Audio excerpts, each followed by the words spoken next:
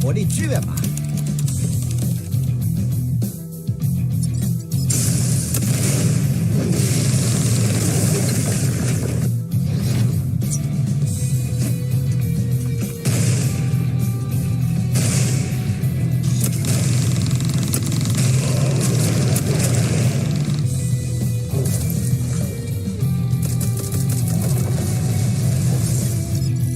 放心吧，我不会让你倒下的。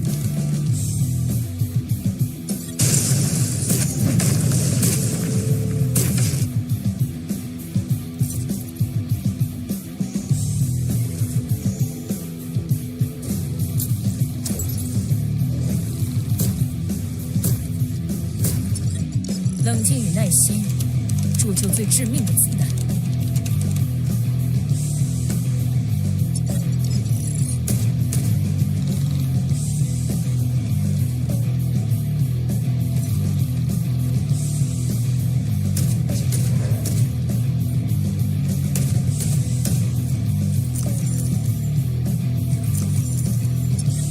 嘿，别想伤害到我的伙伴。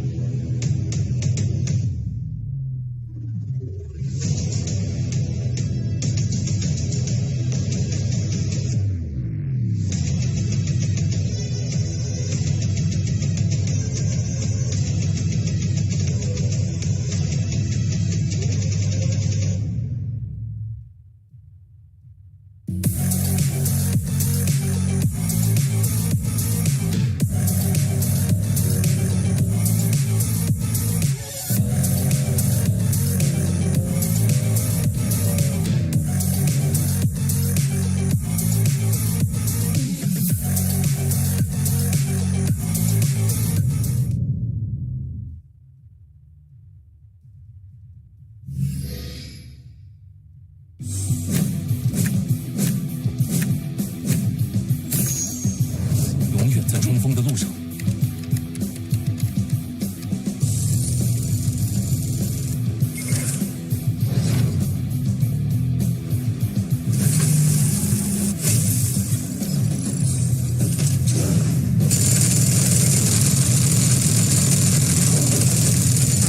Q， 需要火力支援吗？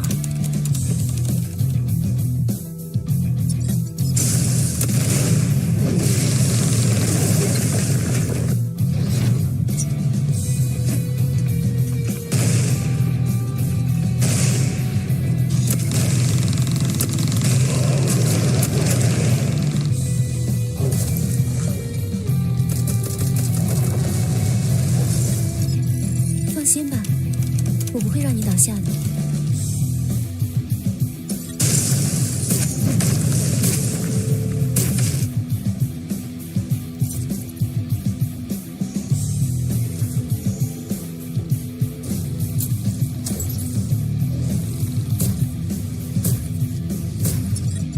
冷静与耐心，铸就最致命的子弹。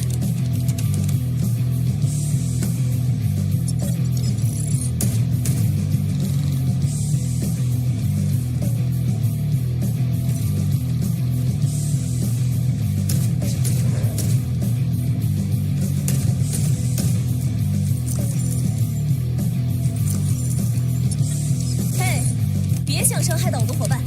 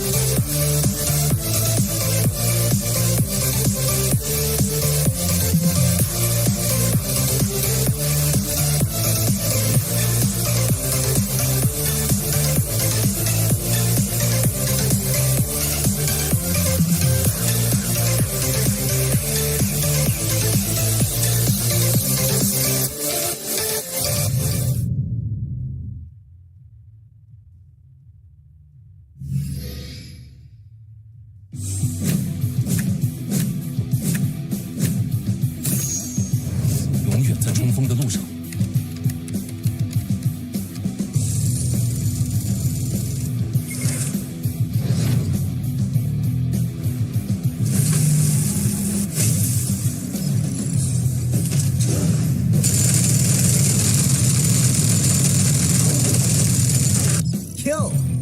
要火力支援吗？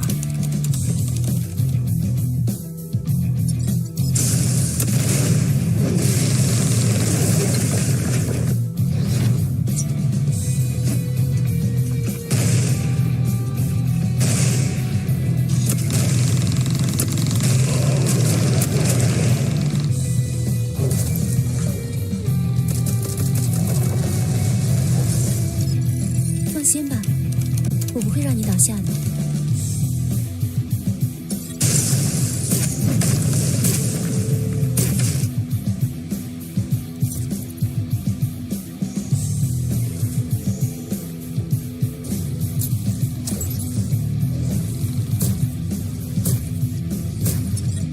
冷静与耐心，铸就最致命的子弹。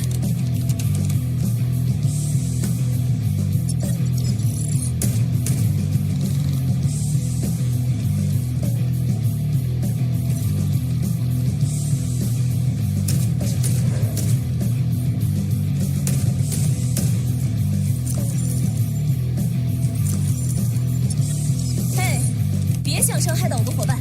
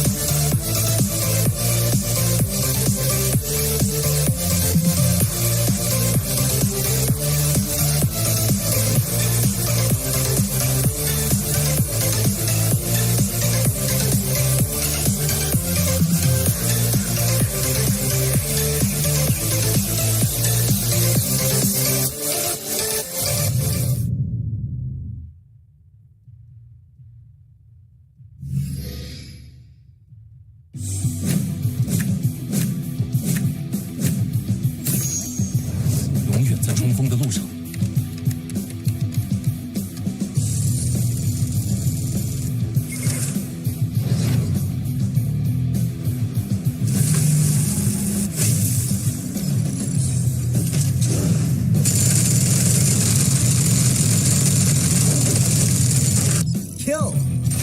火力支援吧。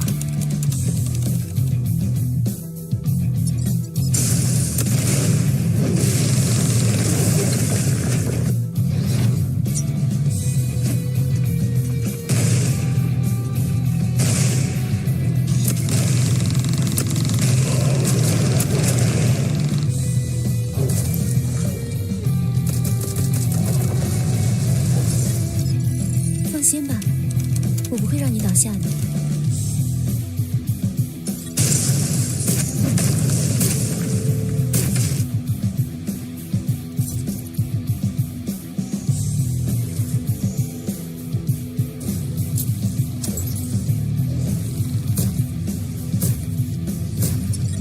冷静与耐心，铸就最致命的子弹。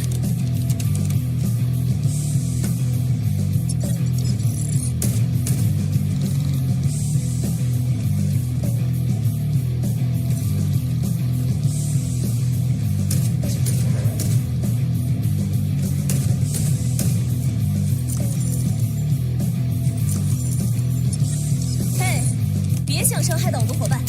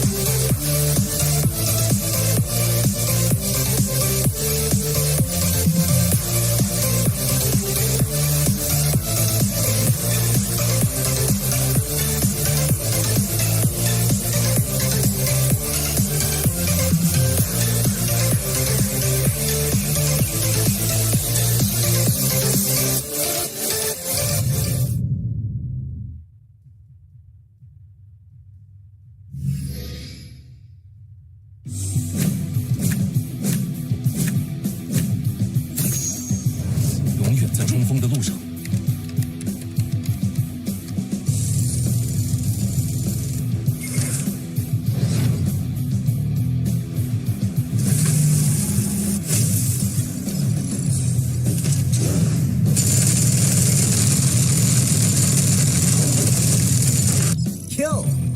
要火力支援吧。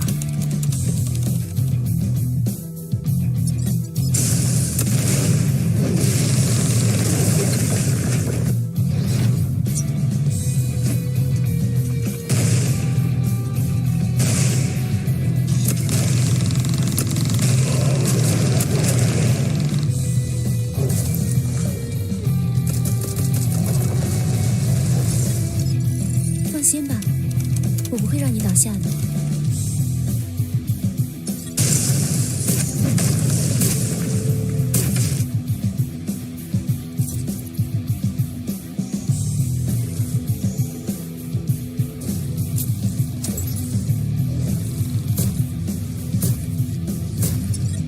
冷静与耐心，铸就最致命的子弹。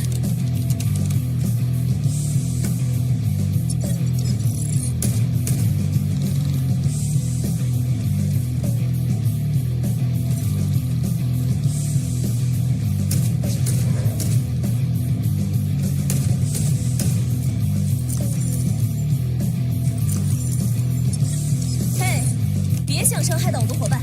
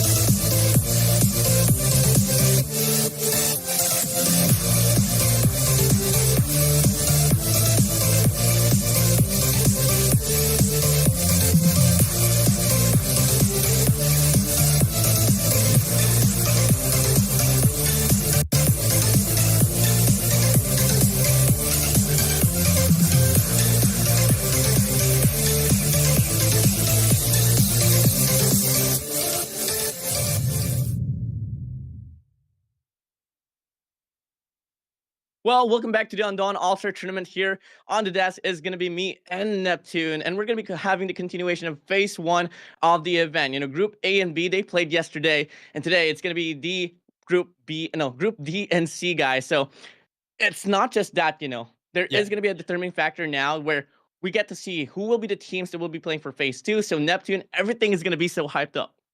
Yeah, definitely. Everything will be hyped up. I'm really excited as to what's going to happen right now. And there will be some introductions as well for other teams. So teams that people out there from the viewers side have been waiting for from yesterday will be coming up right now, especially Panda from the Philippines. A lot of fans has been looking for them as well. And we have some that will be coming from the Alliance Squad. We've seen some of the on and offs for Alliance Squad from the Diamond and Spade. But this time Clover will be up and the clubs will be moving their way. Not only that, we have two teams coming from the Boss, also Pros Habibi, and we also have Herses and Trader to complete that mix up. So we want to see how well they can do it. Is this a different side of meta that we are going to see in Undawn from these groups? Yeah, definitely no. And it's, the question remains now, will the Alliance Clover actually live up to what was the sense of expectation for the set of spades? Just for sure, they kind of faltered against the name of the Dragons, by the way, from Thailand. But at Yeah. the same time, we all know the work ethic for the side of the Alliance organization. They have been so phenomenal in regards to at least putting them back into the game. Now, what I'm eyeing out for here, honestly, is going to be YOLO themselves. We did see them play Oh as yeah. well on the previous run of the Undawn tournament as well. And keep in mind, they were one of the most detrimental squads that was able to put up the impact. So Yeah, I we have to find have out. high hopes. Yep, Exactly. definitely. We're looking for some of the teams who didn't do well, especially when the PVE side from last event that we casted, to be better in the PvP. And from how it looks, some teams are doing better already, even within the game, within the day. So that is how that important it is, having 3 games to be played in this day for them to move up in the top 8. So I'm looking forward to how they will be doing that right now. And again, who can show potential to beat the Dragons? Because so far, Dragons has stamped their way into that number 1. Well, the Dragons, coming in, didn't really expect a lot from them, but they were able to Hmm. prove their whole performance as well up against the teams like GRD. Moving over now, the joke is on me, and everything else so far. Now we've been all eyeing out who will be the contenders for the squad of the Dragons, and so Yeah. far there hasn't been anyone at all that was able to live up to the experience. And keep in mind, experience. We thought that experience would be the squad to be that contender for the Dragons, but they did Hmm. falter at their last and final match yesterday. Yeah, and we saw the post as well on the Green and Dawn page, wherein the top 4 is already shown as to those moving up on to the next phase of this game. So the tournament is now set for the second set of groups that will be showing up in here. Top 4 will be their target. Top 8 overall will be their target right now to move to that double elimination. And right now we're just waiting for the best of 3. Again, annihilation mode overall, and it's just a switch up of Central Shopping Mall as well as Western District, where we've seen difference of gameplay. And hopefully what they shown in the gameplay, especially that things that we didn't see, especially in Western District, will be shown or will be utilized right now by the teams who's hoping to win that round. But again, it's just mostly in second rounds that will be happening. First round, they need to focus on the middle ground, especially in that Central Shopping Mall, wherein that's the best position that anyone can take, unless they can pull up the same thing that we've seen yesterday. They were just hiding out and then just surprise, and behold, they are already knocking things down. But let's check out the group standings right now. Again, as mentioned or pointed out earlier, the Dragons are top right now from Group A, and they are followed by Lion Spade. On the other side from Group B, Experience and YAFK is in here, and Group C doesn't have any points just yet because this is just today that they will be showing up. Yeah, and overall, top 4 here for the side of Group A and Group B. The Dragon will place first. Second will be the Alliance Spade, Experience, and YAFK. Shockingly, YAFK is on the board right now. Trailing will be Alliance Diamond and XEMP, which was a shocker for me myself. And moving over, there is a lot of things that I have questions for here on this Group C and D, but fortunately, it's gonna get answered today. So let's see whether is it gonna be the Boss Falcon, Trader Panda, the Boss Lion, Alliance Clover, YOLO, Pros Habibi, or Pros Habibi, or Horses. Herzus will be able to make the cut for the next stage of the tournament. Yeah, so we have 3 teams or 4 teams coming from the Indonesia. That is the Boss Falcons and the Boss Lion. Alliance Clover also coming from Indonesia. Pros Habibi as the same region. Now for Thailand, we have Traders and Herzus. From the Philippines, we have Panda, and SGMY is represented by YOLO, the only team that is represented by SGMY. And as you mentioned, there's a lot of potential coming from this team. Just have to find out if they can live up to those potentials, to the expectation for our group. So there you have it. This is the group standings. This is a representation of all the regions, as well as where we're going to find out who are those among the top 8 who will be moving up on the next phase. Very much excited, Enzo, on what's going to happen today.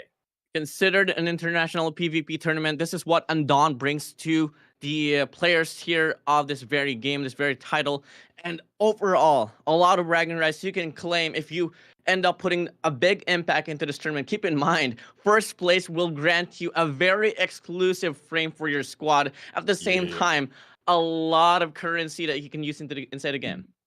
Exactly. I mean, we've shown, or later on, we're going to see the prize pool as well, and also what they're getting in this game. And there you have it. Thank you very much, production. And the champions will be receiving 375,000 RCs, and that's 75,000 each. And as you mentioned, the exclusive top one frame for the runner-up, that will be 250 RCs, and exclusive finalist frame for them for second runner up, that's 125,000 RC, an exclusive frame for the finalists as well, similar to the runner up. And for those in the top 4 and 6 to 16, they will be getting 50,000 RCs, 10 for each player, and exclusive frame for participation. So as mentioned earlier, or you did mention, you don't just want to get the participation frame, you want to be in the finalists, if not the top one.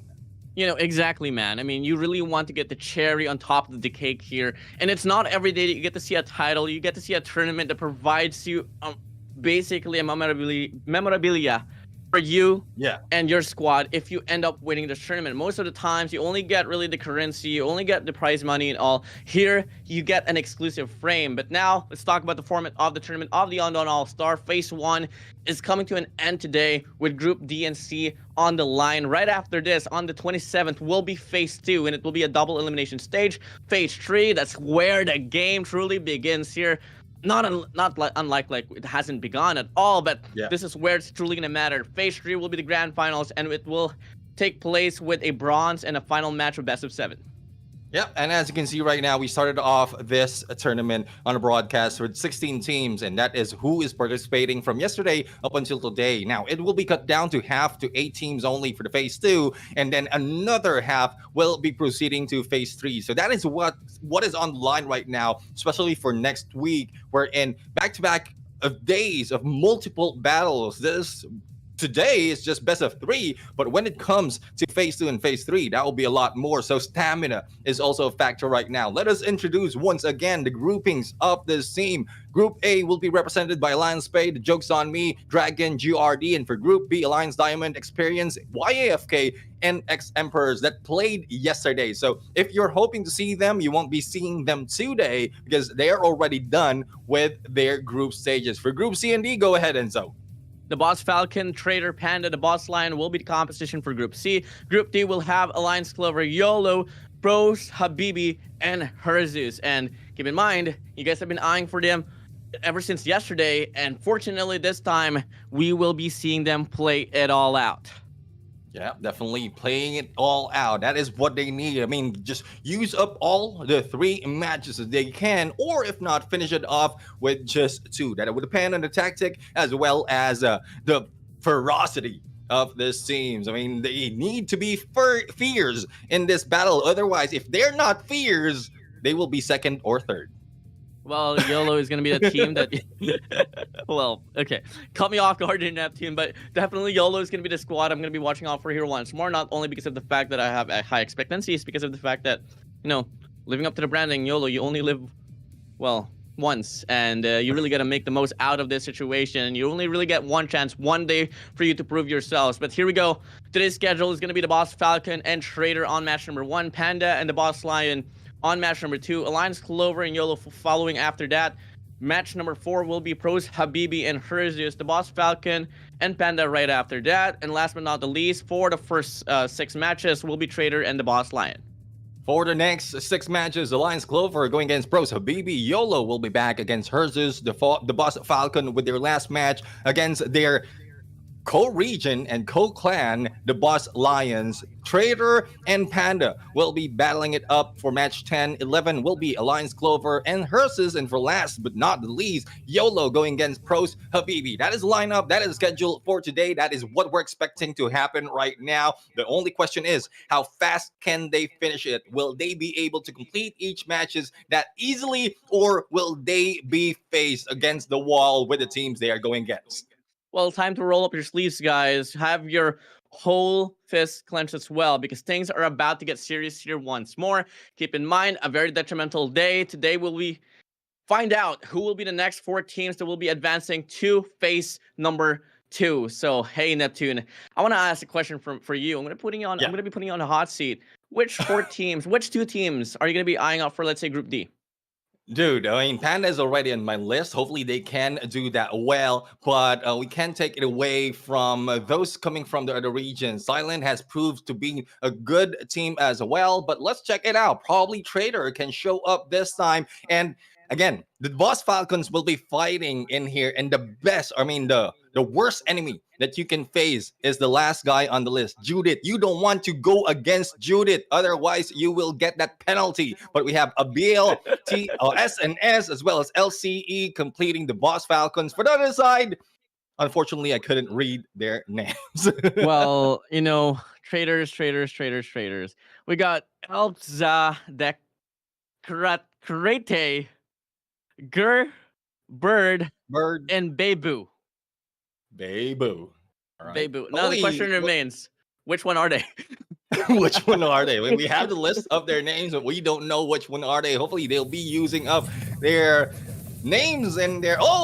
Finally, we are seeing them. So they have a Bird. We are seeing Gur. But on the other side, again, the deadliest, Judith. You don't want to go against Judith. This is the most scary, especially for those paying all their bills. Now the question here, once again, will the traders actually betray the Boss Falcon as we head straight here on towards round number 1? And teams are not hesitating at all. They're just going right at it now. Early gunfights here on this mid-map. Yeah, mid-map is where they want to be played, especially with the position. They can go 360 to find out where the position of the enemies are. And shots being done right now is just hitting the nail at this point. And yet they tried to get away. They tried to go for the flank, but I don't think they will be able to go for that surprise hit. Drones will be hit as well, but a place in personal, you don't want to be there. But Boss Falcons, I think they were in trouble, a little bit too deep behind enemy line. Come again, it's a game of the sports here so far. A lot of knockdowns, some knockdowns already happened, but because of the supports, a lot of resurrection has occurred as well. But fortunately, this time we do get to see one player knockdown on the opposition here for the side of the Boss Falcon. That's gonna be true death here, really, on the ground. On the ground right now. I mean, that's way to take out the Judith. Just pay all the bills and clear it up. But it's a 3v4 situation. Let's see if there will be any treason that can be done by the traders right here. Bird right now hiding out in the corner, just peeking and trying to look for the enemies. Found one and trying to bait them in. Well, Ice right now is just hanging back, just providing all the support as the healer for the team. Hopefully he'll be able to get a clear shot. SNS almost going down against the 3. It's a good thing that they still have their support giving it out. But the thing is, they still fail to do so. Bird right now from the trader, being that traitor, going for the backstab. Bird literally flying high here so far, putting a lot of impact for the squad of the traders. He has one up front. The player from the side of the Boss Falcon doesn't exactly know where he is. He's just at the backside, unnoticed. He's getting a lot of damage now, but unfortunately, the resurrection, the heal up is just a bit too fast. But they start to gang up on the players of the Boss Falcon, and Trader so far hasn't dropped a player, not just yet, and they're owning this ground. They are owning the ground right now. It's a 2v4 situation, and here comes the rush. Up close and personal 3v1 situation. And there you have it. The traitor has no reason for treason. They grab that first point. Get it true. Easy like that. The traders from Thailand will get it all done. But hey, still one more round for them to claim to get this map 1. The small side to be claimed. Now, here we go. Round number 2, heading straight off. Boss Falcon on the deficit. Can they respond back, or will the trader come out 2-0 here on this map? Let's see if they can go in for 2-0. Again, a little bit of aggressiveness right now being done by the team. But as you can see, there is a lot of preparation being done right now. They need to be tactical. You don't want to be caught off guard. But as you can see, Trader right now, they're hanging back. They're not really standing in front of that middle square and just peeking out on the other side. Though damage being received from their side, I believe so, that they have their support giving up all the healing that they can do. Up and down, things are a bit slower compared to round number 1. But at the same time, the Boss Falcon would love to prove that statement wrong. They go for another engagement here on this mid-map. It's going to be Judith himself on the Bison. Going to try to close out the distance alongside with his teammate as well. Now they make the clash work out. It's going to be Birch here falling back, rolling away. But unfortunately, wherever he goes, there's always a guy at the end of the day. And now, a minute and 45 seconds left on the clock. Shields gets dropped. They tried to fortify their fortress.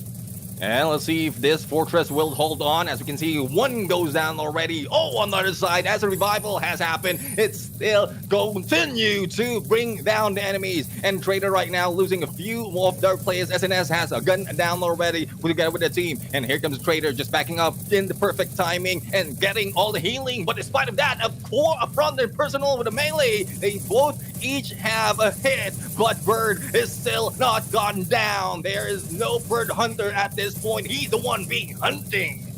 1-to-1 trade here. One player down for the side of the Traders, one down for the side of the Boss Falcons. But they, from the side of the Boss Falcons, they want to try to put up a fight, but unfortunately they stumble across the fury of the Traders. And the Traders, they win it all off 2-0.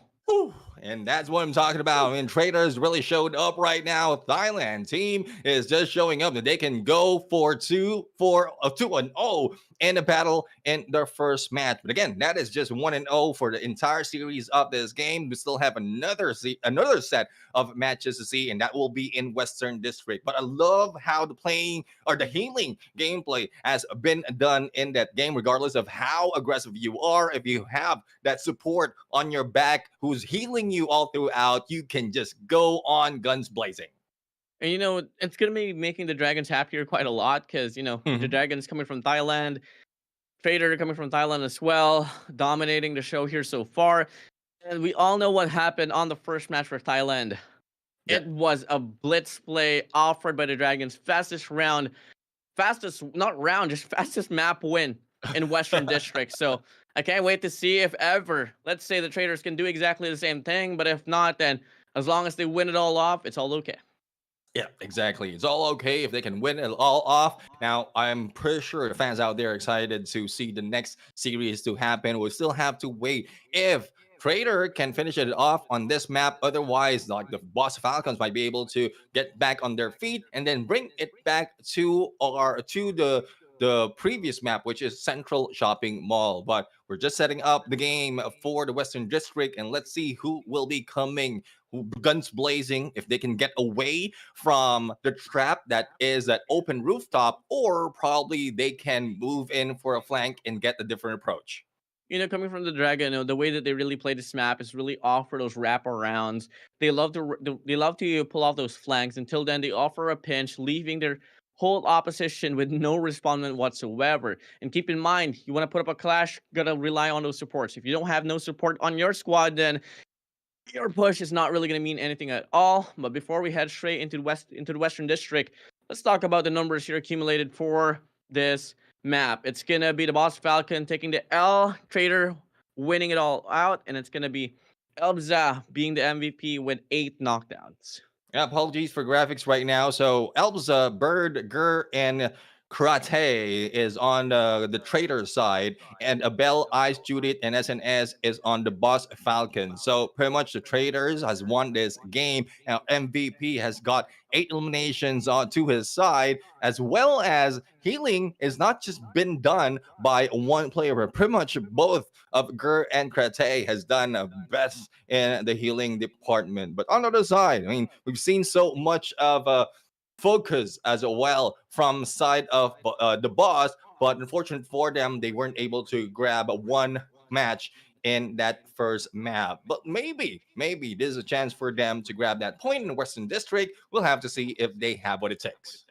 I mean, it's a very tough map. I know for a fact that always the Central Shopping Mall will be the whole determining factor in how you can win off this very matches, because if you do win Central Shopping Mall, you lose Western District, you go back to this map number 1, and it's something that you really have to familiarize yourself with. And keep in mind, we've seen two natures here so far. Some teams, they love to play around the perimeter, some they like to take control of the middle. But at the same time, if you get to see a team like Dragon, they do exactly both elements, and that's exactly how they were so improbable in regards to losing those very maps. So I want to see those diversity to be offered by these squads, and so far we're only seeing 2. And for the most of it, it always has been mid-map control. Yeah, mid-map control, that is where everything is happening. And the timing as well. I mean, some of the teams, despite of them being an open roof, they just time it well so that they will be able to knock down one, and then once even a revive will be done, they can push through the rooms and they can push out enemy, break them apart, and then take them down one at a time. All of those tactics are just our assumptions right now. It's up to the teams that will be playing to show us if the Boss Falcons can pull off the same as well as the traders. Then we'll be excited. If it's a different tactics, then it's a lot more that can be offered in this game. Different regions coming from different regions. They are different metas, and this is where we all learn, especially for viewers out there. So for those of you who aren't here, hopefully you can like and share the stream, because it's not just the learning, not only the excitement that you can get in these games, but we also have a little bit of reward for you, especially for those who stay from the beginning until the end. Well, yeah, definitely. There is going to be more codes that you guys can redeem all throughout this very broadcast. You better stay tuned, better stay loyal, because we do reward those who really stick out throughout this whole broadcast. I mean, there's exactly no distinctive time where we release the code, so you better stay tuned, better keep your audio active, and just, sit back, relax, and enjoy the show.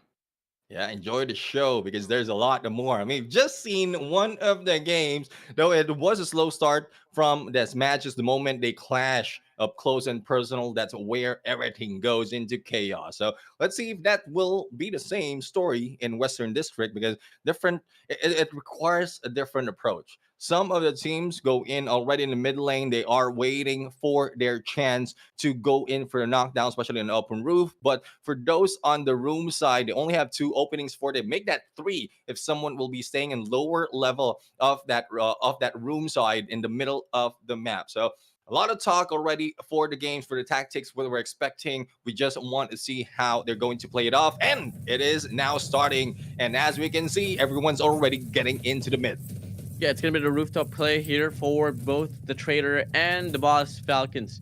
And here we go. Initial engagement here is not really going to be happening as early as 20 seconds inside a round.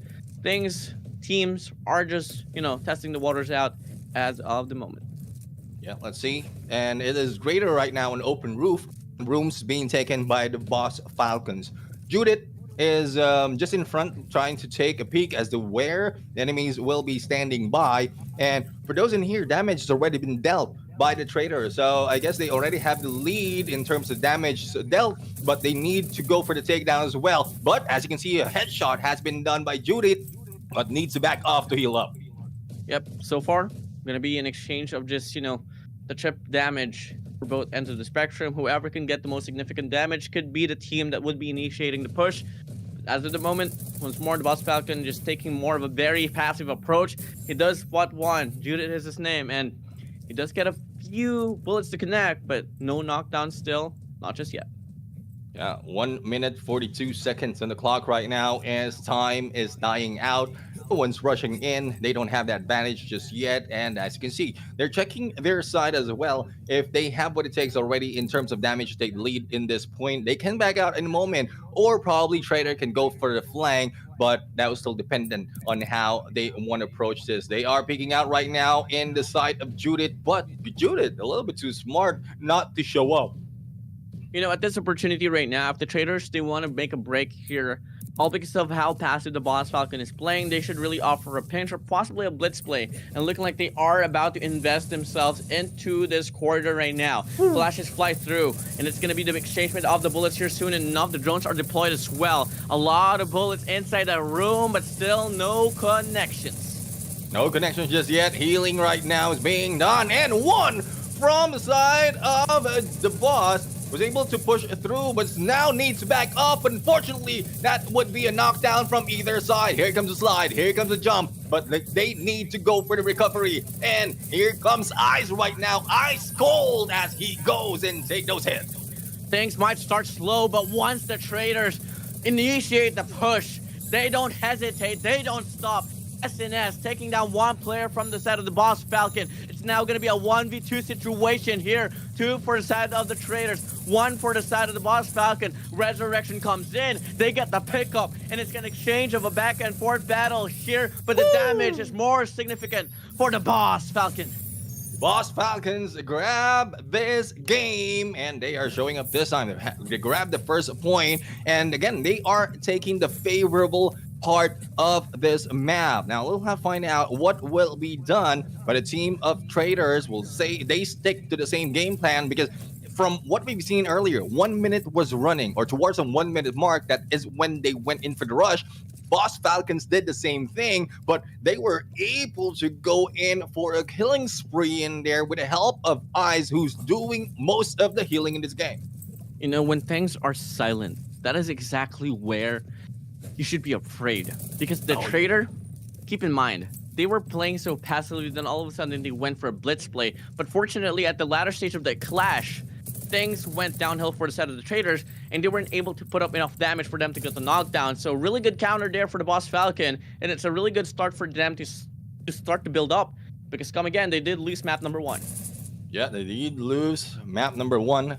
But Judith's being impatient at this point. As you can see, rush being done by the trader. Let's see if they'll be able to pull what they didn't do earlier, put them in the corner and spot out where the enemies are. But not quite sure if this is still the same position, or probably the Boss Falcons is back out. No, they're not backing out. Judith is still in front, needs to get away, hit by the foam bomb. But there goes Ice trying to heal him up, and one goes down for the side of traders. But the trade-off is being done right now, and Abel will need to get away, get out of the way, because he's being hit hard. But as you can see, we have Ice right now, ice cold, and there goes foam bomb. Elsa might be going down, but still alive and kicking. Finally, a knockdown has been done.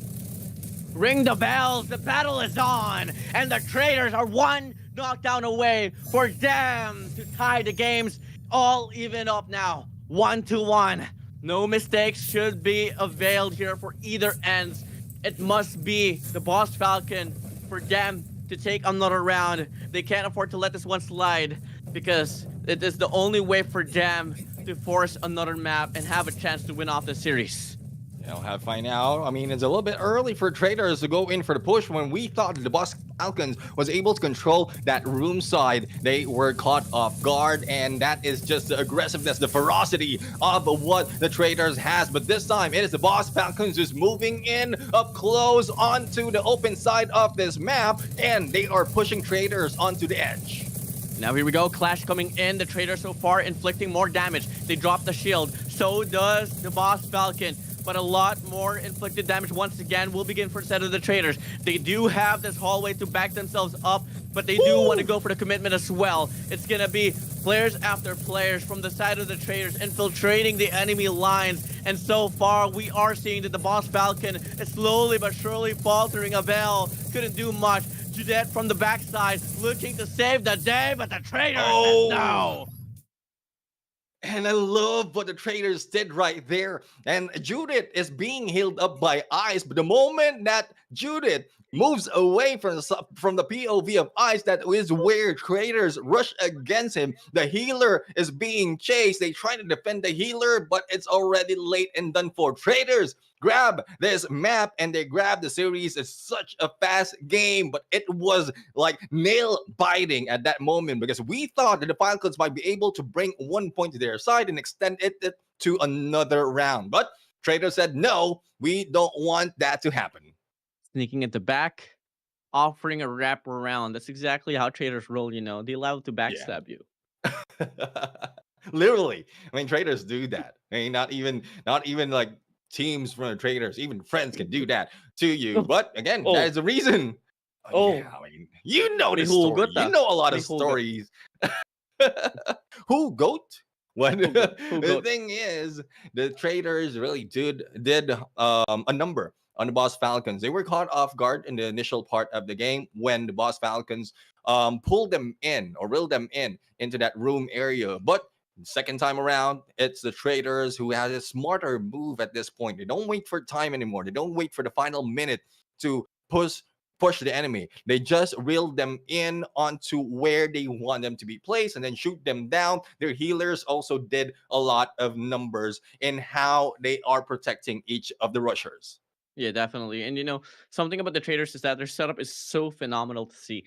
They Mhm. love to push up front, but at the same time, they do have one player just free hitting the players of the Boss Falcon, and that's exactly how they inflict more damage here. And Yeah. keep in mind, there's only one factor. The players in front on the front lines, they do their job so well. They get the Yeah. connections, they get the clearance of the angles, and it's just such a good setup here for the side of the traders. I don't exactly know what's with teams from Thailand, but they are just intense to watch. But here we go.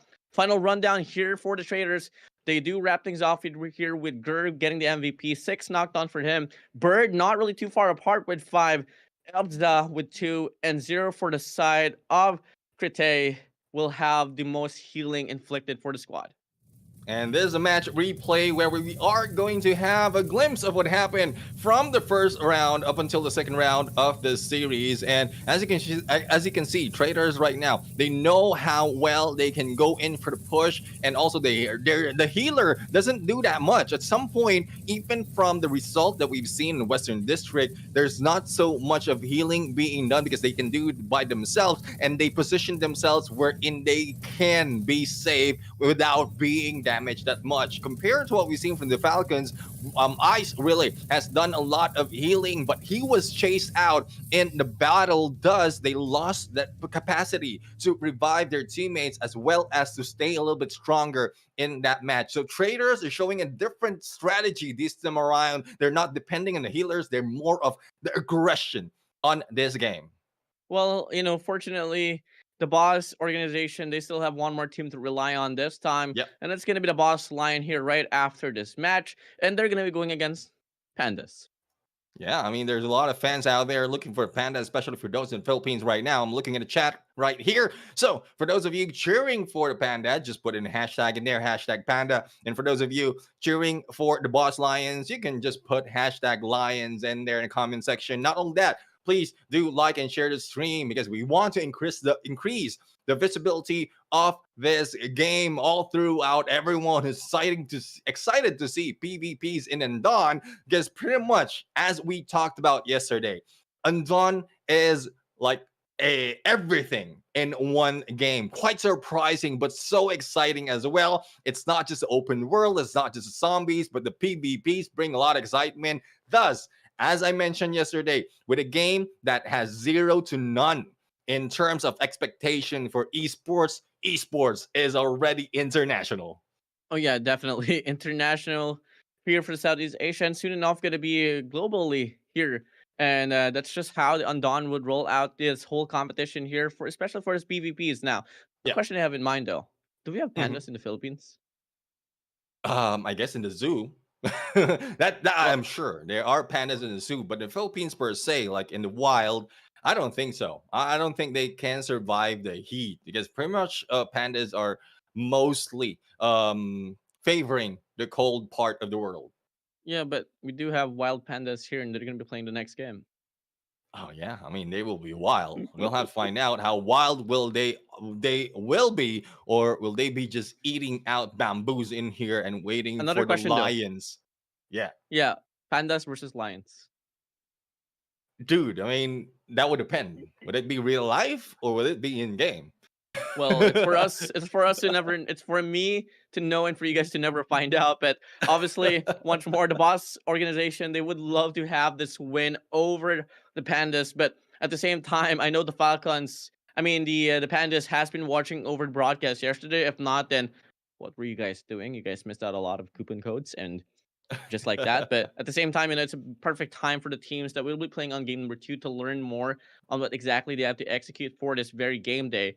And moreover, Pandas, they got to hold on to what was the performance there for GRD and Exemplars because it wasn't really the best showcase at Mhm. all. In fact, we don't really get any Filipino teams that will be moving over to phase 2, especially if Pandas can't really bring themselves up. Yeah, but the thing is, like pandas are champions of the first ever esports that we casted in terms of Undawn. So that was a Raven Clash, if I got that correctly. They were the champions, and they have great potential right now to show up. The only difference is they're not just going against SGMYPH team. They are going against regions from Thailand, Taiwan, as well as Indonesia. So metas differ, the aggressiveness, the tactics differ all the way, and it's for them to adapt and not just stick to their own ways. Find out what they can use as well that has been offered by the other teams. Fair enough. Dragon is one of the team that they can replicate, that they can emulate in terms of tactics, because they know how well they can execute the plan. They can clear it up quickly depending on who their opponents are. And we'll find out who adapted and who accumulated all those knowledge from the previous game that we've shown yesterday. And for the set of Panda, they have the composition of Hike, Ivan, Noobs, or Ivan Oobs, depends on how you want to say it. Caesar and Jay-Z. On the opposition, we got Kanashi, Rizoku, Drake, and Mo. Yeah, we have Ivan Noobs right here in Hike. We'll have to find out if they can do what it takes in here together with Caesar and Jay-Z. I mean, that's Philippines going against Indonesia. And if I'm not mistaken, this is in terms of region that happened yesterday as well. Just can't find out. Again, I guess it's GRD and Lion Spade that started it off. So this is payback, I would say, for the side of the Philippines side, because we lost that battle from yesterday. So Panda has a lot on their shoulders right now, as well as they do have a lot of fans in the comment section that will help them out. Hopefully they can deliver to the promise. Otherwise, the Boss Lions also are angry because of how the Falcons has faltered from the previous match.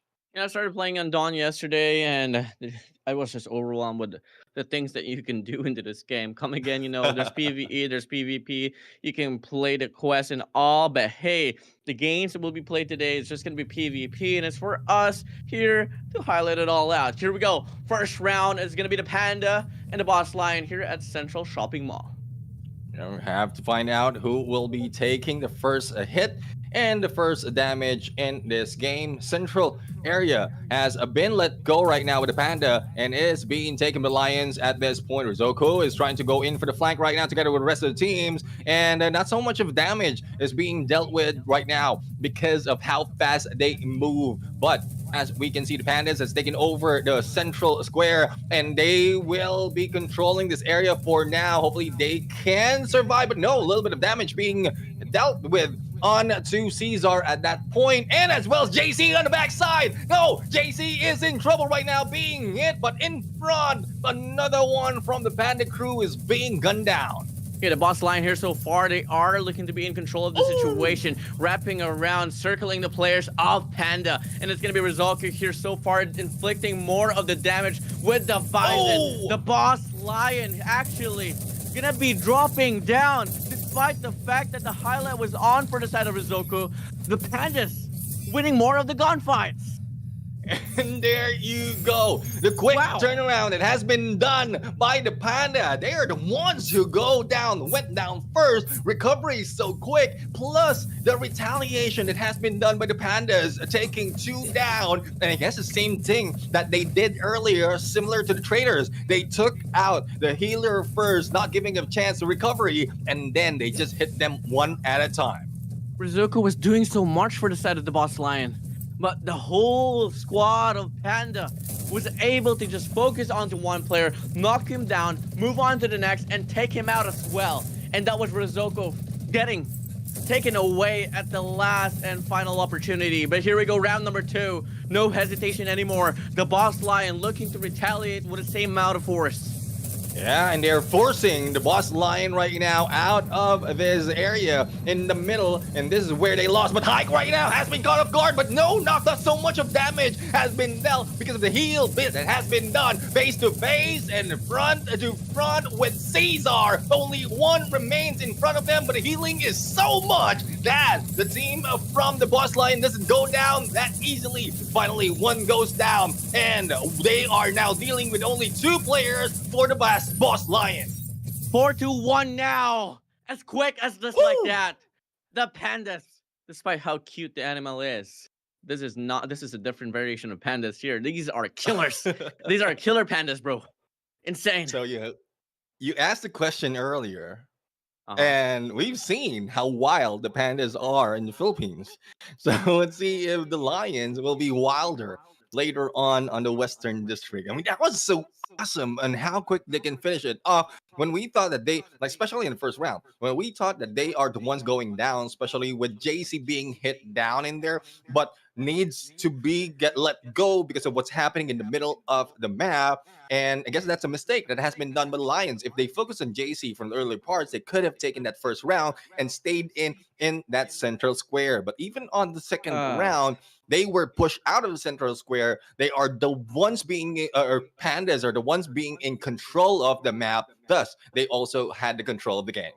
You know, the thing about the Pandas is that they were so just renowned in regards to focusing on the one player at first hand. You saw that one player from the side of, just the boss Lion, and he was stuck at the corner. Yes, for sure, he was getting a lot of healing from his own self, but at the same time, you can't really do much. You can only endure and stall out time, but in regards to you actually winning off those gunfights, very improbable. And Panda, they focused on him, knowing he was the support, take him out from the equation as early as like that, and they knew after that, the gunfights would be so much easier, all because of the fact that the support from the side of the boss Lion will no longer exist.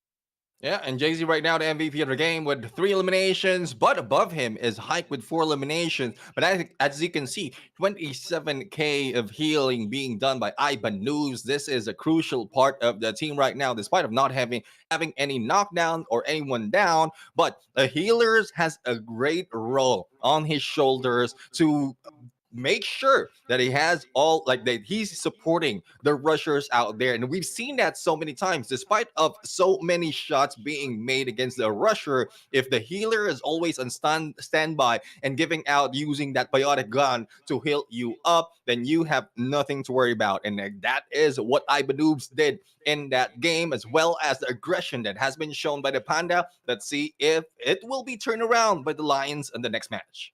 It's a mix of two, if you want to win off those very rounds, these very detrimental rounds, or overall just winning overall. There's a lot of overalls in overalls, guys. But yeah, moving over, it's a mix of two. You really have to play good offense and play defense. You can score all you want, but if you can't play no defense, it's going to be leaving a leeway for your opposition to make their offense as well also work out. So you really have to have the better mix of both. And so far, that's what the Pandas was able to offer. They had really good supports. They had really good offense. And that was a clean shot right there. Shouldn't be a problem for Western District later on. So the boss Lion, they got to find means to double it up. Yeah, and for those of you viewers out there is asking, is it Panda who's just a PH team in this game? Well, for today, they're the only PH team that will be playing. Yesterday, we have GRD as well as X-Emperors, but unfortunately, they didn't have that much win. So let's see if the Pandas can bring out the Philippine flag up into phase 2, but we're looking for another Indonesian that is facing them, which is the boss Lions. And speaking of facing, we are now face to face in the Western District, and as you can see, Pandas are taking the room side, whereas the boss Lions are taking the open area. But Drake right now a little bit too aggressive, up close and trying to cross enemy lines. Yeah, and now here we go. It's gonna be a stalemate here so far. Not much going on. And that's going to be 5 seconds more, 30 seconds will pass. And it's only going to be until now that we'll be able to see the gunfights. The boss Lion will have this LMG Drake on the front line, trying to inflict a lot of damage, but a lot of corridors that he has to watch out for. Can't get too open because he's going to get sprayed down. Yeah, let's see who will be spraying who down. Rizuko just backing off, giving all the support that he can onto his teammates. But the Pandas not really moving that much. I guess they're just buying a little bit of time. But speaking of time, it's only on to the 2-minute mark. And Hike is just doing his best just to make sure that he can spot enemy who might be flanking them or probably going in from behind. But again, this is just a little bit too slow for us. And the boss Lions need to do something because they are on the unfavorable side of this map. Hands drop, guns blazing, and it's just gonna be the whole run here for the side of the boss line that will get canceled out, all because of the good defense that Panda will be playing through. And the boss line, I'm loving the fact that they're not really hustling themselves inside the corridors. They're just taking their time here so far, but again, a good shot there. First side of Rizoko will find a connection as well. And moving over, I don't exactly know who should be the one initiating, but if I was the side of the boss Lion, it might just be the time for them to wrap around and try to penetrate from the backside. Yeah, the thing is, I think the boss Lion has already dealt so much damage onto the Pandas, and the Pandas has been put in the corner right now. 2 of the doors are already being occupied, and Rizoko on the side, and there with a shot, and that is a headshot. and damaging the rest of the players from Panda. They are unmovable right now. They cannot move at this point. They cannot be pushed at this point because of all the doors that they need to go through, and they don't know what surprise has to offer or that has been offered by Panda right now. But there goes the flash right end. We are blinded for a bit. Jay-Z right here being shot at for the moment, but this is where chaos ensues. Panda loses one of their players. The same goes for the Lions, but it is just altercation after altercation. Only one remains. Panda Hype being gunned down, and there you go. The Boss Lions are giving that roar for this game. They can't be stopped. They can't be moved. They're hot right now. And that's exactly what we love to see. What we'd love to see from the side of the box line consistently. Them growling into the face of the Pandas. Now, here we go. One more round for them to get the equalizer onto the series itself. Round number 2 will be a kickoff. And the thing is, for the side of Panda, I mean, I'm not quite sure what happened out there. They were pushed out. They are the favorable side of this map, but probably it's because of how ferocious Rizoko is on those snipers, on those shots, and he's been doing so much to put so much pressure against the Pandas. So Rizoko is doing the same thing all over again, and we are about to go close to the final 2 minutes of this match. Stalemate, big shots on the DMR. Will be able to get a bit of a pick off there from the backside of the Pandas of the Philippines. And so far we are seeing a bit of a split setup here. 2 from the backside, 2 from the front here for the Boss Lions. And it is looking like it is working here. I mean, they have the players to bait out the peak from the side of the Pandas. And they tried to go for the play. And oh my days, close one there for the opposition. Rizoko on this DMR. Pretty lethal.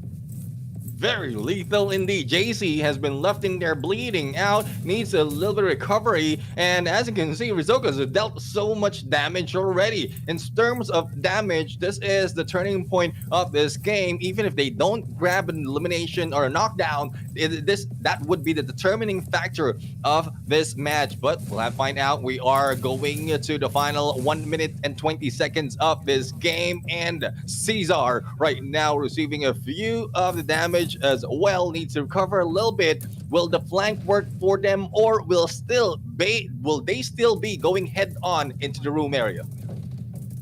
Still taking their time here, but the Boss Lion, once more, they're on a very safe space in regards to the whole statement that they were able to prove for this Western District, and they're just sitting pretty here. Gotta inflict more damage, and I think confidently with the impact that Rizoko has been able to do, they are bound to win off this round, especially if it's just going to go to the damage side. And here we go. They're setting up for a push. It might just be a very lethal one here up against Panda. Let's see, it's 40 seconds, 36 seconds remaining in this game, and the Pandas has been pushed out already. We'll have to find out who will be going down. They were able to jump out of the window, but there goes the Panda losing one of the players. Here comes Drake right now, not only singing, not only dancing, but also spraying and praying and killing them one at a time. Only 2 remains and 16 seconds remaining in this fight, and the Lions give out the final bite on that game. It is 1-1 the scoreline. 1-1. Wasn't expecting this at all. I mean, looking at the performance there for the set of the Pandas is that they were pretty confident, they were pretty dominant, and I thought it was going to translate here for Western District, but at the same time, it's a different map, it's a different nature, yeah.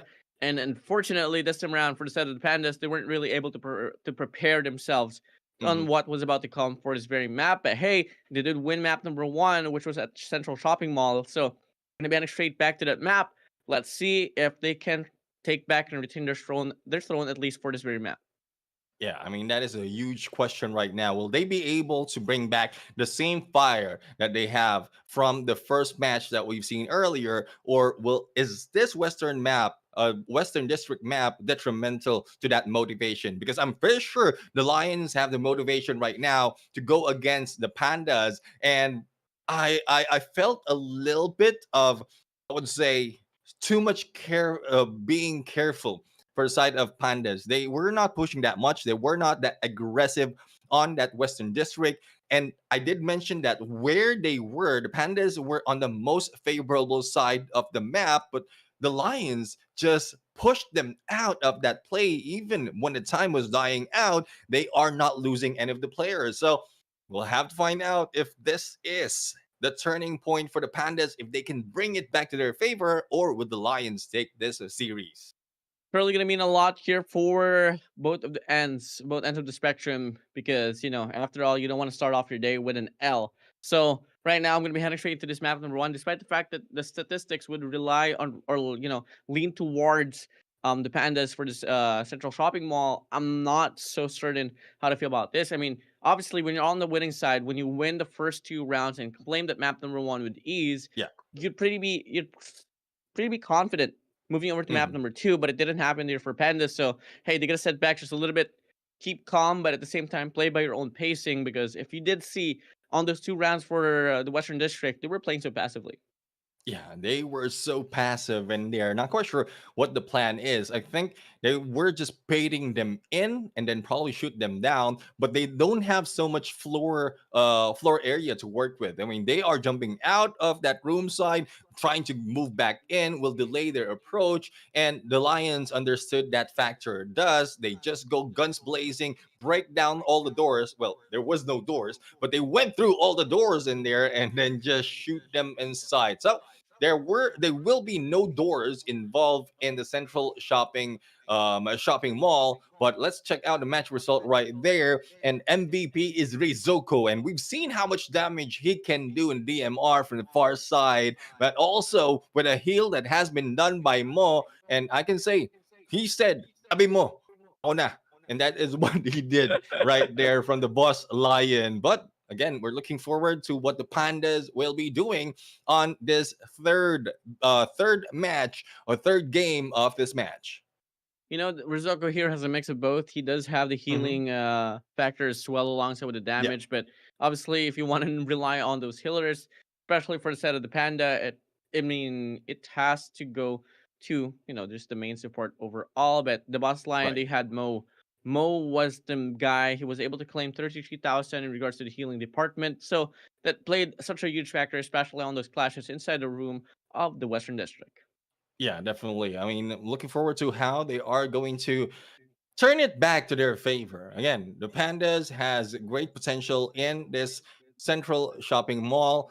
Not quite sure if they're just holding back in Western District. The tactics has been shown from other days as well that it can be different overall. You don't have to stay in the room. You can go in for the flank, but we still don't know the mindset of them. Fans out there from the PH side, from the Panda side, please let us know what's happening from their side. What is the mindset that they have? Same goes for the Lions. For those who are supporting the Lions out there, let's see if there are anyone from their region that they can tell us what the mindset is of the players are. But I guess, and speaking of mindset, for Pandas, they need to reset. They need to bring it back to the beginning of the round. And for the Lions, they need to continue the momentum. But speaking of continue, this is where we continue with game number 3.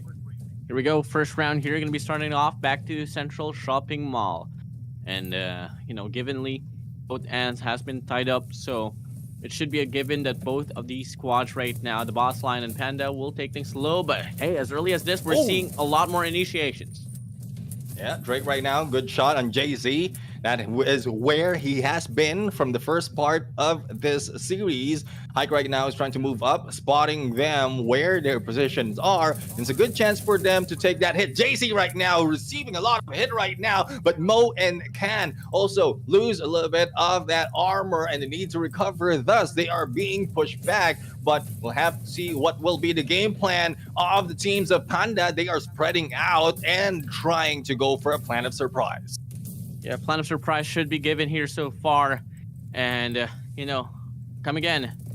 The Falcons, they went for not the Falcons, the boss line went for an early push here on the central side, but Pandas Jay-Z was right across and he was able to put a lot of damage and a lot of attention for them. And there was enough for the boss line to fall back as of the moment. Now here we go, a minute and 20 seconds left on the clock to be played with. Things are still pretty mellow.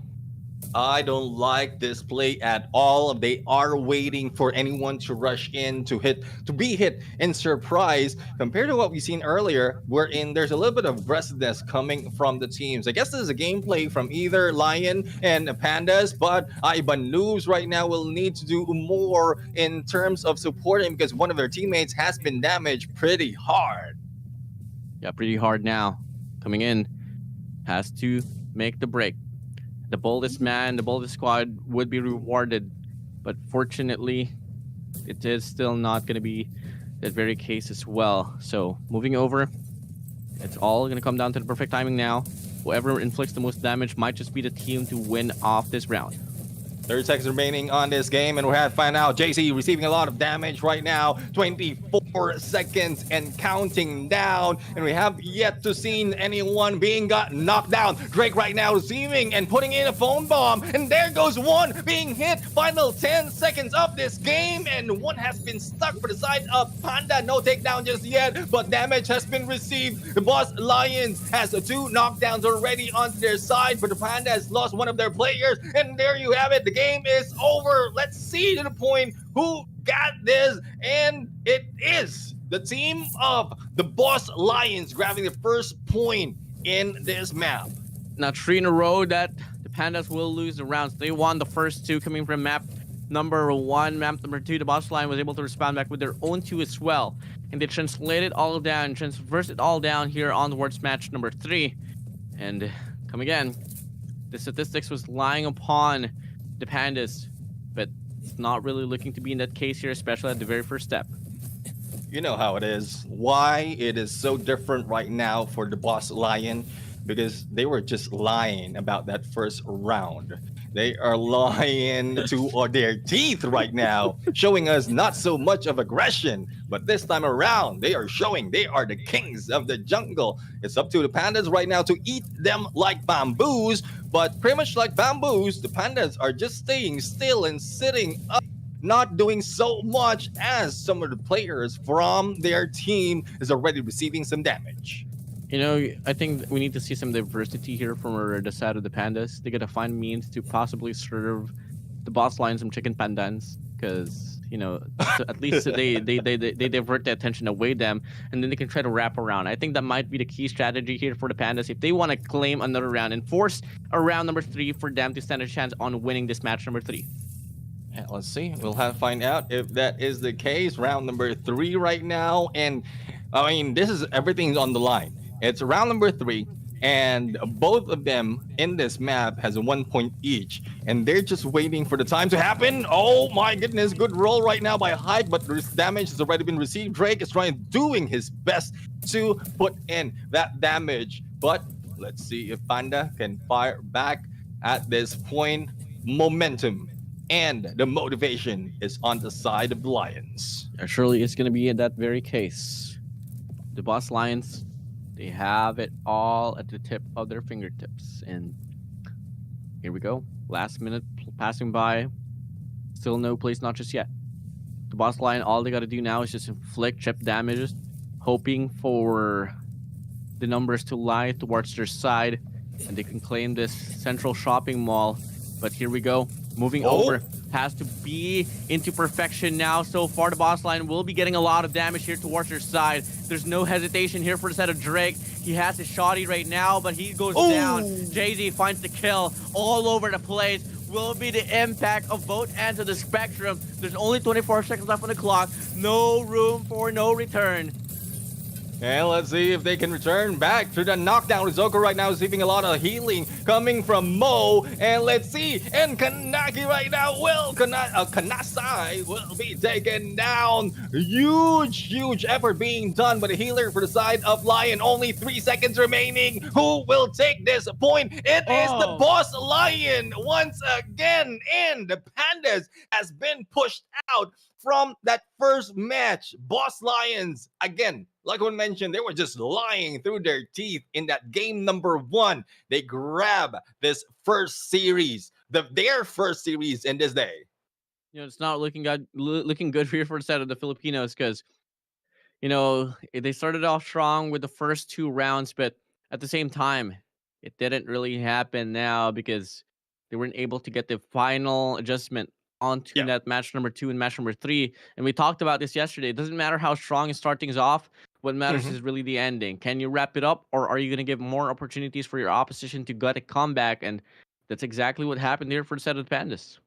And the thing is, like what we've seen earlier, it's not even that strong how they started off. They have the momentum in taking that central part, the central square of the shopping mall, but they don't have that much aggression to fire back against the boss lion. They were just taking advantage of every time they peek, they are being shot at by the lions, giving them more pressure into grabbing all those damages. But again, the final moment, even 40 seconds towards the end of the game, that is where the boss lions really find their way. And it's how the predators are. They wait for the perfect timing. They stay still. And when they can catch their prey off guard, that is where they pounce. And pounce they did. The Pandas were taken out from that first match. But again, Panda fans out there, don't fret because they still have 2 matches. The unfortunate thing is they've lost already one.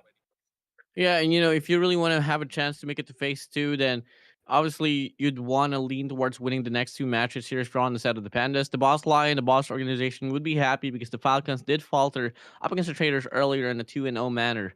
So that's just really about that. No, before anything else, Yeah. once more, here is the statistics that was accumulated onto match number 3, and it's going to be Rizoko will be the MVP with only 2 knockdowns, one for set of Kanasai, one for set of Drake, and Mo will not get anything at all as the support. And overall, you get to see that it wasn't such a high killing game because they were Mhm. waiting for the last second for them to make the push, and they get it all through. And the thing is, what Mo did in the last part, we have his perspective. He was just focusing on Rizoko as Rizoko is being receiving some damage and dealing some damage as well. And that's the importance of having a support, a healer to your side. One reason as well why traders took advantage of that situation, understanding who and where the healer is. They take down the healer first, and then that's where they go and push out on the rest of the teams. But Pandas didn't show that. Pandas were caught off guard, especially they are being pushed in the final second of this match. But for game number 1, it's a little bit early when they started that battle. But when are going towards the final match of that central shopping mall, that is where they were receiving the surprise of the Lions. Yep, and the surprise was something that wasn't really expected here for Set of the Pandas. I knew something was really going bad here for them, all because of the fact that this very highlight that we get to see, you all got to experience how dominant the boss line can be, especially if they want to go for a blitz play. And moving over, same exact formula that the boss line was able to offer from Indonesia is that, they head a head-to-head, they go straight face-to-face, and till then, Panda was really lost in regards to how they can, bring up the momentum to their side. Yeah, exactly. And from that recap, from that replay, we just saw that from the initial part of this game, from this series, it was around the 2 minute mark wherein the engagement really happened. So probably that is the advantage that Panta has in that first round, the first match of that series. But towards the end, towards the Western District, as well as the last game that we just witnessed, they were just buying time. Not quite sure what's happening out there. They lost that aggression. And if in case they started off the battle a little bit too early, that's where they can catch the lion off guard. But it didn't happen out there. It's more of the lion just pouncing on them. And well, sad to say, Panda, a lot of expectation from them. The Lions just beat them to the punch. Yep, and once more, independence they have to prepare up against the boss Falcon, which is going to be happening on quarter number 2, first Mhm. match, if I'm not mistaken. That's going to be match number 5. No, actually, match number 2 on the second quarter. So, and right Yeah. after that, the Pandas, they have to go against the Traders as well, which we all know won't be an easy fight. Yeah, it won't be an easy fight at all. And well, we are just waiting for the next match to happen. So far, everything is going quite well.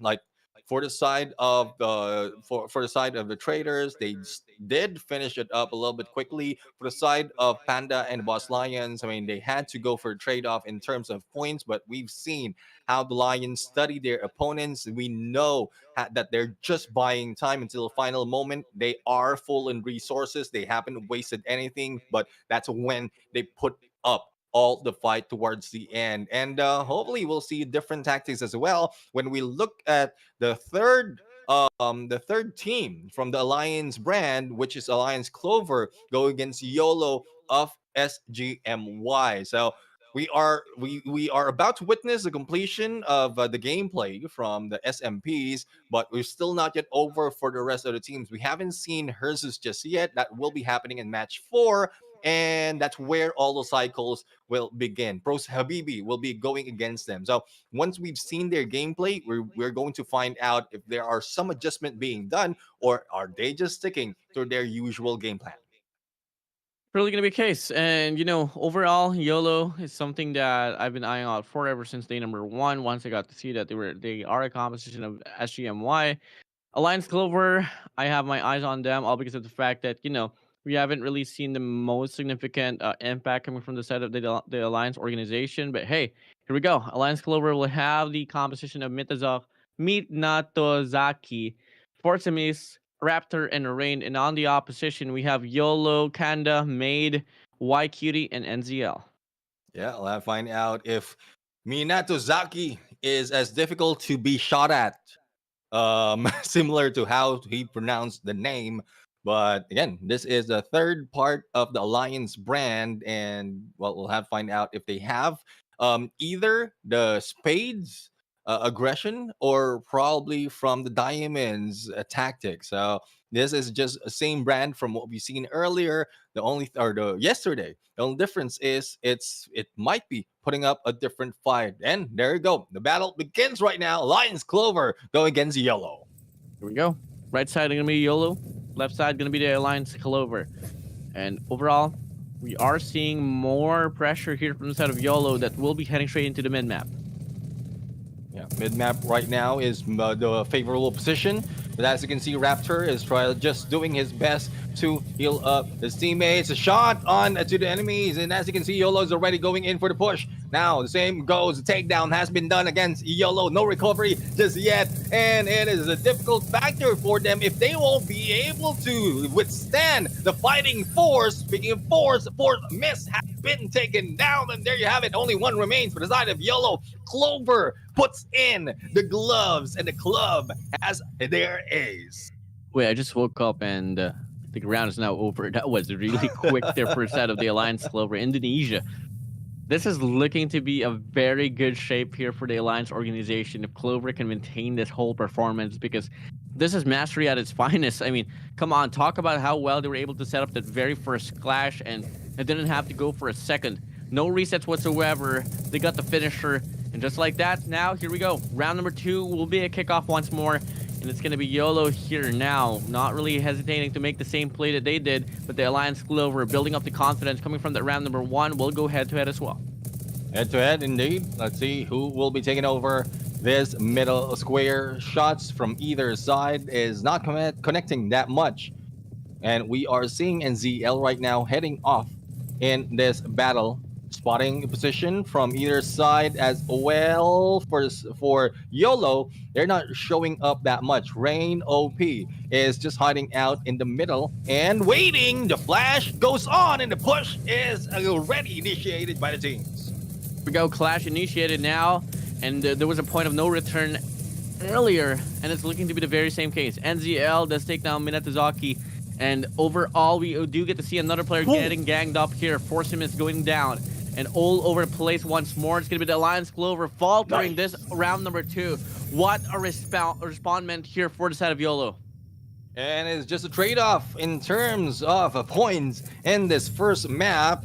YOLO did a number on the Clover right there. A little bit too quick, though, in their approach. And I guess that is what they are waiting for. That is what they need right now. But the Clovers are not yet done for. Lions still has something to offer as they stack up in the middle and try to rush in. Hopefully they don't buy so much time because I guess that is where they lost the battle. They were just waiting so much wherein they were caught off guard. The shield has been put up by Force Miss, but we'll have to find out if Rain OP can deal the damage. Now YOLO now heading in straight into the battlefield once more. We do have White Cutie here from the backside trying to mitigate the force here coming from the right side, playing as the support.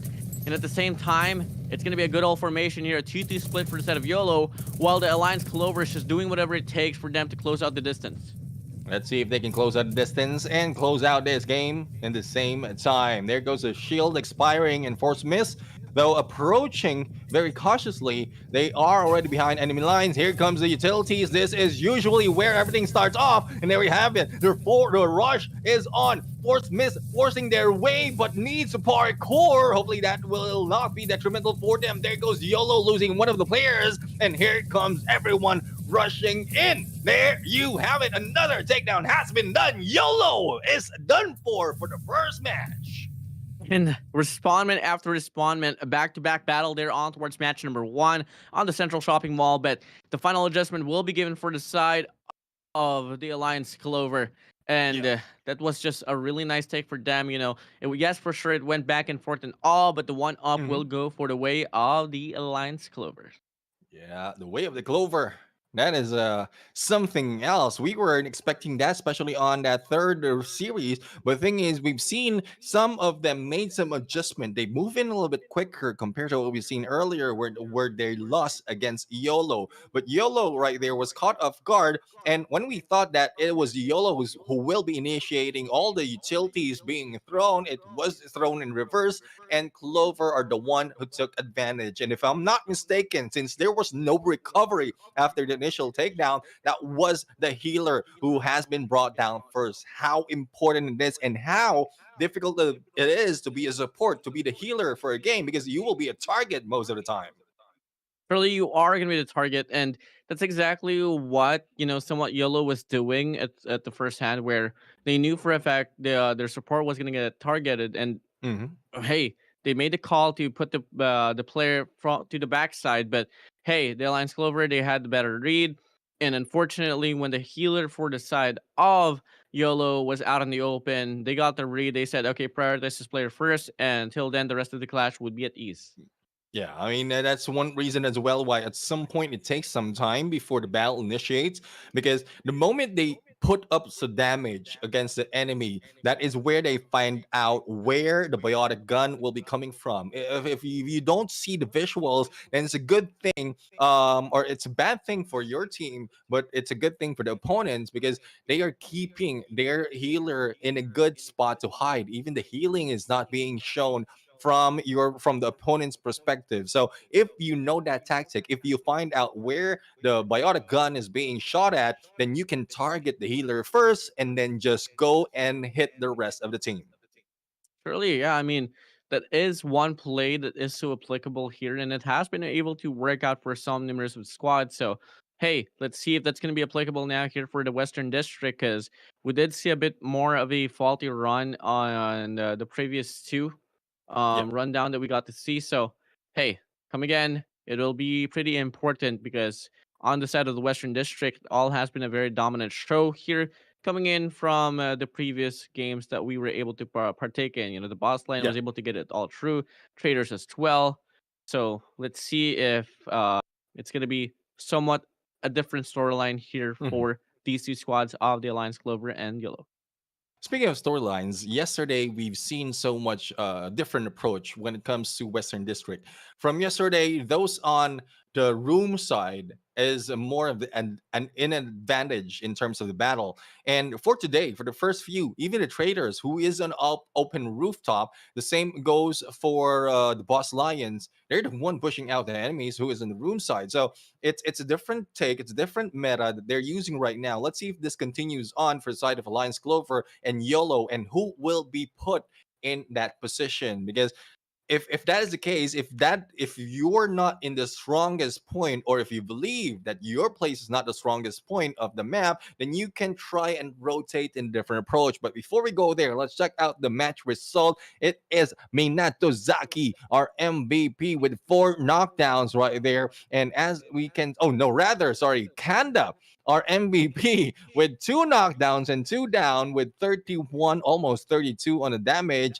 And as we can see, we have not so much of healing being brought in by Y Cutie. It's because they know what or how to approach this battle, and it is a switch up once again. Again, apologies for the switch up. So on the side of YOLO, that was Minato Zaki, who is their MVP with a lot of elimination, but it was not enough. Their healer has been taken out a little bit early into the games, thus they lose the battle towards the end. Minato Zaki is on the side of Alliance Clover, though, right? No. Who is Yeah, there? I yeah, because I the believe so. composition, yeah, the composition of YOLO is Kanda, Meidi, YQD, Instant, and NZL. So yeah, it is real well given that Minato Zaki from the side of Alliance Clover is actually the winners here. So that's really just about that. No. So hey, well granted here. I mean that's exactly why I love Undawn sometimes. Sometimes I do get pretty confused on what's about to come here. All because of the fact Yeah. that the teams just play so well, and sometimes it's a mirror run. But hey, let's see if it's gonna be the same old factor here for the Alliance Clover and YOLO. Let's go ahead straight now to the Western District, and YOLO so far, look at this. Not hesitating to make a push here inside the rooms. Yeah. And there you have it, not even waiting for the 2-minute mark. They are now rushing in. They are not fools. They know the tactics. They know the aggression. And there you have it. The takedown has been done already against YOLO, but recovery is that quick. But once again, it is going either side. 3v3 situation, and the healer is doing his best to recover a teammate. But no, unfortunately, we are now in a 4v1. Only one remains for the side of Lions Clover. And let's see, there you have it. The battle is already over. And at the same time, come again, there is a bit of a confusion. Now, I am pretty confused. The Alliance Clover had Minato Zaki. So it's YOLO. YOLO got won point the this first time. game. Yeah, okay. Oh, So YOLO, Okay. because NZL is on YOLO side, and he grabbed the point right there. So we're all goods in the hoods right now. But again, the first is Alliance Clover, who grabbed. oh, Is it I was- Alliance Clover? Alliance Clover. I was has looking at the first number match. one. I was looking at number one, thinking it was a serious point. Yes, it's Alliance Clover still winning the first map here. YOLO now winning the first very round itself, and YOLO coming in and looking to win round number 2, as they do get one player picked off from here from the side of the Alliance Clover, and this is looking to be one of the fastest Western District run here as they force a 4v1 situation. Can they break the record of the Dragons? One more player to claim for them to win off this map. Yes, sir. So fast, and I guess for the entire series, they're. I'm not quite sure if this is they've beat the record of Dragon, not just for one match, but for the entire series. For the entirety of Western District, I guess they already beat that record. Regardless, like Dragon has the fastest game over, but they slow down towards their next one. But this time, YOLO was able to complete 2 games in Western District that quickly that we didn't even know what's happening anymore. I am just so lost in the moment. I know what's happening. All of a sudden, YOLO just starts to pop off. Yes, for sure, they did win that round number 2 and match number 1, but Yeah. at the same time, the way that they were able to change up the tides of the game here on Western District was so phenomenal. So I think we have to do a bit of homework here to check out how fast did the Dragons win that Western District map, because this is very important. This is records over records about to be broken. Exactly. And I won't be surprised if YOLO will be doing the same thing later on once they were back on the central shopping mall, because the aggression is showing up right now, and they were on the rooftop area. Usually they are the ones being caught off guard, and this is already 3 for 3 for today. Anyone on the rooftop area, the open rooftop area, are the ones winning this Western District battle. So this is a very different approach compared to what we've seen yesterday.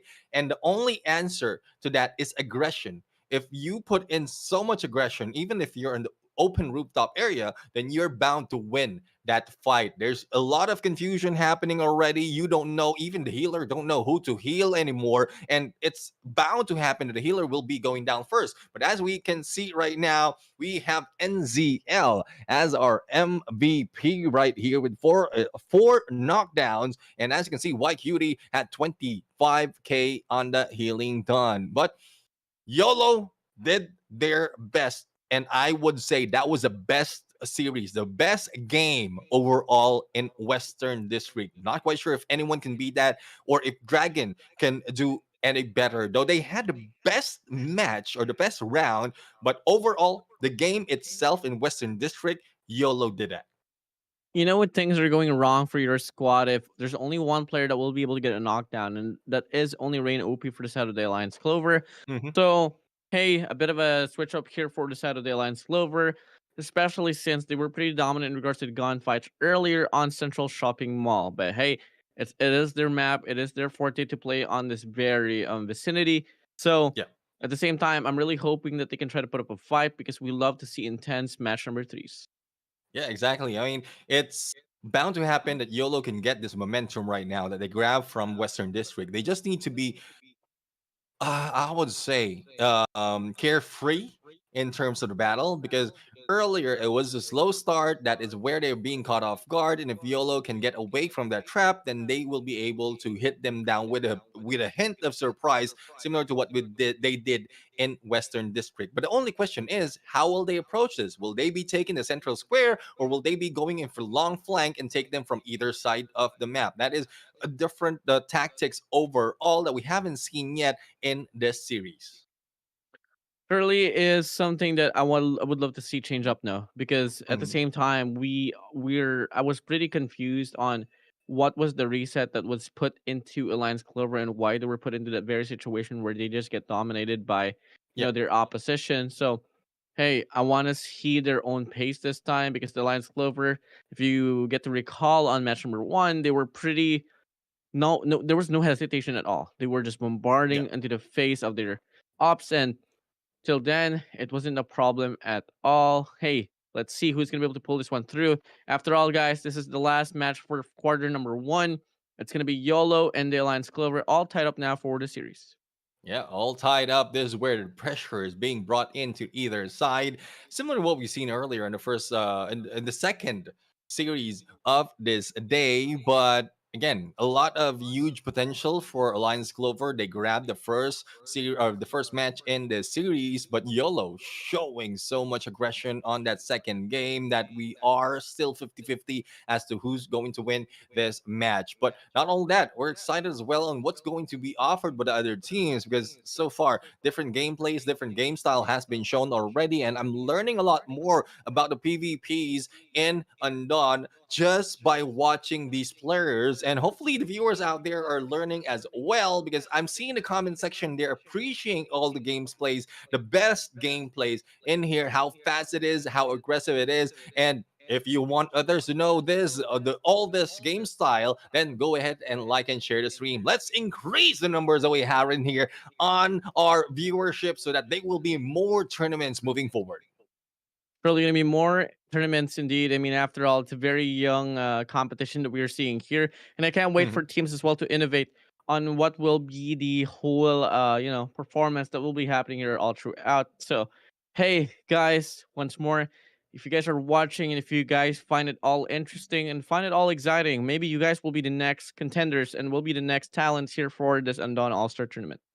Exactly. I mean, your camp can be the next one to be featured right now. Right here, we only have the All Stars. Thus, we have the Undawn All Stars as a title. But again, if you practice a lot more, you show up a lot more in tournaments, register, find out what is the best competition of your teams. You might be the next All Star in this lineup. So looking forward to you playing for the viewers out there. But right now, we're just waiting for the next match to be set up. Once again, we're still looking at Alliance Clover going against YOLO. And again, it's 50-50. We don't know who's going to win. Is it Indonesia or the teams from SGMY? Well, Indonesia, SGMY, regardless, they've been able to provide us a really good show here so far. So, hey, I'm not going to be rooting for any of these teams. I just want the best out of the best ones to win. And it's just about time for us to see the games play out. Here we go. Alliance Clover, YOLO, all tied up for the series. Neptune, take it away. Well, here we go. Aggression right now being done and put over by the Clovers. They are already standing in onto the central square. But as you can see, YOLO is trying to do the same thing. And Kanda is backing up a little bit as the rest of the team is getting their position. Shots over onto Minato. But Minato will be able to get away. Reino P will be taken down. And this is what we're looking for. The aggression overall being brought in by YOLO. Here we go. Once more, a very heavy fight here on this mid-map. It's going to be Kanda here so far playing around the perimeter here on this central stage. And moving over, looking to wrap around here, looking to get a better angle off this very situation. While the player of the side of the Alliance Clover, here we do have Forcimus here playing around with this rifle. Holding onto the ground, Mitozaki as well. And it's a very undefined case here as of the moment. Someone has to make the play. Someone has to make a play. The question is, will they be able to turn this around for side of Clover? Because they already lost one of the players. Kanda right now putting out a little bit of utilities. Force Miss has been shot at. Raptor is being chased out. And Raptor in the midst of being shot down. Another one bites the dust, but recovered as quickly as that. But here comes YOLO right now, trying their best to put them out of their misery. But Force Miss is forcing himself to get away from the gunshot. But how can you do it with 3 or 4 on your miss? The first point goes to the team of YOLO. YOLO now smiling big time. Alliance Clover on that first match here on Central Shopping Mall, they were able to win the first round. YOLO was able to respond back with the second, but the third went to the way of the Alliance Clover, hence giving them the first very map. But this time, it's in reverse. Will it stay the same? Alliance Clover, come on, boys. Show yourselves. The thing is, YOLO is doing YOLO things right now, and this is what I love about this game. So let's see if they can pull out the same thing, take out one of the players, and then just rush in. But as you can see, Kanda is just going in for the hit from behind, and Kanda, what a surprise kill, but blinded in the moment. Let's see if he can survive. There goes the shot, there goes the takedown, but the shield has been pulled out. Rain OP in trouble, and as well as Kanda with only a few HP, healing needs to be done, and there you go. It has been done. It has been applied. They are putting a lot of pressure against Clover. The thing is, they are going for an aggressive approach. White Cutie has been knocked down and needs to be recovered. Otherwise, they will lose their healer. Alliance Clover on the verge of losing once more. They can't afford to let this one slide. YOLO now here going to force a reset, while Alliance Clover will be going out of the vicinity on that mid-map. But now they tried to barge in quick. NZL getting tagged up, but goes behind the shed. And now we get to see once more Alliance Clover will fall back here for a moment. An exchange of knockdowns will happen for both of the squads. And the game is now tied up in regards to the knockdowns. Yep, and well, we'll have to find out who will take down who. White Cutie's already out. Very difficult approach for this time around for the side of YOLO. They don't have a healer anymore, and they are being forced out of this game. 3-2 on the battle, and YOLO isn't losing in. Force Miss can go in for the flank, but the takedown of the drone helps them out a little bit, but they need to chase it down, and there goes Kanda out of the game. YOLO in the midst of losing the battle. NZL just using the melee, but there you have it. Alliance Clover grab this match point, and this is a chance for either team to grab a point for themselves to end this series. The series all tied up. Match number 3 all tied up as well. And this is where we get to determine who will win the series. Is it going to be the Alliance Clover or YOLO, Indonesia, or SGMY? Yeah, that is a big question indeed, but a little bit slow down in approach, especially for side of for Alliance Clover. They are backing up a little bit. They don't want to give out that information. A little bit of flex coming from Force Miss right now. He knows that we have his eyes on him. Now let's see on what else. Minato is a little bit busy, but Force Miss is just hanging back in there on that ledge, and Minato needs a little bit of help as Kanda is putting a lot of pressure on this side of the map. And can they get the clutch? Moving over, looking to get the cutoff now. 2 minutes mark has passed by now, and they all know the stakes. They can't let this one slide. No more chances, no more mistakes. And here we go. It's going to be Alliance Clover here, looking to wrap around here so far, and about to get the break here, possibly. And this is exactly the second element of playing this very map that we didn't really get to see earlier. Taking away the parameter. And if this goes so well, this might just be a possible pinch here offered by the Alliance Clover. It's not looking good for YOLO right now. They don't play this slow game anymore. They want to go in for rush gameplay, but it's just Alliance Clover forcing him to do so. So we'll have to see if this is something that they can play against Kanda right now, already heading in the mid, and the rest of the teams are going in for the flank. The pinch might be happening real soon, but no one is moving. The man that can't be moved right now, or the team that can't be moved right now in the final minute of this game, no one's showing up. You see a man in the corner standing in the street. Well, that is me. I'm the man that can't be moved. And they can't be phased. They can't be moved. YOLO and Alliance Clover right now just testing the waters out, waiting for the perfect timing to kick in. But unfortunately, time is drained down. There's less than a minute to be played with. In fact, it's cut to half. 30 seconds left on the clock. Someone has to make the initiation, and it's going to be Kanda here wrapping around. Raptor running away for dear life. The rest of his squad right now trying to back himself up, but he can't spot Kanda, and Kanda will get the knockdown onto one. White Cutie up next. Could be the player as well, Midazaki as well. And regardless, Alliance Clover not looking to be in the brightest of days. Midazaki getting trailed down, might get knocked down as well. Absolutely yes. And YOLO, they get the final adjustment. Oh Wow. my goodness. One thing I can say in that gameplay is ang Kanda mo. My goodness. Kanda is the only one who, well, not the only one, but one of the most in the sprays and takedowns that we've seen, and won't be surprised if that will be the MVP of the game. That's what I'm talking about. I thought they will be caught off guard, but the final 30 seconds or less, that is what they need to put in the aggression. And that's what we love seeing from YOLO, the aggression that they have. But I thought that Clover was able to force them to pull out of that aggression and then get that element of surprise. But no, YOLO says, no, we're going to go YOLO for the final 30 seconds. You only live once and you make the most out of it. Exactly. And they got it true. I mean, I was so scared for them, all because of the fact that they don't really like to play slow, as you would say. But Right. at the same time, they were able to get the adjustment, you know. They were Mhm. able to get the read, and at the same time, when Alliance Clover, they were offering to wrap around all across the map, YOLO exactly did the same thing as well. And they were able to start the initiation. They barged in into the middle of the map. The diversity right there in regards to the attention went onto one person, and the rest of the squad was getting the free hits. But hey, Right. Kanda was there to just mitigate every single thing for a moment or so, but it wasn't enough to get it all done. And here we go. It's going to be the Oh, whole run here for YOLO. Mady will be the MVP.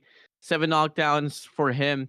NZL with 3, Kanda with 3, and YQT being the support will have none, but will get 26,000 of healing.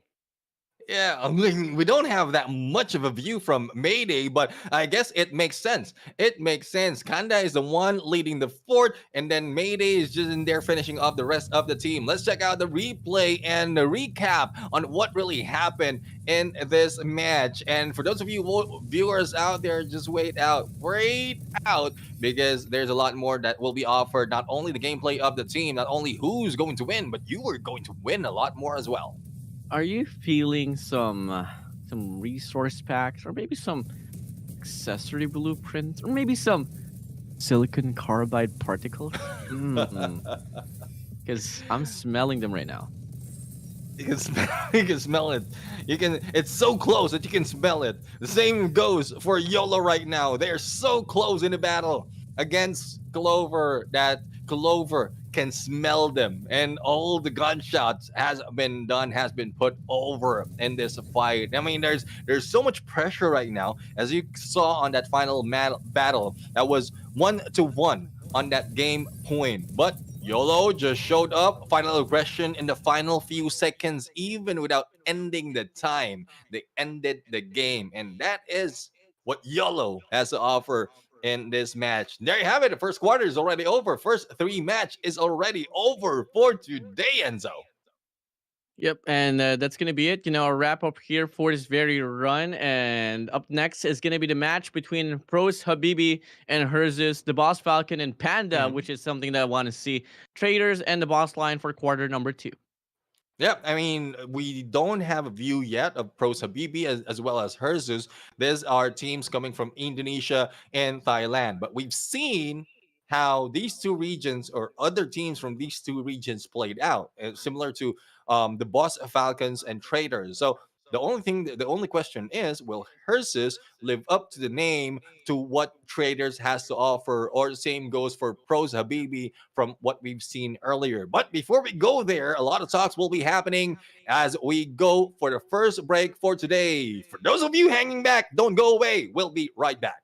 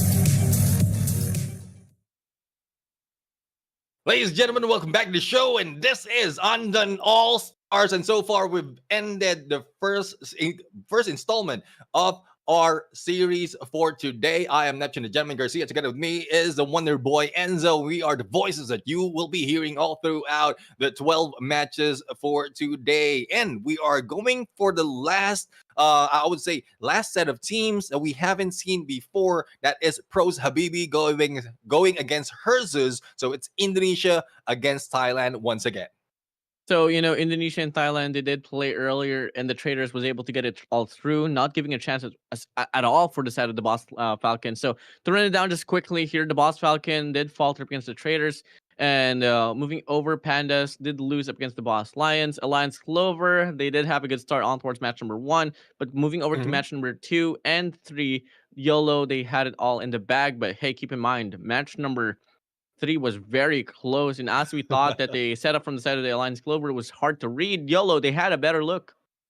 I love the adjustment that has been done by YOLO. I mean, that is where they were able to spring their own surprise because we mentioned earlier, even from the Western District, that they know how the aggression will work for their favor. But there was not so much of aggression in the final round of that series of that match. But the thing is, we still have a lot to see in this game. But speaking of a lot to see in this game, I think Enzo has a lot for our viewers out there because we have something for you from Garena and Dawn.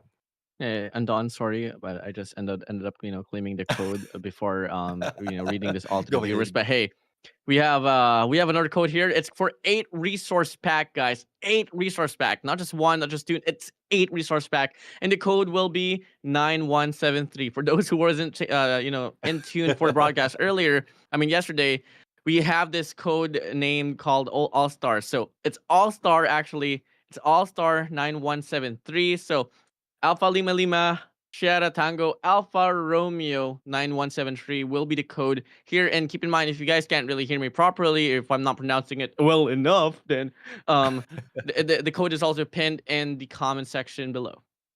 Yeah, you can also always check out the comment section or the pinned comment right there. But if in case you miss out on this first code, it will be gone later once the second code has shown up. So make sure that you grab it right now and still available even after the broadcast. Unfortunate for those who wasn't able to catch the yesterday's broadcast, there's a few more rewards as well available there. So hopefully you can catch up on the point. And also, not only that, invite all your friends right here because we don't want this to die down as slow as possible because we want more traction to happen in this live stream so that more prizes will be given out next as well as more tournaments will be released by Undawn.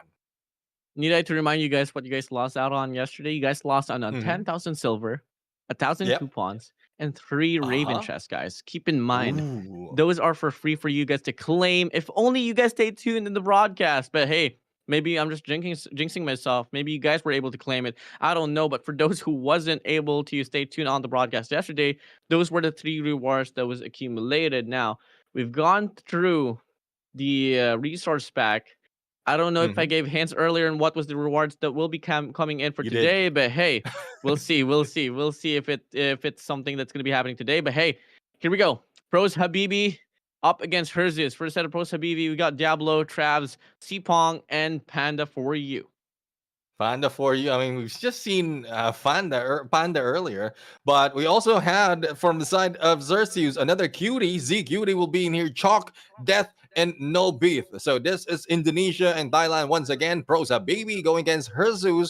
Find out who will be aggressive, who will be passive, who will be tactical, and who will be problematic in this game once this begins because we are looking for the top 8 to proceed to phase 2 of this Undawn All Star. Yeah, and now ZQD and Chalk, CK, and Death, and they will be the composition here. And moving over as quick as like this, round number 1 will be starting off now. Pros Habibi up against Herzus here, Indonesia versus Thailand. Yep, and there you go. The countdown begins. Let's see who's going to bring it on. Rosa BB, right now, Panda for you. And on the other side, there is a team of there's a little bit of Discord action happening right now. So for those of you in there, we are going to see what's going to happen in this matchup. And for those of you wondering as well, how are we seeing the gameplay of the players? All of the players are showing up their side of their gameplay. So as you can see right now, we have initiation being done by Prosa BB. Let's see if they can continue on in this battle and take down the other side. A little bit of damage being recovered by the healer right there, and gunshots happening overall from this side of the map.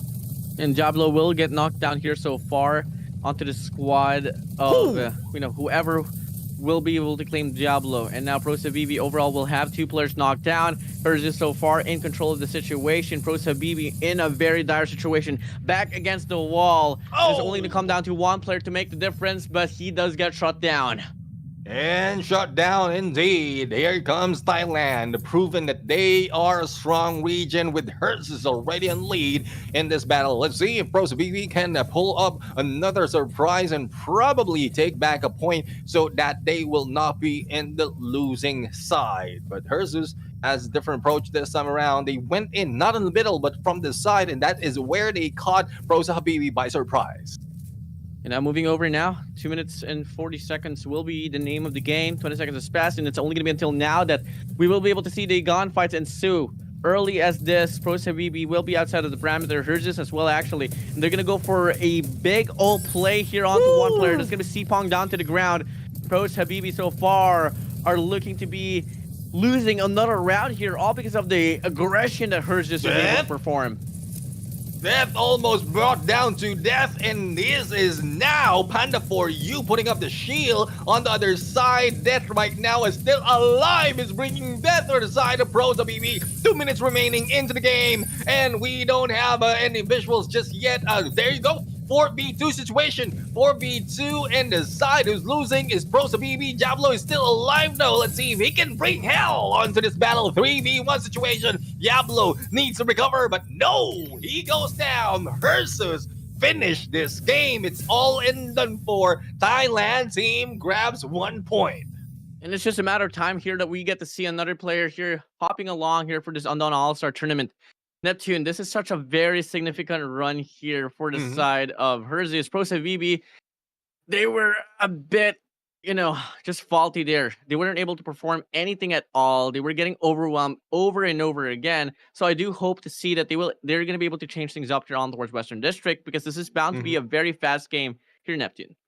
Exactly. I mean, if they can pull out a fast game, similar to what we've seen earlier, regardless of which side they're on, they will be able to win this game. But let's see on how they can bring in the aggression, continue on the aggression. Prosa BB right now, well, they need to muster up all the firepower that they have as well, because Hersus doesn't want to stop. They want to end this as quickly as possible, move on to the next match, and that is what Thailand usually offers in this game. But if Prosa BB can throw them off guard, probably go in for a surprise hit similar to what they receive in that central shopping mall, then it would be a different story, and we might extend it to game number 3. I love it. I love it a lot. I mean, I really love long distance gameplay. I really love long series overall. And for us to be granted this another opportunity, possibly, then I'd love to cast it, because I don't want to see no dominant show anymore. I want to see go back and forth. And if it's not going to be today, then unfortunately it is going to be on the 27th or 28th where the talents gets filtered out. Come again, only the best out of the best teams will be advancing to the next stage of the competition. So it's something for you guys to watch out for. Yeah, and something for you guys to watch out for. So go ahead and invite all your friends or all your friends who hasn't played Undawn as well, because this might be something that haven't seen in Undawn. We all know the open world. We all know how it is on the other side of this game, but they might not have any view of the PvPs. But speaking of PvPs, this is the result of our PvP. Hersus Chalk is our MVP, 45k on a damage. This is what we're talking about, and they have a total of 9 knockdowns. No bit don't need to do so much in terms of healing because of how much aggression that has been brought in by the rest of the Herzus. Yeah, it's kind of shocking as well here for Prosa BB, despite the fact that they did have more healing composition compared to Herzus. But at the same time, when you are inflicting a lot of damage like Chalk CK, not much healing can do so well up against the whole aggression that Chalk CK was able to offer. So that's really one way to go at it if you want to win those clashes. Yeah, I mean, you need to be aggressive, similar to what we've seen earlier from YOLO. But at some point, there's a risk involved when you go for aggression. You might be going in without your healer by your side or behind you that would lead to your team losing one player. So you need to be tactical as well, getting your position in view of your healer, and not only that, not go all in. You need at least a separate interval for the healer to heal everyone who is going for the rusher, as well as one on the mid lane, so that if in case you're in trouble of losing your life, you can back off, and the mid lane or the mid man will be able to follow up on your killing spree. So there's a lot of potential in the gameplays, a lot of tactics, a lot of playbook that can be pulled out, and that has been happening since day one, yesterday up until now. Different gameplay, different game style coming from all the teams from different regions. And something about the whole play here for the side of both ends of the spectrum is that not really going to lead to anything at all if they can't really get the Yeah. clear definition. So the train of thought there for the set of Herzis was really spot on. It was easy to read. It was easy to understand on what they exactly wanted to do. Well, for the set of Pro Sabibi, some players were falling back, some players was Mhm. pushing all through, and that was enough for Herzis to just hold on to and make the play work out. But hey, moving over once more, we are moving over to Western District, which is a completely different map, completely different Right. nature. A lot more verticalities is involved. So let's see who can make the most out of it as well. Yeah, I mean, I'm counting on which side the players are coming from and how many of them are taking the win. But for today, those on open rooftop area has already taken 3 for 3. And it's quite surprising because yesterday we were looking at different story. Yesterday, those on the room area and rooftop is getting most of the win, taking or putting in so much, dealing so much of a damage, and this time around, the element of surprise has been brought in for those coming from the other side of the map. So let's see if Pros Habibi, as well as the team of Herzus, can bring or continue that story. Otherwise, we might be seeing a copy from yesterday or a replication of what the teams from yesterday has done so far. Yep. So, hey, coming in soon enough, we are about to start off the game here. Once more, guys, if you guys are rooting for Herzis, comment down below, hashtag go Herzis. If you're on the side of Pros Habibi, then comment down below, hashtag Pros, go Pros Habibi. And come on, man, go show us some love, Habibis. Show us some fight, Habibis. We need to see this one through. We need to see another match number 3. Show us some Habibis. Let's see. I would love to have someone say to me in game, "Nice one, baby." But again, I don't play that much with my partner, with my wife. But anyways, for anyone in here cheering for the team, let's make sure you make that evident on the comment section. We're also trying our best to watch out in the comment section, and any feedback that you have for us, we try to make it work, because again, this is where everything will evolve. This is not actually the beginning. It has been running for quite some time, the PvP tournament in Undawn. But speaking of for some time, this is no waiting for time right now, because the battle is about to begin. Pros Habibi going against Herzis in Western District. Here we go now. A lot of aggression here shown for the set of Pros Habibi. And it's going to be Panda for you here on the front line so far on the Bison. Does have the LMG to play with. And at the same time, he does reposition himself. Bit of more hesitation here will come along, but with the victory that Herzis was able to claim on the first match, they're coming inside this room all confident. This is what I'm talking about. Those coming in from the open rooftop is really bringing it on and bringing the aggression. And those in the room side, death will be meeting the death in a few moments. And there you have it. Herzis has finished that as quickly as possible. Pros Habibis was left in awe. But at the same time, Pros Habibi, they won the round. I am confused as heck. Initiation done by Herzis, but Pros Habibi, they got it all pulled through.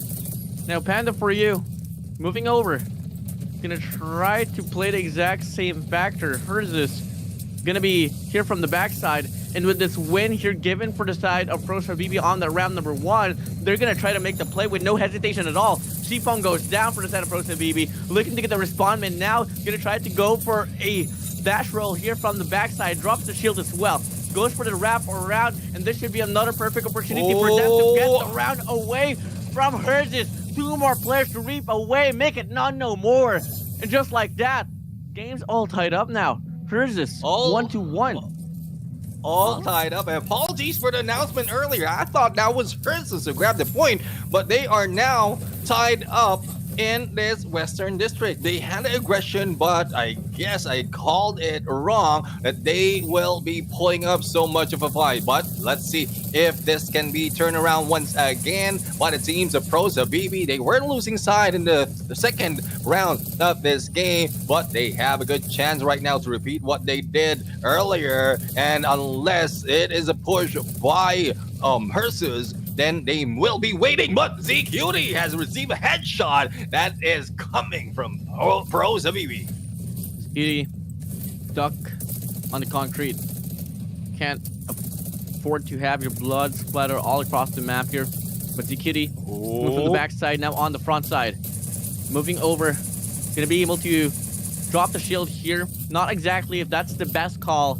It's gonna be mitigating your entrances here to make the play. Just drop the lethal to come in, but doesn't get the connection, not just yet. And Foam didn't hit anyone just yet, but ideation is good. Let's see if he can read it. Chalk is already on the back end, and he needs to back out right now to heal up a little bit. And it's only a wall behind him, not only that, a shield that has been brought in by ZQT, but we'll have to see if that will be enough to stop the approach of Pros Habibi. 1 minute and 36 seconds remaining in this battle. The shield has been brought out by Funda for You as well, but I guess no one will be rushing in that quickly in this game. Minute and 25 seconds left on the clock.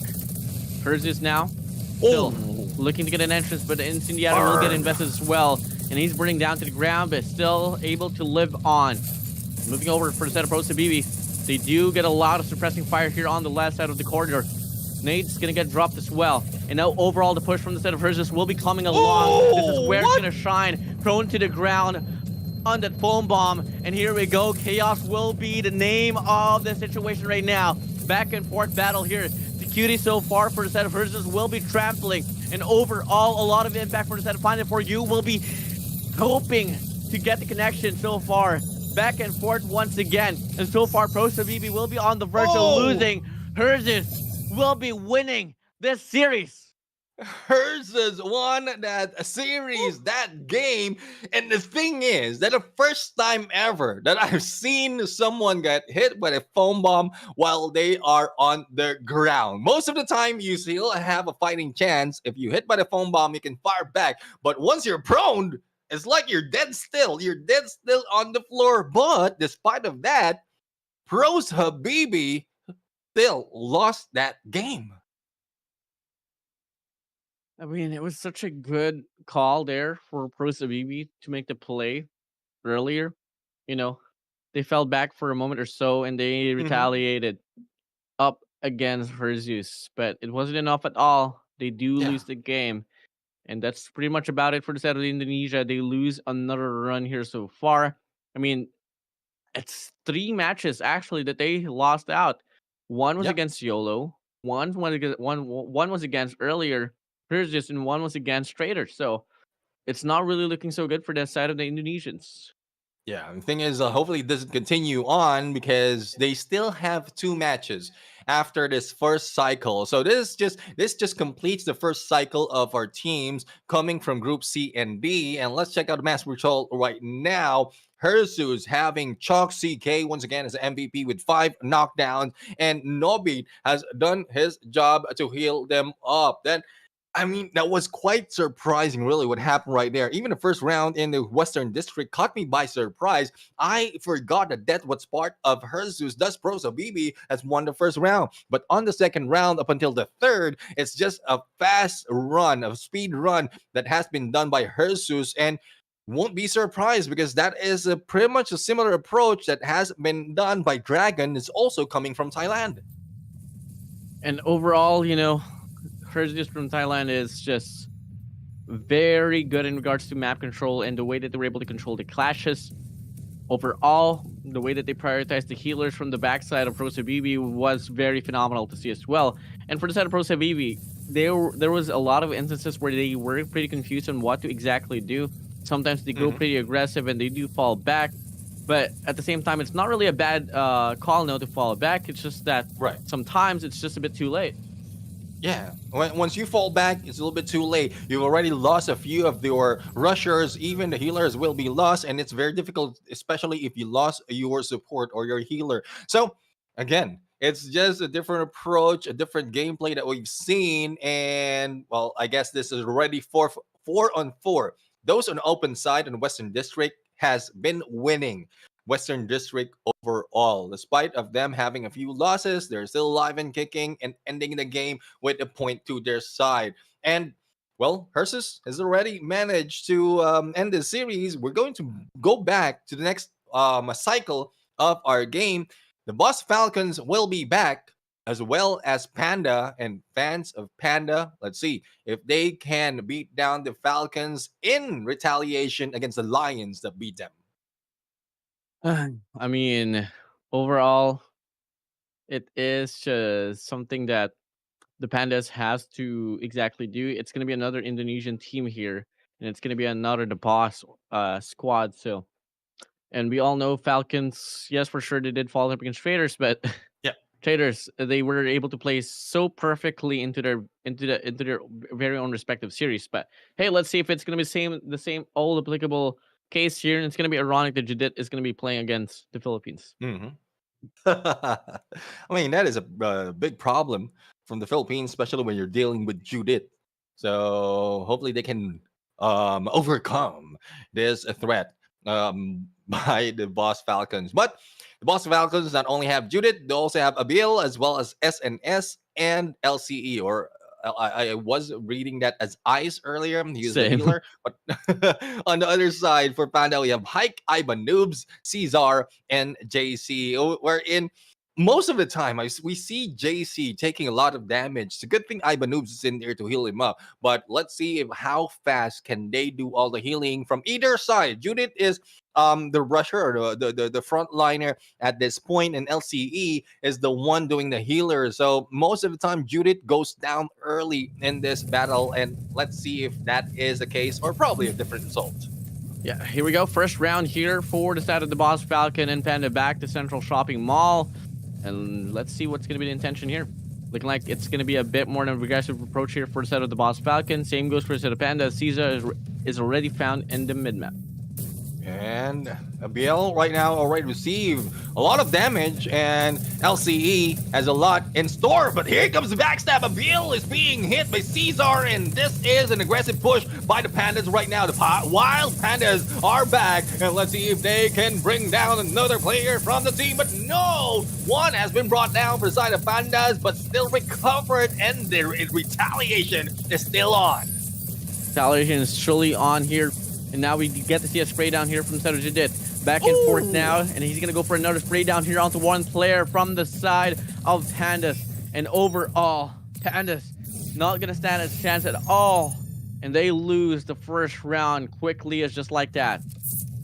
And just like that, the Falcons just flew and swooped in, taking down the Pandas. And again, thank you very much, Mori-san, correcting us. It's just SAR in there, not Caesar. So thank you very much for correcting. At least we get their names right. But speaking of SAR is right now is in here in our front lines, and let's see if they can beat down the team of the Boss Falcons. They were taken down a little bit too early, a little bit too quick in that battle, and let's see if aggression will still work for them. SAR right now going in a little bit up front and personal, but needs to back off.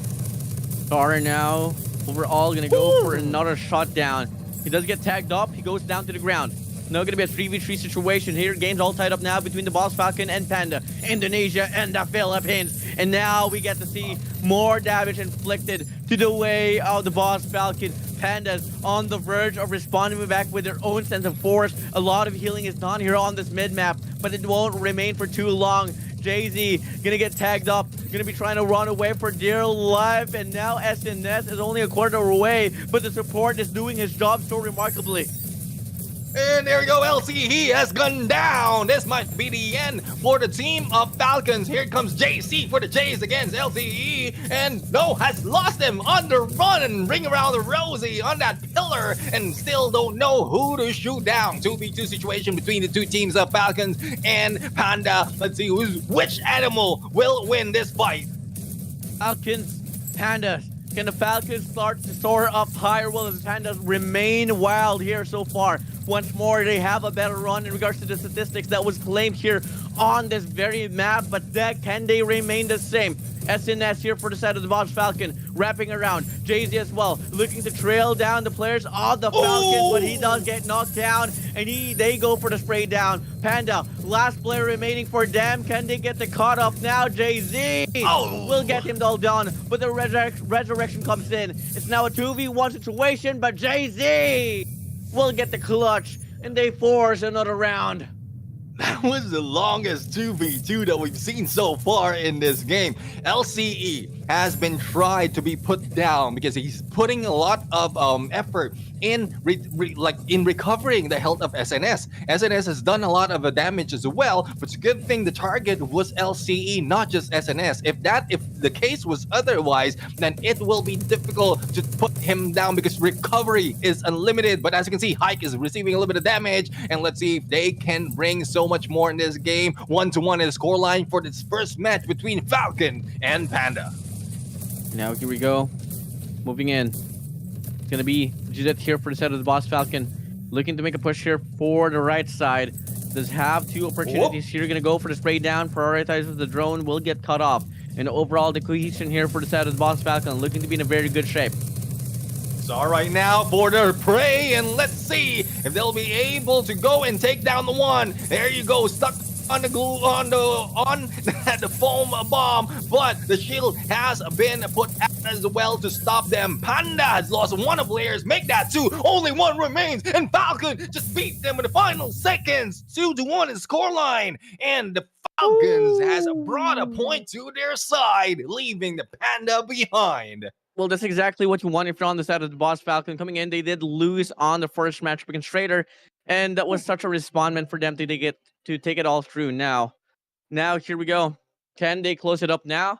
I don't exactly know. One thing for sure is that Panda is not so well renowned in regards to playing in the Western District, so let's see if they can change the tides this time.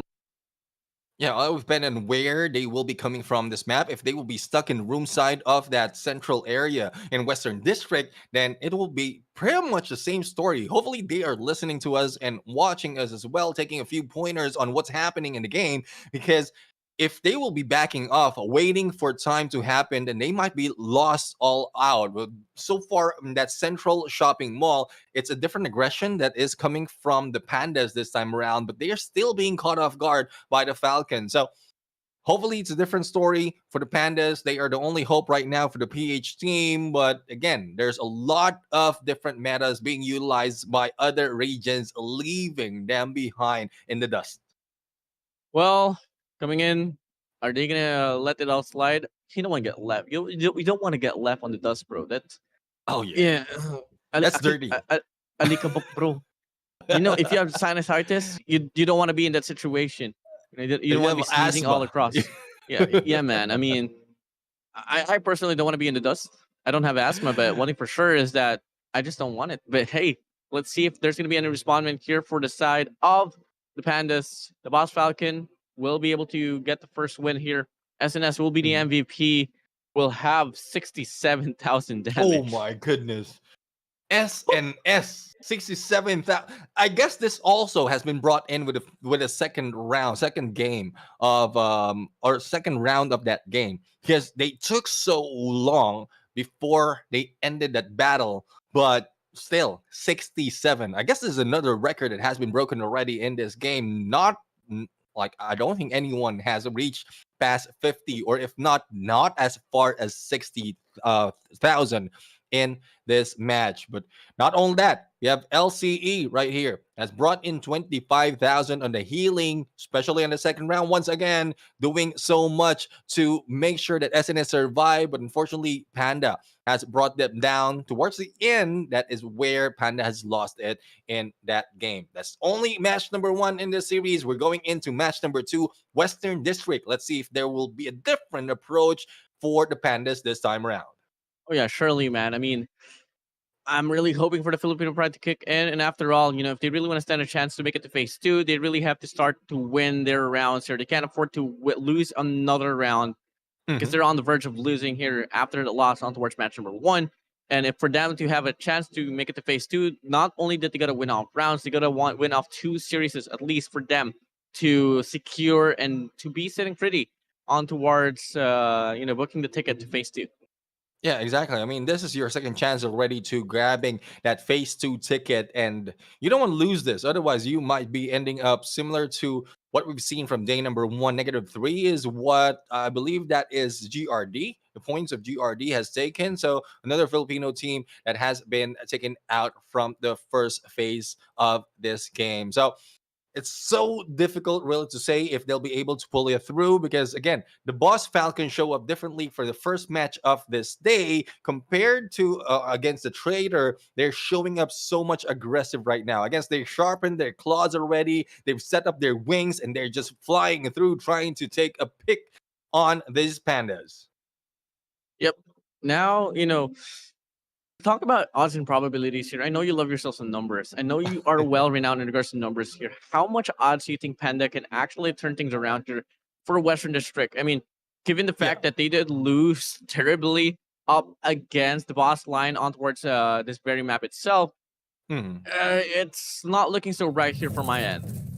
Well, that would depend on which part of the map, and I guess Bandes is on a different side of the map right now. This is where they can put in a lot of aggression, but higher probability this time around because they are on the open side of this Western Central District. So let's see if they can pull it through right now, and a little bit of damage being put in by Czar. But the question is, will this pull through for them? Because it's still not so much of evident that they can win this game. As we can see, we're also trying to open up an area from the right side of this mid square, and let's see if they can go in for a different approach once they flank. And now moving over, things are going to get slowed down here for his side of the Pandas here. And I love the way that they're forming the formation here, because there's not really a lot of engagements here that will be happening on towards the mid map. Things are still going to be, somewhat slow, and there's a lot of opportunities for them to wrap around. Oh, the thing is, speaking of wraparound, Judith is already in the lead, trying to cross over and behind enemy line. There goes Foam Bomb, and JC goes down. Recovery will be done, but Judith is not yet put down. Judith cannot be taken out. It is not the way you want to go, especially when the frontliner of the other teams is beating you down. 2v4 situation, and this is difficult for the side of Pandas. They need to back off, but no, there's no backing off. Shield has been put up. Only one remains, and Panda goes down. The Falcons wins again. Yeah, it's definitely not looking so bright here for the side of the Pandas, because it's just not really the play that we were really hoping them to to put through. And overall, it's just a translation of what happened on the word match number 1, where they falter over and over again, and now it's truly happening here. And I don't know if it's confidence issues or anything, because looking like they do want to go head to head here as of the moment. Jar here is pulling up, gonna try to get it all done. Can they finally win off a round? I love what Czar's doing right now, going head on, and even a Foam Bomb, it just hits the Boss Falcons that dearly. And let's see if they can pull it through. One goes down. Oh, unfortunately, Panda has lost one of the players. Now Iba Noobs is being chased down. The healer don't want to be lost, and Iba Noobs goes down. Only one remains. The Falcon is beating the Panda as quickly as that, and PH probably are on the losing end to go to phase 2. Gotta just close the curtains here, because I'm a bit scared on the performance here that the Falcons was able to offer. Pandas, they lost another series, and I think that might just be the run here for the Filipinos to get cut off here into this tournament. After all, we only have GRD, we only have X Emperors, we only have Pandas to rely on, and they haven't been able to perform big time, or at least enough to make it to the next stage of the competition. Oh yeah, I mean it's hard to admit, but the PH team that we often see, we've seen their aggression from the first few tournaments that we casted before, are not showing up this time around. That is a second chance that they have into grabbing a few more points, recovering from their loss from the early parts of this day, but it doesn't show. It doesn't show this time. At least the Falcons, though, from Indonesia was able to recover their loss from the first match of this battle after being beaten by traders, but I'm not sure. YOLO has a better chance though to really move up. They had a good chance for those representing SMP. They have a good chance of moving to phase 2. And so unfortunate, only one chance remains for the team of Panda to make it through. You know what? For YOLO, they've only spent one match here so far.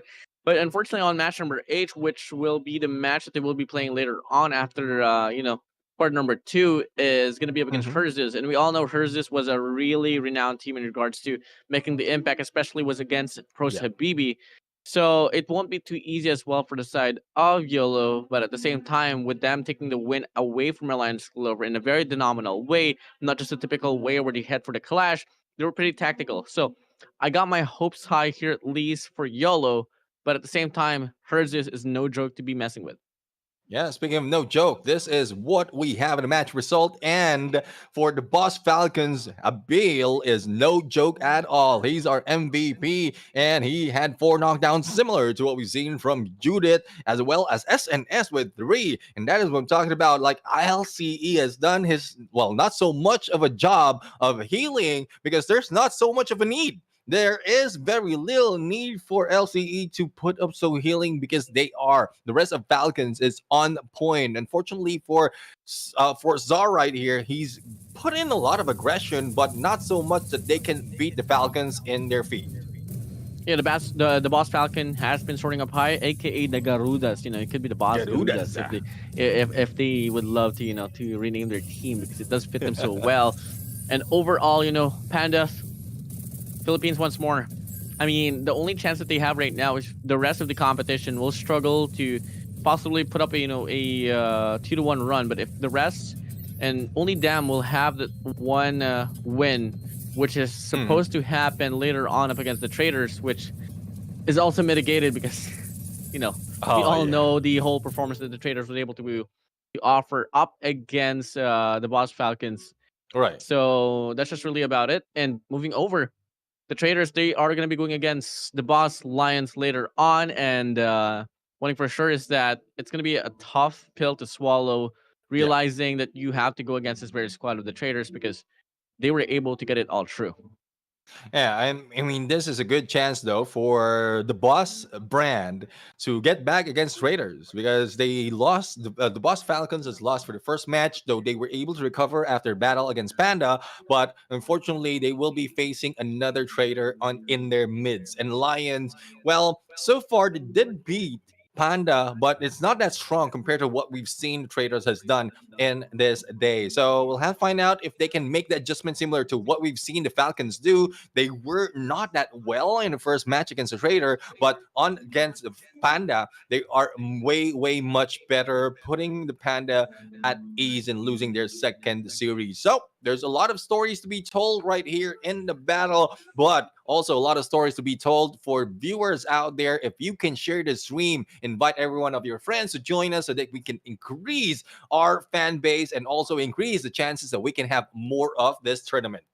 Now, drawing back the whole topic for chances now, I mean, if the Boss Falcon lost to the Traders, how much more if Panda lost to the team of the Boss Falcon and they have to go against the team that won over the team that they lost with? So Yeah. odds are not really looking so good for them, but that's something for us to find out later on match number 10 on the last quarter, match number 1. But hey, Trader and the Boss Lion will be the teams that will be playing here. It's going to be Kanashi, Rizoko, Drake, and Mo up against the whole composition of, the Traders here. And for the set of Traders, we all know the team names here, but we don't really exactly know which one are they, not until we move on to the game. But obviously, their composition composed of Elbza, Bite, Deck, Bird, and Babe Boo.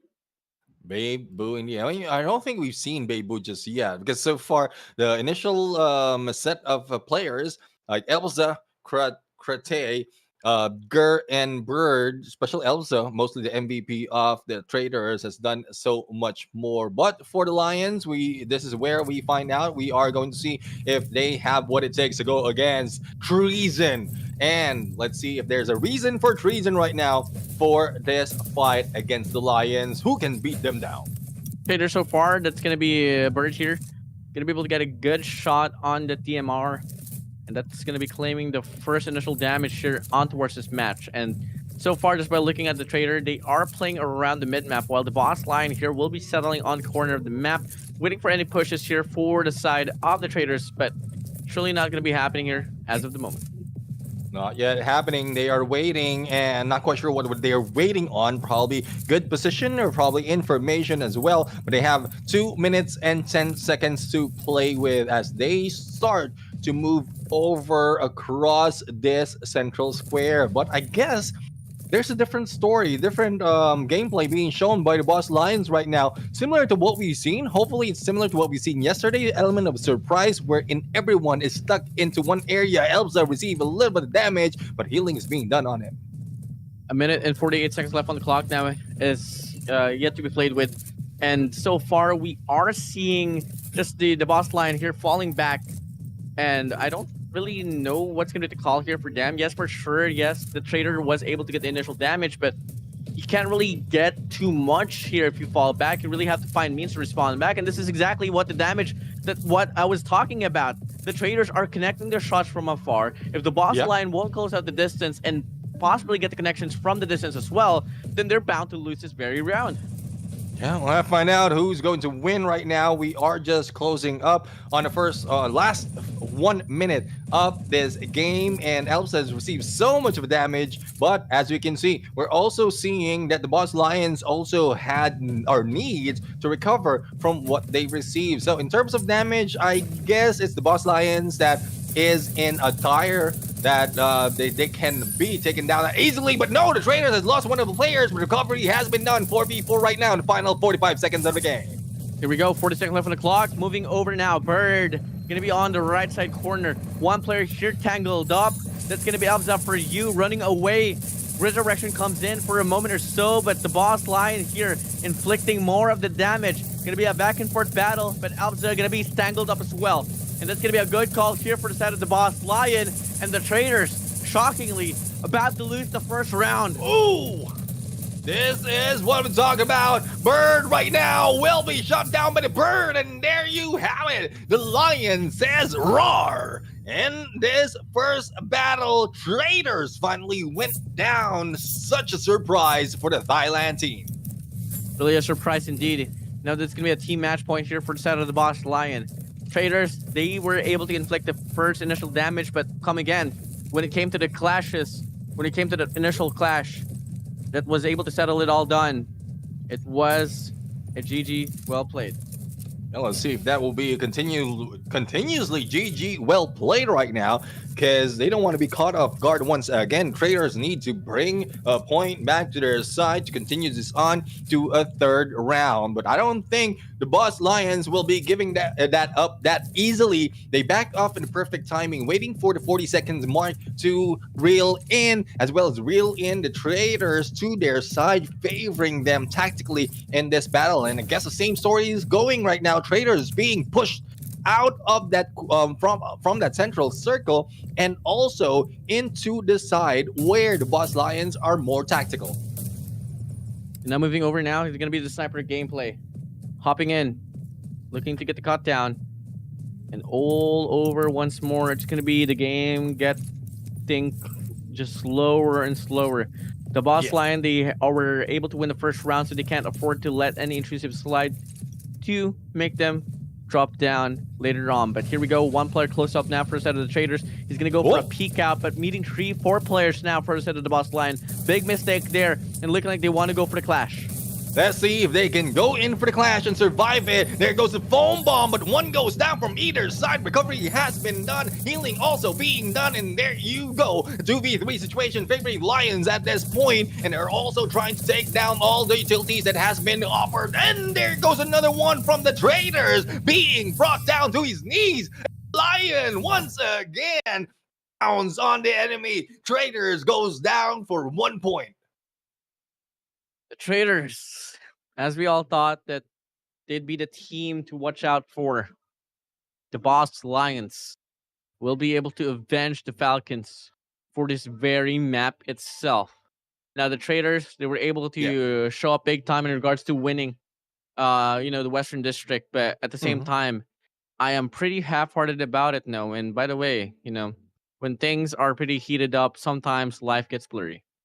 Yeah, it does gets blurry, especially if when you heat up something that might be steamy. So we'll have to see if that is the case right now. But traders, quite a surprise. We are eyeing the traders right here to be pretty much like the Dragons. They can beat anyone in front of them as quickly as possible. But this time around, it is the Lions who've gotten that motivation as well as that momentum from the initial battle that they have against the Panda. But still, might be the answer to the question that you had earlier before the start of the game.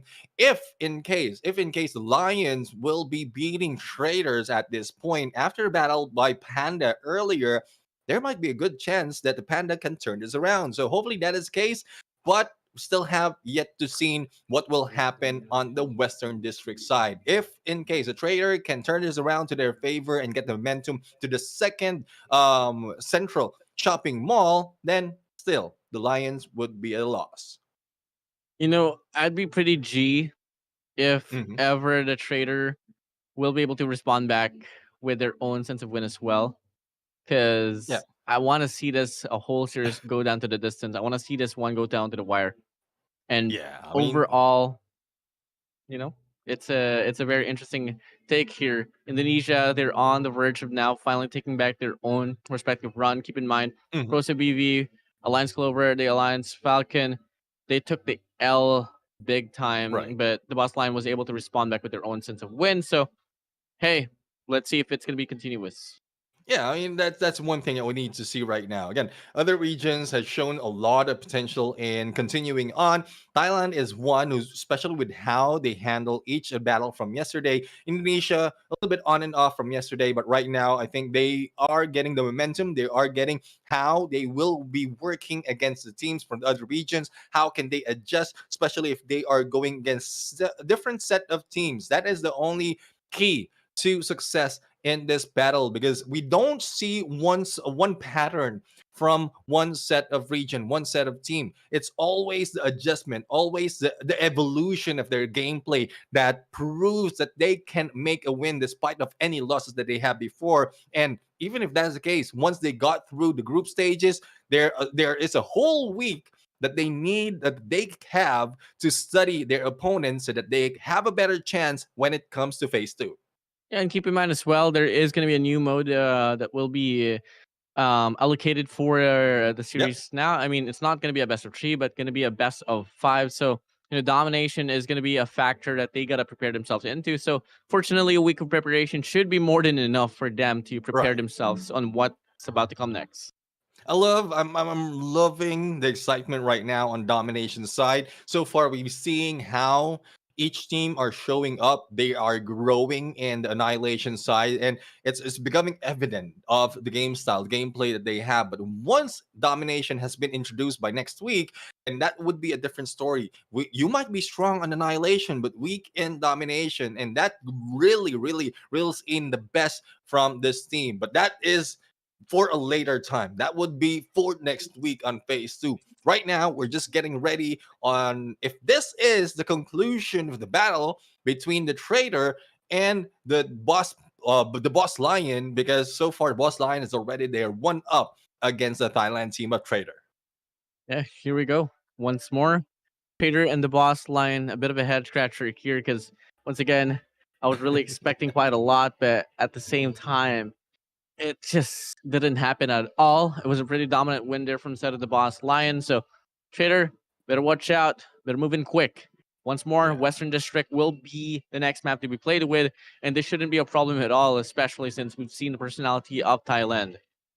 Right, exactly. I mean, they shown great gameplay. Now, this is their chance right here to show if it's still the same pattern. Anyone from the open side or the open rooftop side of Western District will be winning the game, or can they change it up once they are placed on the room side of that middle map? So it's still have yet to be seen. It still have yet to be proven if it is more favored, which side is more favored, or if are we going to see a different gameplay this time. I love to see a flank gameplay from either of the teams. But before we go to any of that, let's check out the match result. Our MVP is Drake with 40k on the damage, 4 knockdown and 1 down. But it is not so much of a help coming from Mo right here. Only 16k on the healing done compared to what we've seen other teams has to offer, especially with Bird right there with 34k on the healing. So it's not so much of a healing needed for the side of the Boss Lion, and that's what we want to see. Aggression overall. If in case you need the healing, then you can do it yourself without depending on your healer, because if the story goes similar to what we've seen before, the traders often go in for the healer, thus losing, or the other team losing that advantage that they have in terms of strength. Yeah, so if only they could really find the means to possibly wrap around and take away the healer. Still, then I could see it happening. But the way that the Yeah. boss, the boss line was able to play is that they're pretty protective in regards to the support. So Right. Sana all protective. Oh, I don't want to be let go that easily, right? You want to be Yeah. protected. So sana all. I mean, well, in this case, again, we are generations apart. Your perspective is different from mine. For me, it's up to me to be the ones protecting. But anyways, there's there's different stories overall. Go ahead. Honestly, it's not just generations apart. I hate to say this because I don't know how you Yeah. feel, but it's 2 decades apart. Yeah, it's a full generation. It's an entire lifetime. Well, not really an entire lifetime, but an entire teenage lifetime that we are apart. But anyways, we are going to go in to game number 2. Foam Bomb already released and has already made its way. But as you can see, we are seeing shots on to the team of traders, who is in the middle of, or on the room side of this battle. And now moving over now, it's going to be a 3v3 situation now. Moving over, make it a 2v3, but the pickup will be happening here so far. Traders, the Boss Lion. Whoa. Traders need this one badly. And so far, it's getting a bigger here, looking to get the cutoff. Spraying down, the melee is on as well. He does get the pick on towards the bat.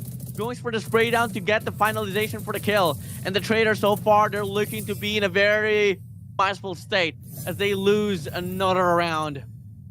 Oh my goodness. I don't know what's happening to Trader right now, but this is not what we were expecting from the Thailand team. Or probably the Boss Lions are really showing up this time, that they are a stronger team compared to what we've seen earlier when they played. But we are now finding out if the Traders can be taken out that easily. Again, the Boss Lions are the one in the open area, then Traders is in the inside. So it seems like this time around, this day, the pattern continues. Those on the open rooftop is winning the battle in Western District.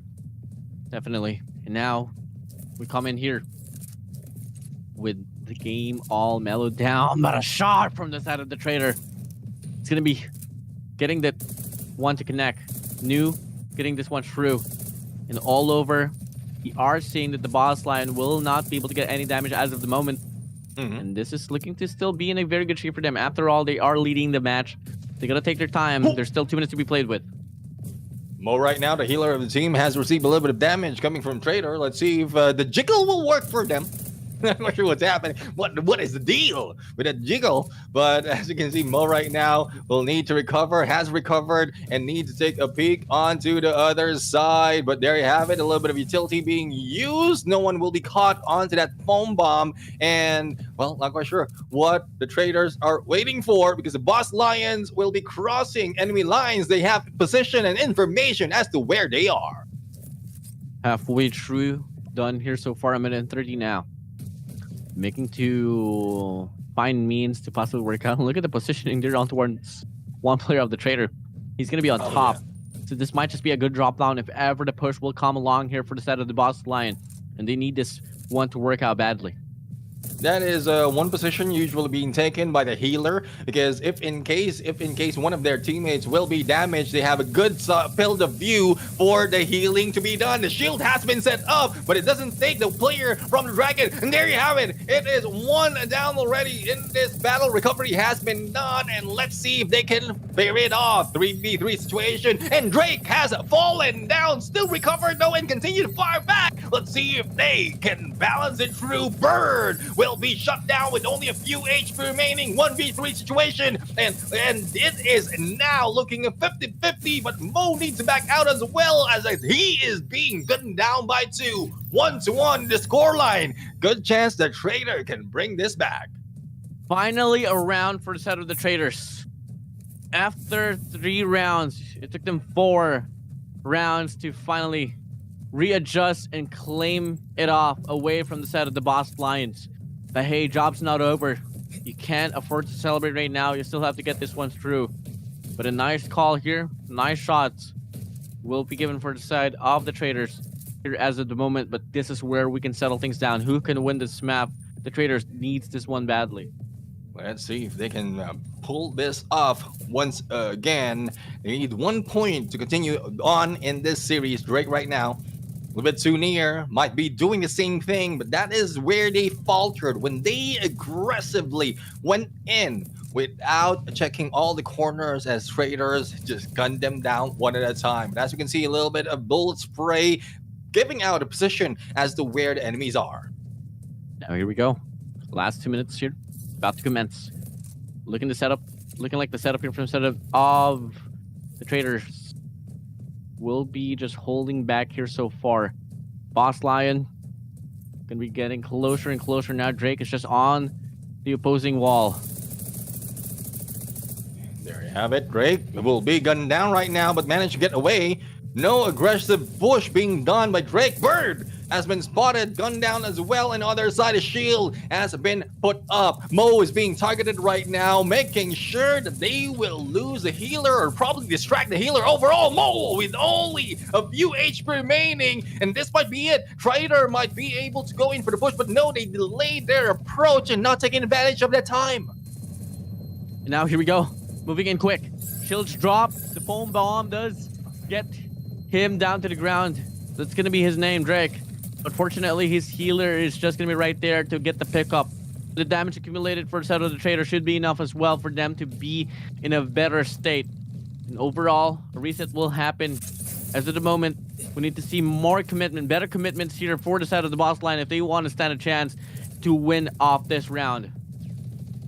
Less than 1 minute remaining in this battle. Here comes a push coming from the boss lion, seeing Bird up close and personal, and here comes Shield being brought up. Not only that, we also have a takedown against Drake. Drake will be brought down to the knees, as well as will be eliminated in this game. 2v4 situation right now, and we are now seeing the Lions being brought down in this game. Woo! Finally, another point grab by traders, going for a 1-1 in this series.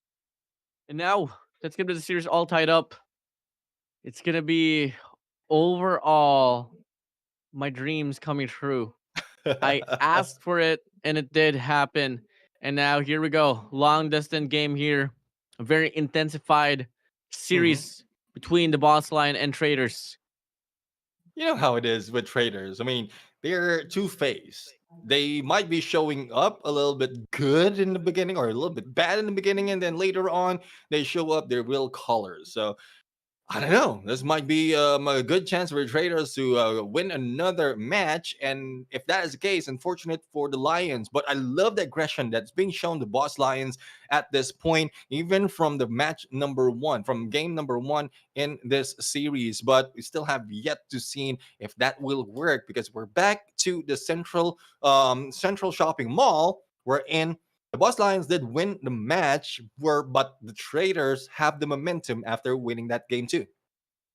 Really had the momentum right there, and overall, each match for the side of the traders shouldn't be a problem at all. But the Boss Line, they showed up big time. So let's see if it's going to be any difference here, or will we see something better coming from each end of the spectrum. Overall, here we go. Traders, the MVP will be Gur here with 62,000 damage, but Bird himself Oh, is not too far apart from Gur himself, and it goes to show how much impact that the trader was able to do, especially in regards to the damage department. yeah. I mean, earlier it was Elpsa who's doing the damage, but Gerd just says grrr. He went in and will go far back in this battle. But still, it is 1-1 in the series right now. Trader has a chance to take this series or the Boss Lions. 50-50. I don't know where to weigh this on, but if we look at probability, the Lions has a better chance because we're back to where they grab that point. And if that happens once again, unfortunately, the traders finally will lose a match. It's too early to say though, because they were able to catch up earlier on, but still, it's proving that day number 2, the open rooftop is still the winning side. Not quite sure what's happening though, why that is the case, but that is a pattern that's showing up. It shouldn't be a problem at all if you're on the side where there's there's the room and all, but at the same time, you're not really forced Yeah. into playing on the rooftops. You can wrap around if you want. There's Mhm. the left, there's the right side. The map is all open for them to choose, but at the same time, they just love to play concise and compact into this very small room. But the odds and probabilities of you actually winning is not too high. I mean, for a moment yesterday, I thought that it was a team, it was just the teams falling behind and all. But there's a Yeah. certain pattern that has been happening. Exactly. The pattern has been happening, and well, it's just depending on the team to break that pattern. But let's see if that is the case this time around. Match number 3 for the series is now beginning. First few seconds, first 20 seconds, with only a few of the shots being made. Rizuko is being targeted right now by the traders. Let's see if they can grab this point. Otherwise, the Lions will take this series. Here we go. 2 minutes and 30 seconds now left on the clock. 30 seconds has passed. No gunplay, not just yet. And we are seeing that the boss line here will be setting up something here near outside of the backside of the map. And we are seeing a bit of players, just changing up their setups, ensuring that they have the best one before they head straight for the clash. And overall, a minute has passed once more here, Neptune. Nothing much has happened.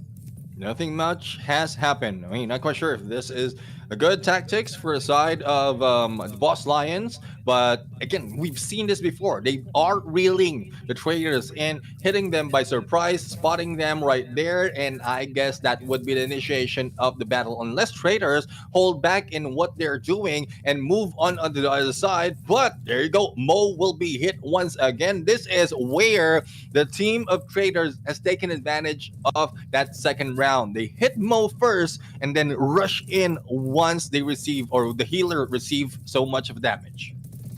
Now, overall, we are seeing a big old spray down here from the set of the boss. Lion Bird getting tagged up. That's not going to be the best choice for him to push through with this clash here up against Drake.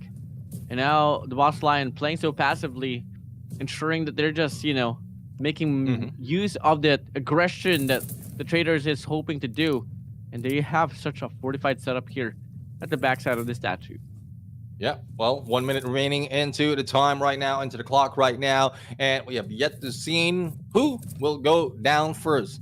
The setup has been, done already for the side of the Boss Lions, and this is for them to reel in, to rake in the traders to their side. There you go, one has been spatted already, flanking onto the right-hand side. It's just up to Drake and the rest of the teams to make sure that they will not be able to push through. 30 seconds left on the clock. Big shots here for the set of the traders. It's going to be Bird here playing behind this ridge. And now the boss line will be falling back. 20 seconds left on the clock. They got to find means to make most of the damage now. And the boss line is really concise in regards to playing as a unit here. Playing from the backside. 13 seconds left on the clock. No sense of definition who's going to be able to win. But winning for sure, it's going to happen in just 7 seconds. There you go, Elves has been caught with a foam bomb. Bird will be the next one to be targeted. And there goes a minigun that's been pulled out. But the thing is, they need to stop the game. The game is over. And the Boss Lions has taken the first point in terms of damage. And there you have it. It is tied right now. Or just 1-0. Wherein the match point is tied. So let's see if the Boss Lions can continue this on. 2 rounds has to be claimed here. The Boss Lion, they played it into perfection so far. Traders has to find means to calm down here just a little bit. Find means to wrap around. Now we are seeing once more another heavy clash here, possibly set it up on towards this mid-strike. Let's see if they can mid-strike against this teams of the Boss Lion. There you go, pillars being used as covers right now. And it is working for the Boss Lions. And as you can see, shield will be brought up by Bird. But is this enough for them to stop the approach of the Boss Lions? And as he rolls and gets away, Boss Lions is still safe. 2 minutes left on the clock. The Boss Lion, once more, they could really take this one true, but a big old spray down from the side of the Raiders will be able to possibly mitigate the whole damage that they lost out on the first initial clash. And now they have good mid control. The Boss Line falling back, ensuring that they don't get any more opportunities here for the side of the traders. And now we get to see they're on the deficit for the damage. They're going to find means to make up for it. Let's see if they can make up for it. This is a usual approach that we've seen earlier from the Boss Lions, just pulling them in until they are on their crosshairs. And I guess traps can be set as well at this point. Let's see which aggression will, or which side will win. Would it be aggressive side or those defensive side? But I can see a little bit of damage being done. Drake will try to go in flank. Foam bomb spot on and hit Elsa on his knees. And there you go, the takedown right now. And as you can see, we have Bird who won't be flying anymore because he is against 2. There goes 4v2 situation. And another one from Trader being targeted. And there goes one more remaining. And Lion says roar once again. The Boss Lions. Surely not the kings of the zoo, but the kings of the central shopping mall. That's what we like. I mean, come on. Such a phenomenal team on this very map. They were able to shut down what was supposed to be the dynasty run for the side of the traders. But it didn't happen. Yeah, definitely didn't happen. I mean, the way I'm looking at it, they are just lining the traders up in better position. They're pulling them in. They're just baiting them in so that everyone from the traders, if not a few players from the traders, will be lined up in a very difficult position so that they can gun them down and hit them one at a time. Even in the final 30 seconds, that's what they have been doing overall, especially in this map of Central Shopping Mall. And well, the Boss Lions has proved themselves after what happened from the Boss organization has proved themselves once again after what happened between the Boss Falcon and Trader. And that is a good revenge mission for the Boss teams because they have paid back against the Traders. Well, I mean, overall, that was one of the best series that I've seen so far. It was so undefined, so hard to read. And the traders, they get their first L here. Fortunately, they did win their first match, which is not going to mean quite a lot. But the Boss Line will go 2-0 as they move in here for this very phase of this tournament. Drake will be the MVP for the side of the Boss Line with 5 knockdowns. And Kanasai and Mo and Rizoko didn't have to do much in regards to the knockdowns. It was all about the Boss Line. Yeah, it's more of Kanasai receiving a lot of damage. The good thing Mo is in there trying to pull them out of dire strait. But again, it's team effort overall for the Boss Lions. Just unfortunate, the Traders has been pulled in so many instances. Even from the first round of this last game in Central Shopping Mall, they were just set up for a trap by the Boss Lions. Yeah, I mean, a really good call here for the Boss Lions is that they allocated a lot of damage at the first initial take for the round. And what they do is they fall back at the very end, knowing for a fact that the pressure was on for the side of the traders. and they set it up a fortress to the point that the crossfire was just too much to be dealt with, and that was exactly just like that.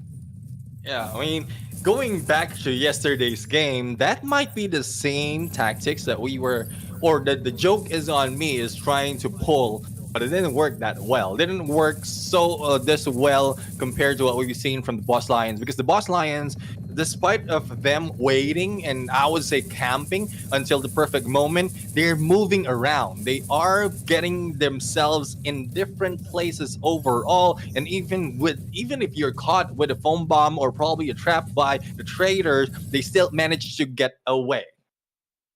Yeah, I mean, with that being said, I really want to see if ever the traders can actually, deny the fact that their first match was just a fluke and Hmm. overall prove their whole run, much more defined here. Because right Yeah. after the Boss Lion, they do have to go against Panda, which shouldn't be a problem as well. But we were predicting that it would be kind of, I mean, I was predicting myself that, okay, they're going to take this game away from the Boss Lion, but it was Mhm. completely different. So can they finally get their groups back together, or will the Philippines Panda actually get their first win off this tournament? Well, that would depend on the tactics that will be pulled by the Panda, because so far in that match alone of Trader and the Boss Lions, it was dependent on tactics. First off, dependent on tactics. Second off, that will be mechanical skills. So tactics won that game in that battle of the previous match that we've seen. But that was just match number 6. We're only halfway through the whole day, and later on we're going to go into match number 7, because we are witnessing battles overall, and we're just waiting for it to continue on. But before we go there, I am Neptune the Gem Garcia together with Enzo. We'll be right back after the break. When we return, the second half of today's battle begins.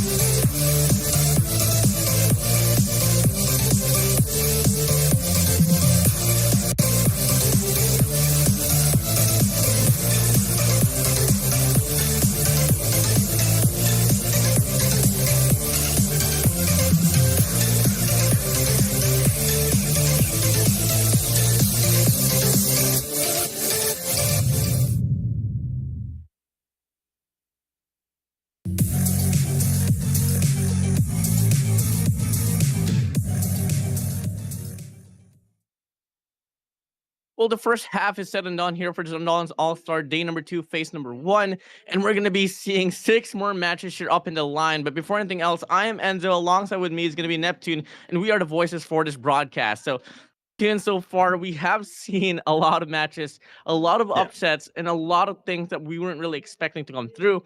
may we see something different here? Obviously, will be the case because that has been the nature here for Undawn.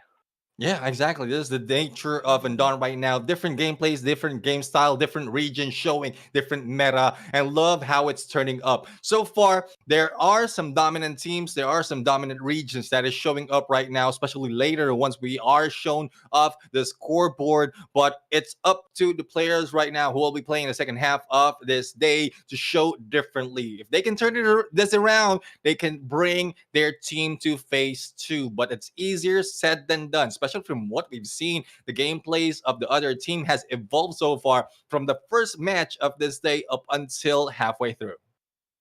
Well, we'll see about it now. Well, anyways, the next match here is going to be Pros Habibi up against Alliance Clover. It's going to be the battle of Indonesia and Indonesia. So, we'll see how this one's going to play through. Overall, Pros Habibi, they were struggling big time. Alliance Clover, on the contrary, did also struggle up against YOLO, which was pretty unfortunate because they were able to start things quite strongly, but at the latter stage of their whole, altercation, YOLO was just able to shock the crowd down with that very good turnaround on match number 3, Central Shopping Mall. Yeah, and we are now about to witness the team battle between Alliance Clover from Indonesia. Minato, Rain, Raptor, and Ruby Nart will be back going against Pros Habibi. That will be represented by Diablo, Trabs, Sifong, and Panda for you. Again, this battle of same region but different teams. We'll have to find out which team has better tactics. Would it be the brand of Alliance, or would it be the Pros Habibi who'll grab a better tactic and a better game to afford this battle? Now, for you guys wondering once more, what is this tournament all about? It's just about teams playing PvP here and in the Undawn universe, and it's an international PvP tournament, guys. All across, there is 5 regions included into the mixture. So, guys, if you guys find it all interesting, if you guys have that fighting power within you, feel free to join in the next tournament here for Undawn. Come again, this is the Undawn All Star Tournament. Yeah, All Stars, good chance for you to showcase your team, your brand, and what Undawn has to offer. Again, Undawn not only has a PvP, for those of you who are new to this broadcast, it also has an open world, zombies. Overall, a good chance to enjoy the game is to download and play this game. You can be played on mobile, can be played on PC. So what are you waiting for? Go ahead and check it out from your stores, and it is available for everyone. But the battle right now, we'll have to see. We are going to start off in Central Shopping Mall. There is no shopping involved in this battle. It's just shooting and fighting all the way. So let us begin. Here we go now. First round here between Alliance Clover and Pros Habibi. Let's get it on. Looking like it's going to be initial heavy mid control here for the set of Pros Habibi. Initially, we always get to see Panda for you here on the front line, and he's going to be having this first initial altercation up against Mitozaki on the other side of the map. Yeah, let's see if they'll be able to start this around. A little bit of healing being done right now. Oh, what a shot in there against Ruby Mart. And Ruby Mart needs a little bit of love and support from the healer, which is Raptor. Now, as you can see right now, a little bit of rotation being done by the other teams. Let's see if Pros Habibi can rush this through. There goes the takedown, but the recovery instantly has been done. Now we're seeing here, it's going to be Diablo playing on the corner of the map, trying to support his squad. Cpong here on the front line will be getting a lot of support from their healers, so that's going to be pretty nice here, especially if they want to offer this constant front up attack. And overall, there is still no sense of knockdowns that we are seeing here, all because of the supports doing their jobs so respectively well. Exactly. I mean, that is what support really is needed for. But compared to what we've seen in other gameplays from the other teams, I mean, there's not so much of healing that needs to be done. That will depend on the tactics that they are using right now in this play. But they are just a stalemate right now, despite of the damage that has been put in from either side. Rain OP receiving halfway through of that HP, but will be recovered right now. But on the right-hand side, someone is just lurking and waiting for the perfect timing. Now, 1 minute and 20 seconds left will be left on the clock, and so far with the whole map control that the Alliance Clover is doing right now, it's looking like they are about to pull away with its first respective round win. But now, here we go. Clash is coming in. Gonna be Rain from the opposition here. Gonna try to pop the shield and go up front to at least chip off a lot of more damage here. And once over, Panda for you will get a lot more. The support is trying to do whatever it takes to ensure that Panda for you will not go down to the ground. And now Robinart will go out here for the set of the Alliance Clover, actually. And I don't exactly know what to say from this. One thing for sure, it's very chaotic. Raptor goes out, and the Alliance Clover will have 2 players down to the ground. Pros Habibi will have only 1. It's a 3v2 situation here. Make it a 3v1. Alliance Clover, 1 more player to knock out, and they should win this first respective round. But Pros Habibi, they get it all through. Pros Habibi got it through, and that is because they took down the healer within the game, not giving a chance to the remaining 2 players to heal up that quickly. But let's see if there's a chance that the Clovers can turn this around. But Panda for you has done a lot of job, a lot of his job is, but shots being done by Diablo is not connecting. Probably it's because the elevation is not lined up for his favor. And now here we go, round number 2. Opening up, Pros Habibi in a very good shape. They do exactly the same thing. They could possibly pull away. And now we are seeing Alliance Clover once more showing the same intention as they did on the first round. Just getting a lot of mid control, but they're going to find means to play more cohesively and try to pick off those players one by one, especially the support. Let's see if they can support it well. And they are just waiting to the final 2 minutes. Foam bomb has been used. Rubinart will try to go in for the push right now. And there goes Rain OP being recovered at this moment. Here comes the frontliner. Rain OP being shot at by Zoo, being caught by surprise with a foam bomb. Managed to get away, but this is Zoo, his death as he goes down in his knees. 3v4 situation right now favoring Pros Habibi. Put up to his name now. Pros Habibi once more about to get this round away from the set of the Alliance Clover. Spraying down, Robinart goes down to the ground. Panda for you might just go on a spree on the shotgun in this LMG. And now they go for another run. Mitazaki, 1 step away from getting knocked down. This might just be it. This might just be it for them to close out the deal. Trailing down, running away. The support is on, but may he last for any longer. Minato right now being chased down, being gunned down in the corner and cannot recover. Let's see if they can bring this over. And there goes the takedown being done by Minato. But that's a moment like this. Panda for you has been brought up and they won the game. Pros Habibi, a different story being told. Really good story for them. They fell down against Thailand Hers earlier. For them to get a respondent like this is going to be putting their names up in the board pretty nicely. So, hey, good run for the set of Pros Habibi, but hey, it's still not over. Not just yet. They still have to get through Western District, and if it goes down to the wire, then they go back to Central Shopping Mall. Yeah, I mean, well, the thing is, if it's Pros Habibi that's going to ask, they want to go back to Central Shopping Mall because of how well they did that battle. But we'll have yet to see how the Clovers will be able to turn this around. Again, there's another team coming from Indonesia, similar to Pros Habibi. And Alliance Brand is showing different colors, different shade of colors for their teams. Different approach and tactics right now, but that will be all settled once we have the final score as to which of the Alliance Brand will be moving up onto phase 2. But right now, Pros Habibi really love the turnaround right here. A good chance for them to take it back because this is not their final battle. They will be going in on match number 12, the last match for today, if in case they lose this chance right now. Ooh. Here we go. Numbers accumulated here. Diablo with 3 kills, 3 knockdowns at least. Panda for you with 3 as well. Sipong with 3. And most of the dirty work was just done by Mitozaki. Minatozaki.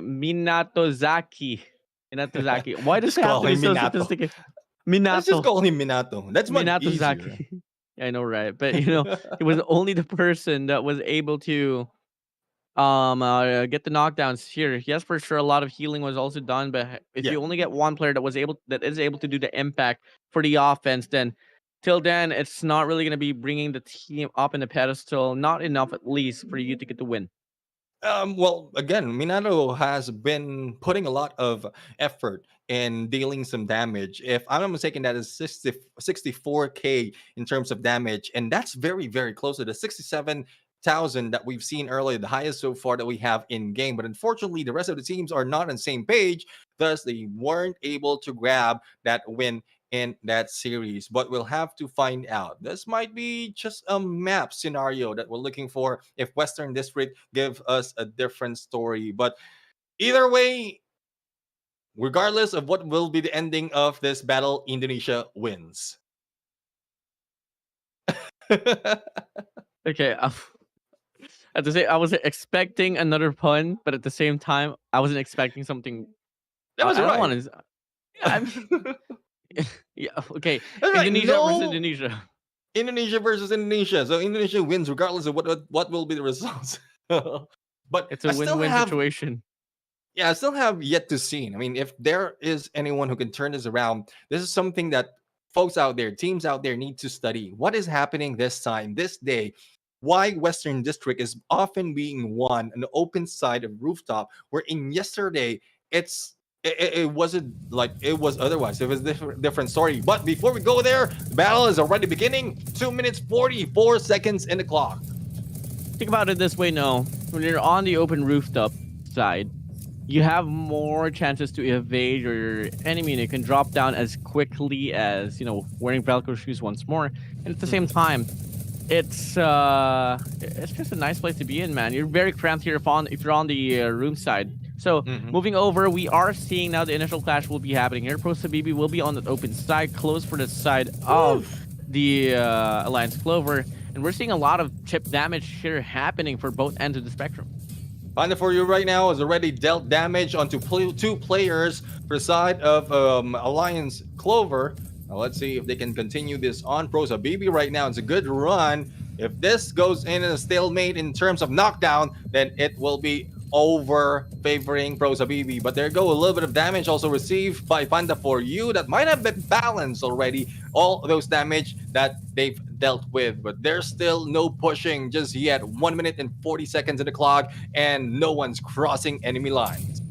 Yep, everyone is just hesitating here. Yep, given for sure that Pro Sabibi did win the first round, but I'm respecting the way that they're not really, overcommitting, not just yet.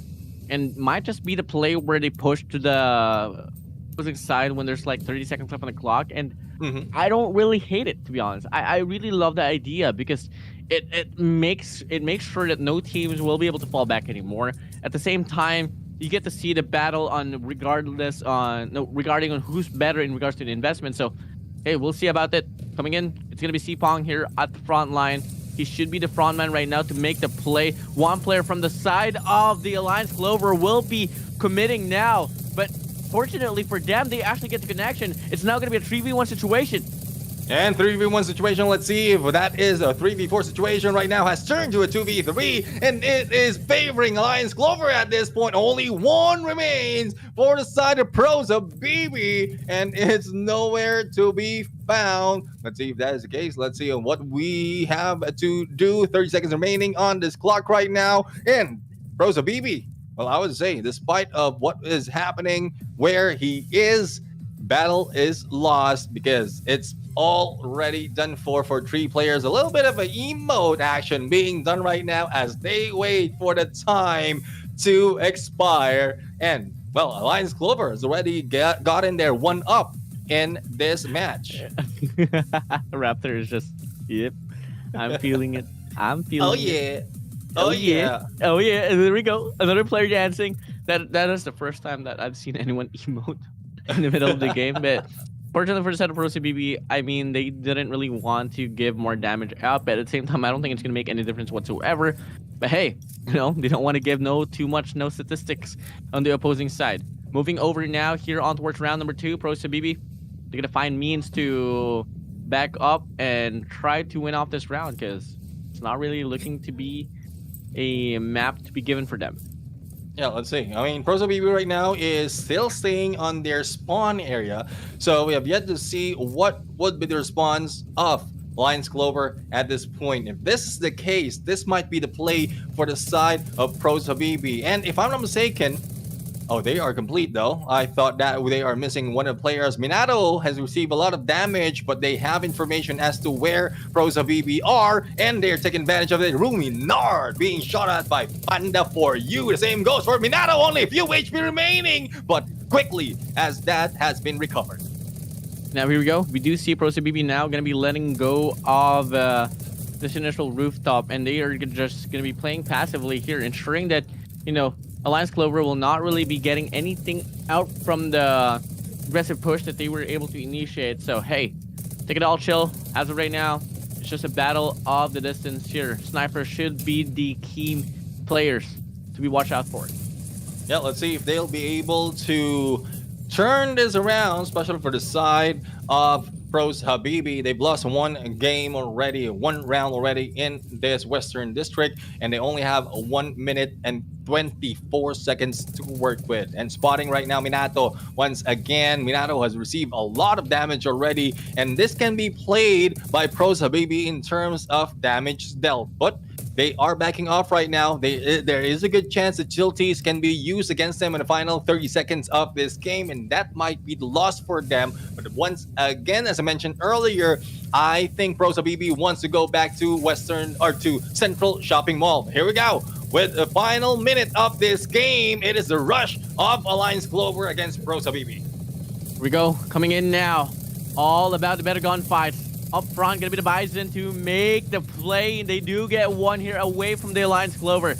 And now moving here quick. They're out in the open, hiding behind the truck. Better to evade the gunfights as of the moment and pull off a reset. But the investment here coming from the side of Pros Habibi is just too overwhelming here as of the moment. And we'll see if that overwhelm will be turned around. And there goes the takedown, the recovery as quickly as that. And Rain OP right now, up close and personal, only a few HP remains. And there goes an opportunity for another takedown. And yes, they did. 4v3 right now. Panda for you, not stopping at anything. And the time will be spent in 4, 3, 2, and 1. And this time around, I can call it Pros Habibi. Got this. Now here we go, determining factor now. Who's going to be able to win this one through? Ladies and gentlemen, a fight should be seen here. A fight should be experienced. Watch out. Pros Habibi and Alliance Clover showing us the beauty of Undawn. Let's see how beautiful it will be for today. Again, it's a beautiful Sunday right now as we have the teams all set up. Back to the room side and back to the open rooftop is both teams. There's no waiting anymore for Pros Habibi to go up or to be pushed in onto their spawns. They are fighting this battle well, similar to what we're expecting them to do. But Pros Habibi, this is how they lost their first match in this map. May we see hesitation. May we see a demonstration on what patience can do. Or will we see brute force coming in between these squads? Coming in now. Time ticking down. 2 minutes and 7 seconds left on the clock.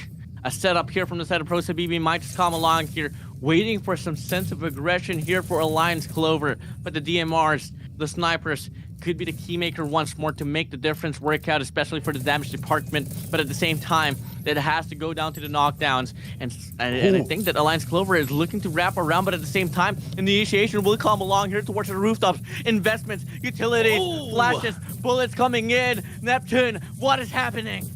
There is a surprise hit from the spawns of Pros Habibis, but Alliance Clover right now is on losing end. They lost 2 of their players. The same goes for Pros Habibis. It's now a 2v1 situation. Let's see who can win this fight. Minato right now is trying to fight it over against 3 players, make that 2 players of Pros Habibi, and let's see will try his best to make the shot, and Trav as well is making their way, backing off at the perfect moment, but it is a 2v1 right now, and the dance is on. Who can get them around? Zipung is still alive and kicking and still fighting it on.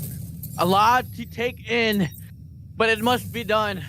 Pros Habibi, they falter, and Alliance Clover, they force another run. And I love the trade-off right now. In Pros Habibi, they were caught off. Oh well, they were able to catch the other team off guard, especially when they stayed on the respawns. But the final moment, Alliance Clover, thought that they can distract Pros Habibi going into their spawns, probably looking for some of the teammates to their side. But no, the distraction didn't work. They were caught off guard. The ones who are rushing in doesn't have the manpower, the firepower to sustain all the battle that is being brought in by Pros Habibi. Thus, Pros Habibi grab their first point in the series. So it's now 1-1 for this match. We're extending it to Central Shopping Mall. Central Shopping Mall, indeed. Alliance Clover and Pros Habibi.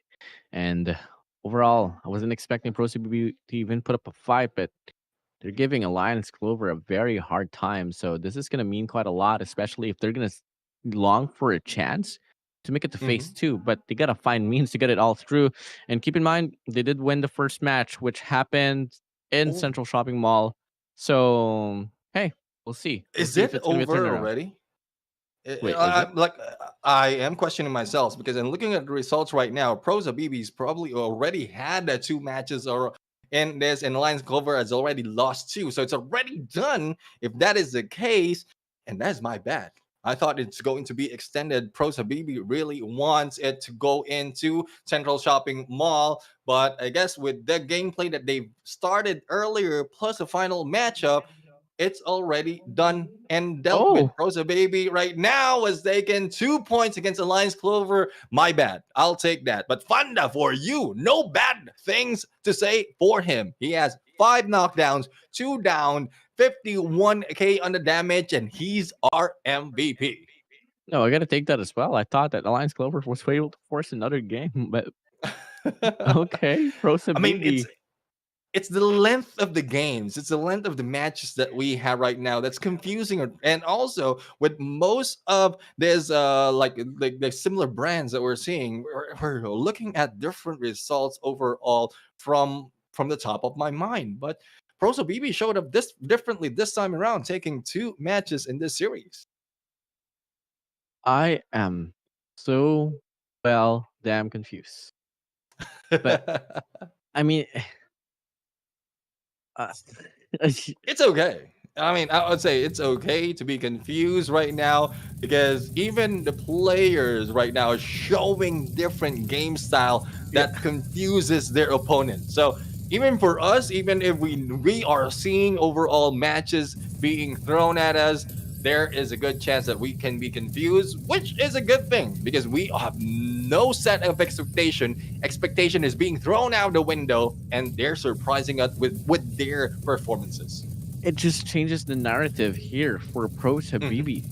For them to lose 0-2 at their first match and now back it up with 2-0.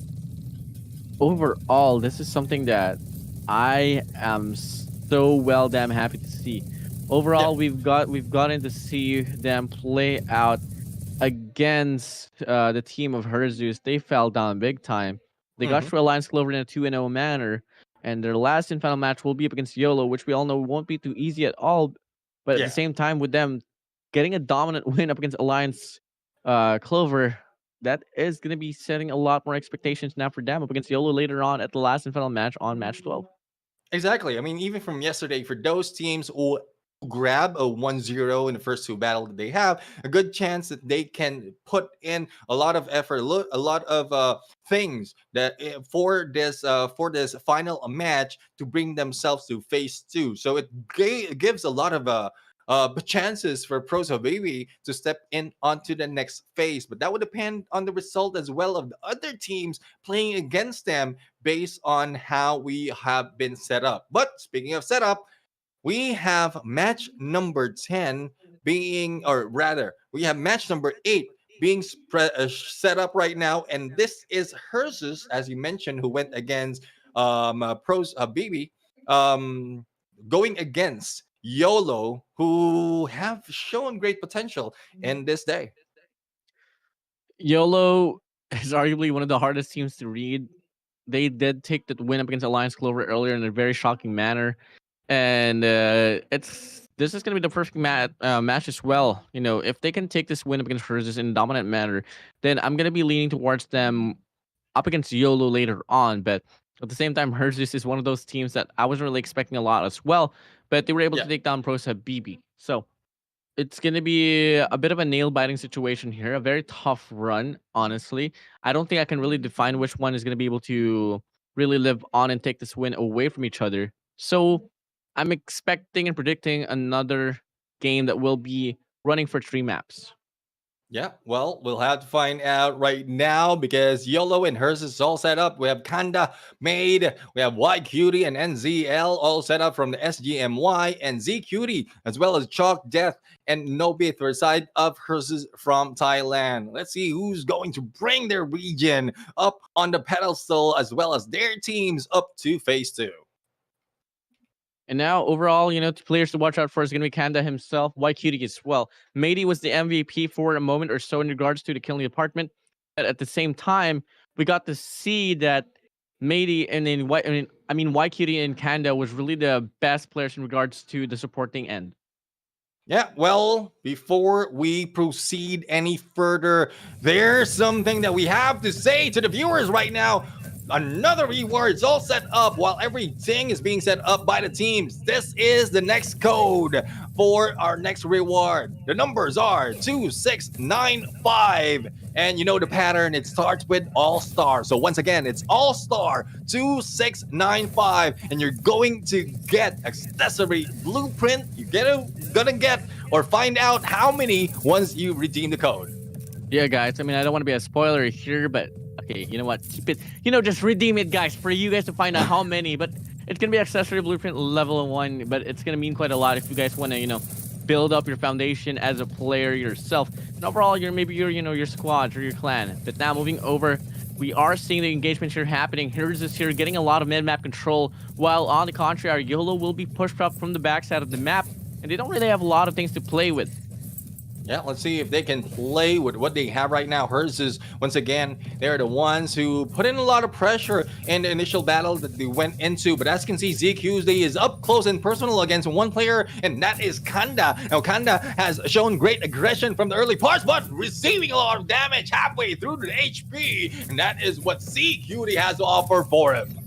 And Kanda is trying to fight and find means to get the damage to be a bit more mitigated here for the set of hers, but at the same time, it is looking to be a very sloppy take here. Hers is now pushing up into the enemy lines, and they are able to close down the distance, drops the shield, one player out in the open. YOLO here is getting surrounded all over the place. They do have an exit way here for the left side, but at the same time, I don't think there is going to be any moment or any opportunities for them to back out, but YOLO responds back with a very strong force, and they do get one knocked down. The resurrection comes in, but at the same time, the damage already has been inflicted, and YOLO right now could be the worst mistake of their lives, because hers is, yes, for sure, they lose one player, but they respond back with triple the force.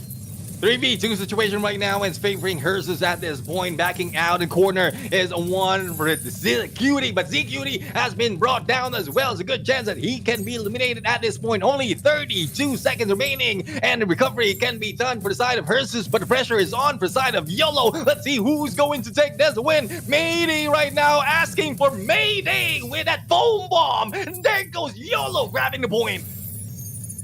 YOLO. Wow. It was such a back and forth battle, man. Princess was able to get the first knockdown. YOLO hopped in. They lose 3 players. Then all of a sudden the resurrection comes in. They get the revival. They get the recovery. And they get the last and final adjustment. Princess was the initiator of it all. Such a very tough pill to swallow here for the set of hers. But hey, game's not over. It's going to be round number 2 now. Can they finally respond back with their own round? I love the way that YOLO did the gameplay earlier as well. They're receiving damage, so they were going around. I guess it's a full 180 earlier from the initial part, but right now they're heading straight into the middle of this map. Death right now from hers is receive a little bit of damage, but also was able to take down a few of the drones. Let's see if they can pull this through right now. Only 2 minutes and 10 seconds remaining in the game, and no one's rushing it that aggressively. But as I say that, Kanda is already moving in, trying to take down one, and it is Nobit. Nobit probably is the healer, and there goes one from the team. But the turnaround has been done. 2v3 situation at this point, and let's see if this can be recovered by the team of Yellow. I guess they did. One from each team has been taken out, and ZL as well goes down. They dropped the utils, they dropped the bomb. They dropped everything that they can to take down Herzus. So far, it's going to be a 2v3 situation, as you would say. Choxy King going to be falling away.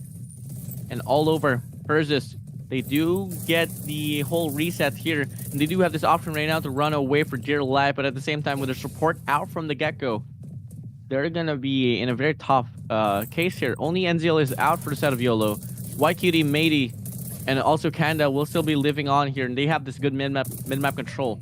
With the knockdowns more Brazilian here for the set of Herzus, YOLO has this call right now that, they can sit back pretty here and not really do anything, and they could win the round. Yeah, I mean, all they have to do is wait for time. But speaking of time, it is around 1 minute. So if ZQD as well as Cha plans to go in for a full rotation, they might be able to catch YOLO off guard, but they are being guarded from either side. There you go, the beginning of the rotation. ZQD right now has gone past through that opening, but they are not showing up just yet. It might be another full rotation later on, but I think they have been spotted already as to how we're looking at on the minimap. There you go. The shots right there will not connect. ZQD right now up close and personal has set up the shield and protected himself, but for how long? That is the question. For how long indeed? YOLO now has this one player on the corner. They can go for the spray down and tangle him up, and he can't really do much. ZQD now down to the ground. Choxy responding back with their own kill as well, but unfortunately, he's only one tap away from getting eliminated. He goes for the heal, but it doesn't last any longer, and YOLO, they win the first match. They just went in YOLO and they grab 2 of the game in that first match. But we'll have to see what they can offer in the Western District side. Because so far, Central Shopping Mall, they have it set already initially, pulling back and for perfect timing, reeling them in. And then on the game number 2, it's quite different. They were a little bit aggressive, taking on the middle of that map, which has thrown off guard the opponent in that battle. So that adjustment alone can show us that regardless of which play you are doing, YOLO can throw you off your feet. YOLO here gonna be overall dropping this one through. That's gonna be 3 overall win maps for them here. And I don't exactly know how to feel about this now, especially up against Pro Sabibi later on, because they're just showing so Brazilian performance here. Matey once more going to be the MVP with 6 knockdowns. Kenda on 3. YQT on the supporting end will only heal for 18k. All because of the fact that, only NZL was the player that will get dropped down. The rest of his teammates, Kanda and Matey, was able to just endure everything that Herzus could offer. Yeah, I mean, again, it is such a good tactics that they did right there, even from the beginning of this game up until the second match. And it's a good thing that they weren't caught off guard, especially on that game number 2. But the battle's not yet over, though, for this team Herzus, because they still have that Western District battle to deal with. But YOLO has the momentum. They have the motivation to go through and finish it up. That would depend on which side of the map they will be spawning from.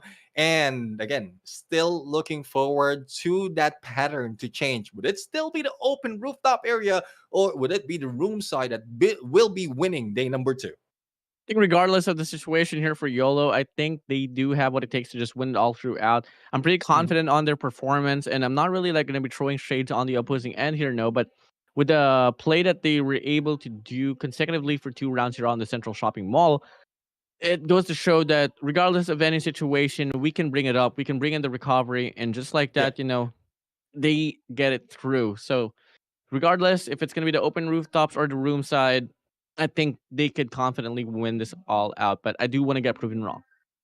Yeah, I mean, we do want to be proven wrong, especially we're talking about Herzus right now, coming from a region of strong teams like Trader as well as Experience and Dragons. But Again, Thailand region showed on and off performances, but the teams themselves has shown great potential. And that we are talking about Dragons right here, who are currently on number one on our leaderboard. But the battle has begun already in this fight, and YOLO is still showing aggression, already crossing behind enemy lines in Western District. Oh, they absolutely want to break the record here for the fastest run on Western District. But now, can they actually pull it off? 3-3 trades here coming in. To be one down for each end of the spectrum. And it's going to be Death here, serving the death here for Matey. That's going to be a good run here for the set of Herzus. And a big mistake here for the set of YOLO as they commence this very aggressive take. It's going to be Herzus getting the first round. Herzus did a number on this YOLO team right now, but YOLO's so aggressive in this fight. They lost one of the players, and initially that was their healer, and that made everything go down the drain. Let's see if the same story will be shown in this game number 2 in Western District. They are backing off a little bit, not really being that aggressive team that we've seen earlier, because that is where they fail. Where they fail? Can change it up, turn it to where they succeed. Now, but unfortunately, it's not going to be a place where they can try it all again. They're going to play passively. Oh, smoke bomb. What? I mean, the foam bomb is going to get dropped down as well. And Herzus, they know and get the call, and they're going to go pushing all consecutively, simultaneously. They drop the bomb, they drop the floor, they drop the bodies of YOLO. 2v4 situation anymore. And as we thought that YOLO would be the team that will be serving the fastest win for the side of Western District, it might just be Herzus themselves. And Herzus is feeling this. Why Cutie trying to hold on, but there you have it. A quick 2-0 right now. Record probably has been beat for the entire game, for the entire map to be over, because Herzus was not slowing down despite of the effort of YOLO giving that aggression. Herzus says, no, you cannot push through. We are going to take you down, and take them down. They did. Okay, now maybe the sides did matter.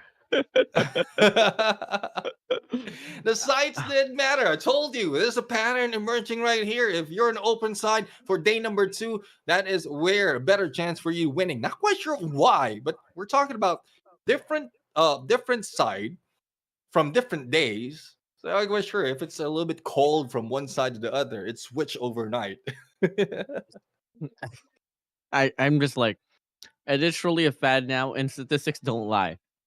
And at some point here, no, I mean, it's not for me to say here, but since it is a round-based game mode, I think that it should switch up sides after sides. It could be a very interesting factor or element someday that we can talk about in the near future, because I think that would bring in more balance into the game, though. I think the sides does switch up depending on like which game or how many games you've been playing. If I'm not mistaken, for the side of YOLO, they are the ones in the open area earlier, and then this time around, they're the one in the room area. But before we go and talk about that much more, we have the match result right now, and Z Cutie, not really just a cutie, but also a fierce competitor for that MVP, followed by Chalk with 4-3 on the knockdowns. Yeah, Z Cutie here, accumulating this 4 knockdowns is going to be pretty phenomenal here. But handed down to the supports here. I mean, Chalk CK was able to get the healing as well, alongside with Nobit. And Nobit, 10,457 might not seem a lot, but at the same time, if you talk about how fast those rounds went on, there wasn't really a lot of more opportunities for them to get heal up, all because of the fact that they were just so good in regards to getting those damage. Yeah, exactly. I mean, if a battle end up that quickly, there's not so much of need of healing, especially if your teammates are that well in taking down the enemy and putting up so much of damage. But again, what surprise! I didn't think that we will be brought in for another round in this game. YOLO has been brought to their knees in that Western District, but they're back to where they won the point. So we'll have to find out if YOLO will be able to bring this back to their favor. Record right now between these two teams in this match is 1-1. So back to Central Shopping Mall we go. Back to Central Shopping Mall here. Should be something to eye out for once more. We didn't really expect. I mean, I didn't really expect YOLO to go down that way here for Western District, but hey, let's see if it's going to be their own town here once more here on the Central Shopping Mall. A lot of aggression here found for a set of Hersus. It's going to be ZQD here leading the Crusade. Yeah, ZQD, the MVP, really had that momentum on him, and ZL right now might be going down. And there goes Hersus, one down already for the side of Hersus, but recovery has been done that easily. YQD trying his best to go in and recover his teammates, but it doesn't work that well for B2 situation. And YOLO is going down as quickly as that. Hersus has broken the record, I believe, in Central Shopping Mall is the quickest game for one match. I am pretty skeptical now on the performance for the set of YOLO here, because that is not the way that you want to go. Hers is, I think, one key factor here now that I'm learning from hers is that if you have a player as confident as ZQT to initiate the play, there is no hesitation that should be happening here. Just back him up, play the support, and just overall do whatever it takes to win it all off. And here we go, another early clasher on the central part of the map. Going to be Matey here facing a lot of fury from the side of ZQD, and he's going to be able to cut off the distance now, and they're putting and ensuring that YOLO will have no return in this very situation. Unfortunate for the side of YOLO. I think their healer has been spotted already. Chalk almost brought down to his knees, and knockdown has been done. But the thing is, it is YOLO just receiving a lot of damage and knockdowns overall, kinda trying his best to go and survive that battle. And ZQD has been spotted by 2. Knockdown is imminent, but no, beaten to it. 4v2 situation. Matey's the next target, and once again, Hersus grab a point, and they grab this match that easily. And we talked about this earlier, how games can just change up the tides of the personas of these various squads. It's very evident here that it doesn't matter how strong you can play off those first games. Once you meet another predecessor on the opposition, it's going to be somewhat different, and it surely was different here for the set of YOLO. They got dominated in Western District alongside the second run for Central Shopping Mall. Ursus going to be a tough force to be dealt with. Definitely. I mean, they're now on their way for the same record as Dragon, though they had one loss already. But the way I'm looking at it, Hersus is trying their best to match up what Dragon has to offer from day number 1. But YOLO, it's not yet over for this team. They had their first series already done and won, but the second has been lost. But they still have Pros Habibi to go against. But looking how Pros Habibi fought against Alliance Clover, then it is still a 50-50 run. But it's already over for the teams of YOLO and Hersus. We are now entering our match number 9. That will be the Boss Falcons going against the Boss Lion. So it's not just a battle of the same region, it's a battle of the same brand. Definitely. Falcons versus Lions. Now, I asked this question before. Not really exactly the same question, but Falcons or Lions? Yes.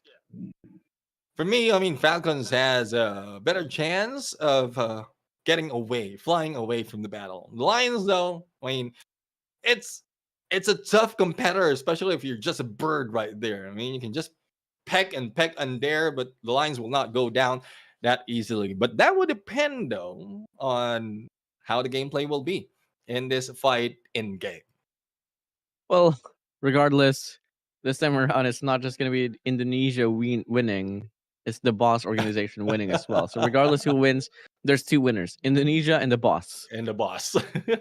But match result right now, Hersus MVP would be Death. And, well, he has brought Death in Battlefield with 6 knockdowns. And not only that, with the help of ZQD as well as Chalk in there, a total of 10 knockdown. And Nobit, similar to what we've seen earlier, not so much of healing needs to be done. They have just ended that game that quickly against YOLO. Yeah, Death with 6 knockdowns. Really impressive performance here for them. Matey was able to be on top of the board, but at the same time, it didn't really matter. Here, overall, the highlights here for a set of YOLO, especially on the first game, was pretty phenomenal to see. The way that they were able to counteract off the aggression that Hersus was able to do, it was a very promising sign that they could be really the contenders here for, let's say, a team like Dragon. But yeah, overall, with this happening here, it might just be Hersus now taking that persona. Yeah, I mean, hers has shown already the aggression that is working for their side from that second match until the third match. But from the earlier, we just saw a replay of that first battle in the Central Shopping Mall. It's the delay that has made YOLO win the game, and it's more of the fast pace that made Hersus win this battle. So that contrast overall really shows us that if you are being fought by a team in a slow pace, well, the best counter is that is to speed it up. And if it is otherwise, then YOLO has a better chance of winning, especially if they can pull them in their perfect spot. But the thing is, there's no time for YOLO, especially in that second Central Shopping Mall, to play with pulling them in, with baiting them in, because Tursus was just so fast in rushing them that doesn't give them that chance. Yeah, really no chance at all. And that was really just about it. No, Thailand is gonna be happy for this one. And Yep. overall, Dragon and hers is, I want to say a Thailand and not Thailand action here. No, but moving over now once more here before we wrap things off on the third quarter of this second day of this event. We have the Boss Falcon and the Boss Lion once more. In regards to the statistics here in line, the Boss Lion does have a better look of the situation here, all because of the fact that they were able to take the win Yep. up against Trader earlier. Yeah, I mean, even if you are faced with a traitor, as long as you know how to look back and take them down, then that is a good chance for you. But as we look right now, this is the lineup for the teams. The Boss Falcon, Abel, SNS, LCE, and Judith is back in play. Same goes for Lion with Kanasai, Ruzico, and Drake together with Mo. So Indonesia versus Indonesia, the boss versus the boss. The only question is, which one was it? Falcon or Lion? Which one will turn into the employee is the question right after this, because you can only have one. You can only have two bosses, and Falcons and Lions will be the team fighting this one through. Indonesia versus Indonesia, the Garudas, as we like to say. And here we go. Soon enough, we are going to be transitioning into the game. First round, Central Shopping Mall, Neptune. Let's go.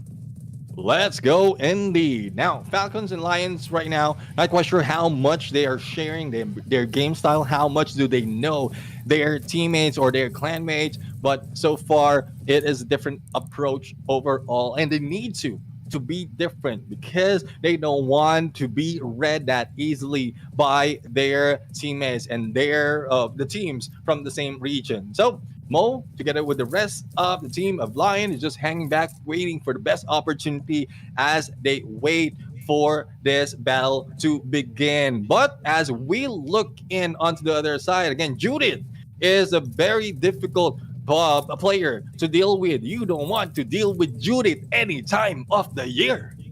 Yeah, I mean, you really have to pay your dues as early as before or on the date. No, and so far we are seeing that the boss lion here is playing like a lion. Exactly, you know, they're just hurtling around the vicinity of the map, waiting for the perfect time to strike. But while the boss falcon does have a lot of opportunities, they are able to just wrap around all through across this very map. And here we go. We are seeing a bit more exchangement here for the side of the boss line and the Falcons.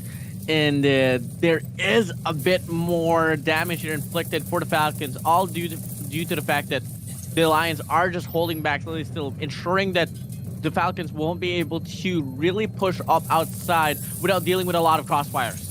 And there you go. First one goes down for side of Lions. Let's see if the second one will be brought down as well. Falcons right now still alive and flying high like a butterfly. And Judith is face to face. And there we have it. Falcons win this first match.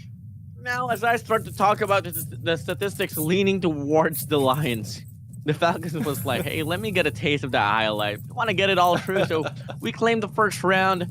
The boss lion now going to be on the deficit. And as we all know, it's only going to be the first to two here for each and every map.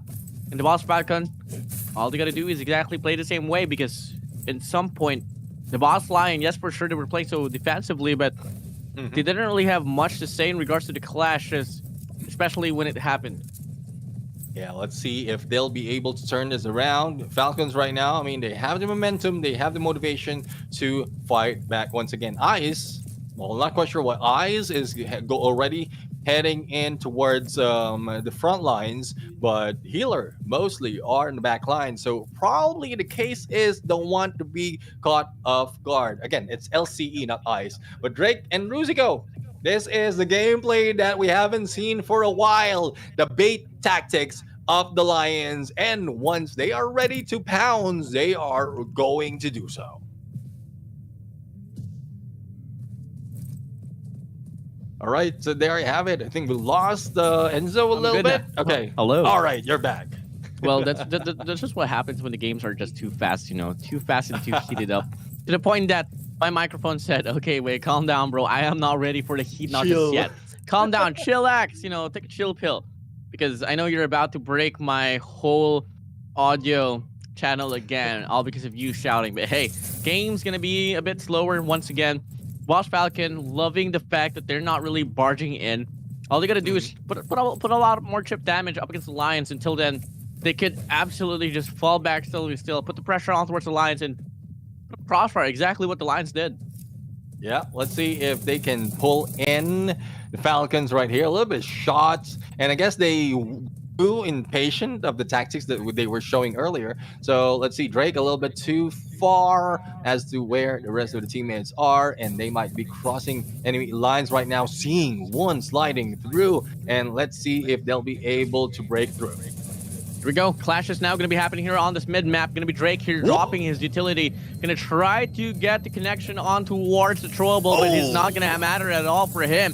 Gets the gunfight to come in. He does get knocked down. The support won't do anything at all. And now we get to see Judith here playing from the backside, reheating the players here coming from the opposition. The Lions here, not really in the best of shape, but at the same time, Falcons is just facing more damages to the point that they do have 2 players knocked down. Lions having the lead. Can they finally get this round to come in, or are they going to fall down even more? 1 player remaining here for the side of the Falcons for them to trail down. And this should be the round here for the side of the Lions. And love the patience play that has been brought in when we thought that they were caught off guard, especially when how one of the players has been brought down. But still, they had a 1-up on the Falcons at that play. Now, the only question is, are they going to use same tactics? Because I'm pretty sure Falcons know about this already. 1-1 in this game number 1. Let's see who's going to win. See who's going to be able to win. Coming in now, round number 3. Game's all tied up. It's a very close series that we were seeing here. Clear intention for the side of the boss line earlier. Good respawn mech for the side of the boss Falcons. Now we are seeing once more, it's just going to be battle of engagement here on the right side of the map. It's going to be your boy Drake here on this DMR, looking to get the head to get picked off. That should be enough to initiate something out, but at the same time, looking at this back, there is not much of his teammates that can be relied on to get the trades, if ever. Yeah. And speaking of trades, trading off a little bit of weaponry right now, and let's see if the SBD will work for him. A little bit of rifle gameplay, but no visibility just yet on the opponents. And as you can see, the Falcons right now is already going in for the waiting game. SNS as well as a Bale is LCE rather is already in position. Now, the only question is, can they use the same tactic as Lion did earlier to bait them in, then hit them by surprise to the best of their favor? Otherwise, if Lions can read through this tactics, then it is done for match number 1. Here we go. 1 minute and 25 seconds up on the clock. The boss Lions here, kind of hesitant to make the push. And they should be. I mean, just by looking at the setup there for the set of the Falcons, playing so patiently at the same time, they have a lot of opportunities to set up the crossfire. So hopping in here, boss Lion, 1 mistake could turn into something disastrous. Yeah, definitely. I mean, it is 1 spotted already by LCE, and I guess the information is being relayed right now. The only question is, where are the rest of the teammates? Drake is already moving into close shot onto Drake and the rest of the team. But the thing is, as he pulls away, he got shot at, but no takedown just yet. We're yet to see who is going down in this battle. Drake right now is trying to go up onto that 3rd level. The shield has been brought up, and there goes Kanasai being hit by Ice. And now here we go. Moving in. Last 30 seconds on the clock. has to find means to go for the commitment. And it's going to be Drake here wrapping around. Has this opportunity for the foam bomb. And he does get one player here knocked down. Looking to get some more. Judith up front. Dancing all across the support. Doing so well. Ensuring that Drake will be able to get the impact. But he does go down regardless. But the boss line, they falter. Falcons, they win this map. They fell for the same trap that they have been setting up overall in this game. Boss Lions drew up this tactics that they will hang back to their base, to their spawn, to wherever they are, and then just reel the enemies in. But they fell for the same tactics. Well, that it is. That there is it. That's the first match between these two teams, and it is the Falcons who grabbed their first point. The only question is, will this be remaining up until that match number 2? Oh yeah, truly, man. I mean, match number 2 here up in the line.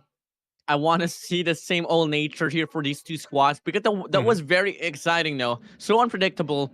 I thought that the setup there for the side of the Boss Falcon was going to be enough for them to take the very round away. But the Boss Lion, they were able to just shock the defense down, shock the Fortress down. And keep in mind, they didn't have to play no defense. It's just that they knew for a fact Falcons, they love to play extensively. And they tried to counter off that. But hey, it was able to counteract the whole intentions there for the Lions. And that was enough for them to get it all through. So GG well played for the Falcons. Yeah, GG, well played indeed. And again, it shows us the different story on how to play PvP in Undawn. First off, you put in a little bit of damage. Once you've dealt that damage, you back off, you reel them in, catch them by surprise. And because of the pressure of receiving so much damage, even without a knockdown, they will be they will be obligated to try and hunt you down. But as you can see right now, we have the Falcons, and our MVP is Judith. Sabi na, ayoko na sa Judith eh. But anyways, Judith is our MVP. 5 knockdowns, 51k on that damage, followed by Abil with 3, and the same goes for SNS and LCE. Not so much of healing that needs to be done. Even Abil had so much more healing compared to LCE because they had that in the bag.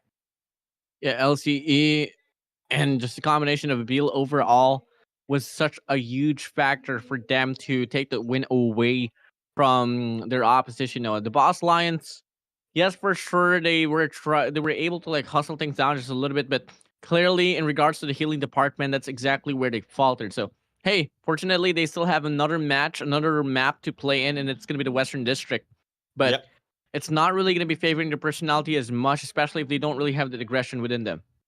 Exactly. I mean, that would depend. Again, we're still looking at the pattern wherein those who are grabbing that open rooftop has a better chance of winning. But I would agree with aggression as well, because if you have the aggression risk, despite of being in the room side, if you can catch them off guard, like regardless how open it is, you can, like, one will be flanking, giving out a lot of damage, a lot of distraction, and then the rest of the teams will be moving in through the door and then rushing them out. Then that can change the story. That can change the pattern that has been built for day number 2. But that's depending on the team and who will be placed on which side. Let's see about it now. Will sides matter this time? I mean, so far it surely has been mattering quite a lot. So coming in, I want to see it all fade away. I don't want to see no side advantage. I don't want to see any of that. I want to see a team say that we can spawn, we can go onto the side of the on the close side of the map and still win this one through. But coming in, it is a very tough order to take in. Let's go. Here we go. Match number 2 will be starting off now. Western District will be the map. Round number 1 commencing. Yeah, let's see who will provide so much of a damage right now. And as you can see, we have Falcons right now a little bit too aggressive, already crossing behind enemy lines and pushing the Lions far on to the edge. But there is no losing streak for Drake right now because he's trying to defend this so much. So it has pushed one of the Falcons already back into the room area. And let's see how they can turn this around.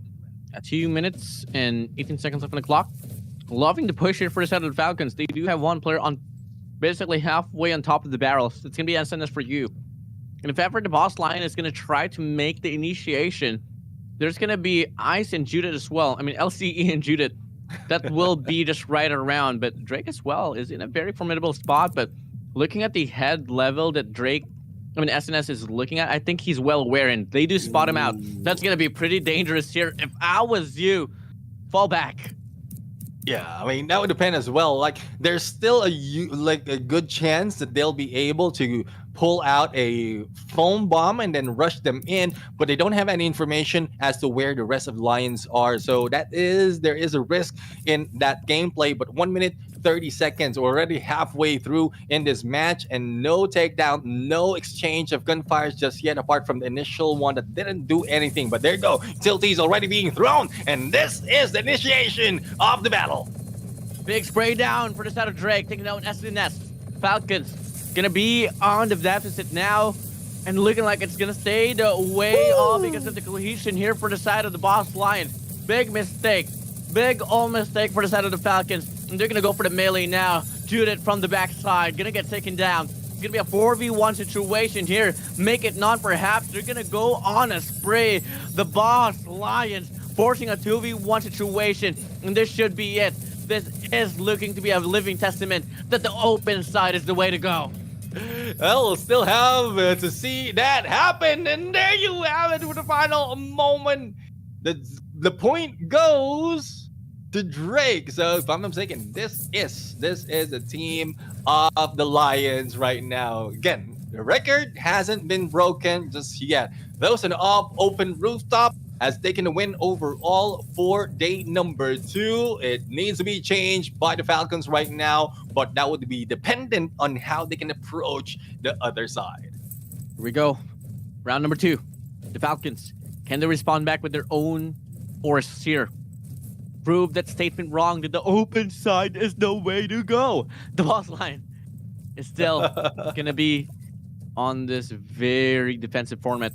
Looking to be the same all mirror here as well, here for the side of the Falcons. It's looking like we're watching a replay, but this time, the boss line, they do play more passively, and it's looking to be in a very good shape here as Drake does find an angle onto SNS. Whoop. SNS doesn't really get the call that there's going to be a player behind him. Ooh. The foam bomb gets dropped. He's down to the ground, and now the trade-off copying happening here for the side of the boss line and the Falcons. 1-for-1 trade. Drake here spraying down one player for the side of the Falcons, and this should be another round for them. 2v3 situation here. Let's go. The Falcons having their wings clipped. But let's see if Drake will be able to continue this through. A little bit of damage, only a few HP remaining. And there we have it. It has been turned around. The Falcons grab their point. It is now 1-1 for this map number 2. And that is how you throw off the Lions. You just fly through them, confuse them to the teeth, and you'll be able to grab that win. Turning it all around, that was a total eclipse of the heart, my guy. That was just pretty gnarly. But now, the boss Falcon, they're only 50% through to prove the rooftops wrong. They love the rooftops, and you're gonna hug it on. They're gonna love it big time. They don't want no roofs. They can win it all off here. Yeah, you know how those people who don't have a roof is working, because they're so hot the roof is on fire and has been taken out. But shield has been brought out right now. Drake also received a little bit of damage. Let's see if they can put it on SNS right now with only a few HP, but managed to survive. Let's see if recovery can be done. Yes, indeed, LCE did his job, but the damage has been dealt. 2 minutes remaining at this point, and it is being done right now for the side of the Falcons. No more armor for a set of SNS. Drake gonna be spraying down that shield. Now all over the place, we are seeing it all become silent. They know the stakes is all up high. It's all gonna come down now to the perfect execution, the perfect timing between the boss Lion and the boss Falcon. Indonesia versus Indonesia. The boss versus the boss. Yeah, this is where we find out which one is the real boss and which one will be left in there as employee of this team. Rizuko right now slowly moving in onto the left side, but no one is showing up. LCE might have been spotted already, and LCE just putting a little bit of distraction, not given any chance to SNS to be taken down that easily. But there you go, the peak has been done by SNS, and they are trying to gun them down, but it is not yet happening just yet. Finally, Rizuko makes that shot. Who'll be the boss? Who'll be the employee? Who will be the kings of the boss organization? Let's come and find out now. Initiation coming along. Gonna be one player, Judith, here wrapping around. Judith! The full mom gets dropped. He's on the middle of the battlefield, and he goes down to the ground. A 3v3 situation here. The trade-off commenced, but they get the pickoff. They get the resurrection, and they're dancing all across the roof left right now. No clear definition who's gonna be able to win. And one thing for sure, the boss Lion, they're on the deficit. They're on the roll, and the Falcons, they win it all 2-0. The Falcons turned it around. They come from the room area and took down the roof of not only the roof, but also the floor, also the walls from the Lions. And there you have it. We know right now who are the boss in this game. The Falcons just flew high, just like a butterfly, or just like a falcon in that game. And oh my goodness, they just went in swoop out of that fight. You know what we say, bro? Paro, Yeah. paro, G. I don't want to dance. You did it already, bro. You did it already, I don't want to bro. dance, really. I don't want to dance. But again, that is a great fight overall. Prove us wrong that it's just an open area that will get that win. The Falcons just swoop in right there, like setting it up perfectly, timing all those beats that's happening. Patience really was a key in that gameplay, which wasn't shown in other teams that have been playing that room side for day number 2. But I guess that is the end for match number 9. In a bit, we're going to see the results as well as who is our MVP. But overall, the boss has already dictated that they have more to offer in this game, despite of them losing early parts of this day. And that's going to be a wrap up as well for the boss Falcon here and the boss Lion, as they have finished off their 3 matches here for today. So, hey, the Falcons, congratulations for them for actually being able to get this one through. I think they do come out of this phase or this whole day here with 2 wins and 1 losses, if I'm not mistaken here. No. And for the side of the boss Lion, they were able to prove themselves as well. So, hey, we'll see how this one's going to go out. For now, though, up next is going to be the 4th quarter for today. Trader up against Panda. Alliance Clover versus Hertz's YOLO and Prosha BB on the last and final match. And here we go, Neptune. Statistics accumulated here for this map number 2 on the Western District. The boss Falcon, Judith, will be the MVP once more.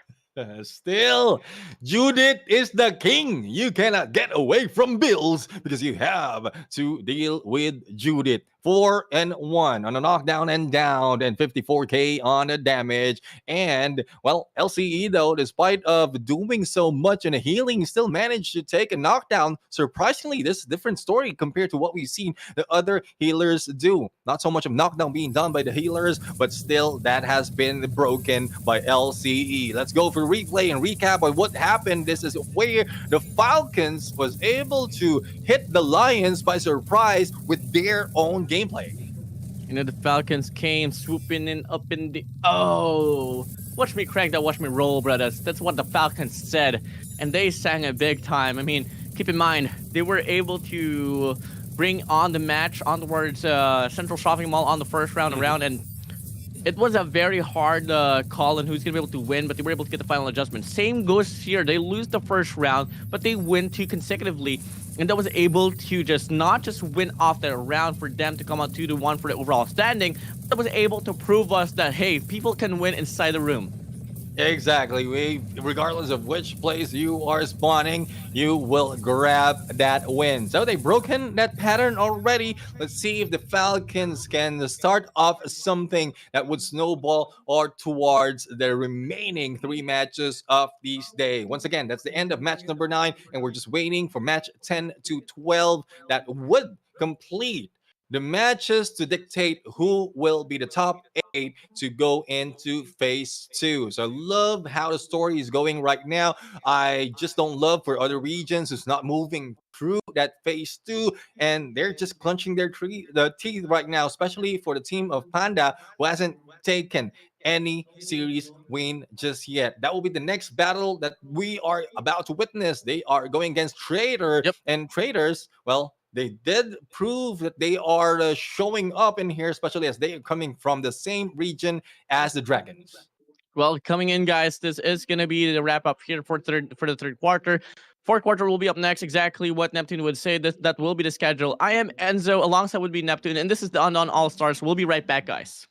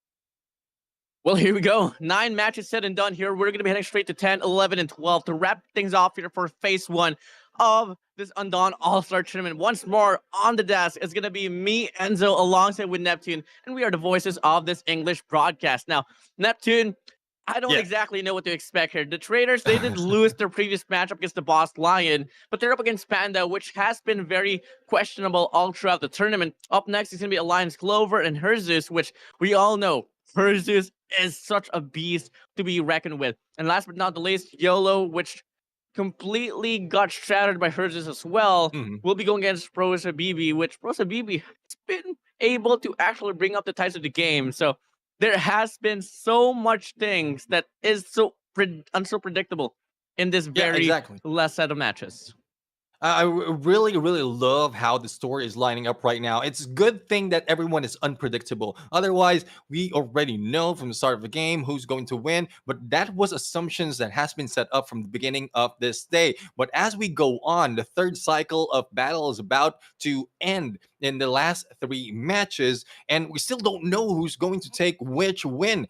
Pandas, though, expectation is being set that they might not go against, might not do well against Traders. But as you mentioned, Trader has already lost one of their battles, and Panda has a better chance, especially if they watch the previous matchup of Traders, understand what the weaknesses are, and also build up their own weaknesses to go against this team. But again, as we line them up, we have the Traders right now, represented by Elsa, Karate, Gur, and Burr, going against Panda, which is Hike, Ivan Noobs, Sar, and JC. So we'll have to see. Thailand against Philippines. Once again, will Trader live up to their name, or will Panda rise up to the grave? Yeah, I mean, coming in Panda, they were formerly known as the champions of one run for the Ravenclaw tournament. And moving over now, we do get to see that they have been struggling all throughout the last 2 games that they were greeted by. So I want to see things change up here as of the moment. Hi, Ivan Noobs, Jar, and Jay-Z. All eyes on you because, the Filipino pride is sticking towards them. And there's not even an assurance, even if they, let's say, win this, that they're going to make it to phase 2. So they just got to do whatever it takes for them to put up the impact here up against Trader. Exactly. I mean, that's one thing. They need to do a lot already in this game. But speaking of game, the game, it has begun. And with 3 minutes, they need to find out what the tactic is better for them, as well as what tactics will work as a counter against their enemy. Panda right now initiating battle and trying to take shots into the middle of this map. It's a good thing that they have already headed it off in this fight, and they have set off their eyes on 2 of the enemies. Here we go now. Early altercation here, led by Jay-Z from the side of the Panda. They take down 1 player, they take down 2 players, and this might just be the fastest round for Central Shopping Mall. Last player remaining for the side of the Traders. And just like that, they lose the round, and they win it all. Surely could be the fastest round of Central Shopping Mall. Where this side of the Panda being from the early parts of this day. This is what we were asking for. This is what we're looking for. Panda right now has a good chance to break through where they are right now. And if in case they can catch Trader off guard once again, it is a good start for them. But aggression has its risks. So hopefully the risk has been taken out. And there you go. Panda has received a little bit of damage coming from Bird. Bird getting the damage. It exposes information and location as well. There is going to be a big old fight here between him and Jar is going to fall back, hoping for the support to come in, and it comes in at the last and final second. But they do take down 1 player. The rest of the squad of Panda is looking to get the revenge to be on, but unfortunately, as we get to see, they're dropping like flies. 2 to 3 will be the numbers of the game, and so far, once more Traders, they're on the verge of losing the round.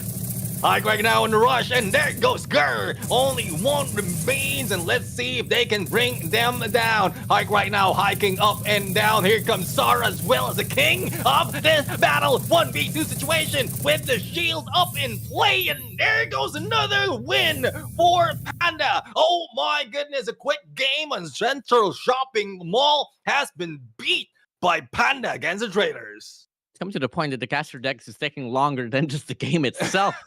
Panda,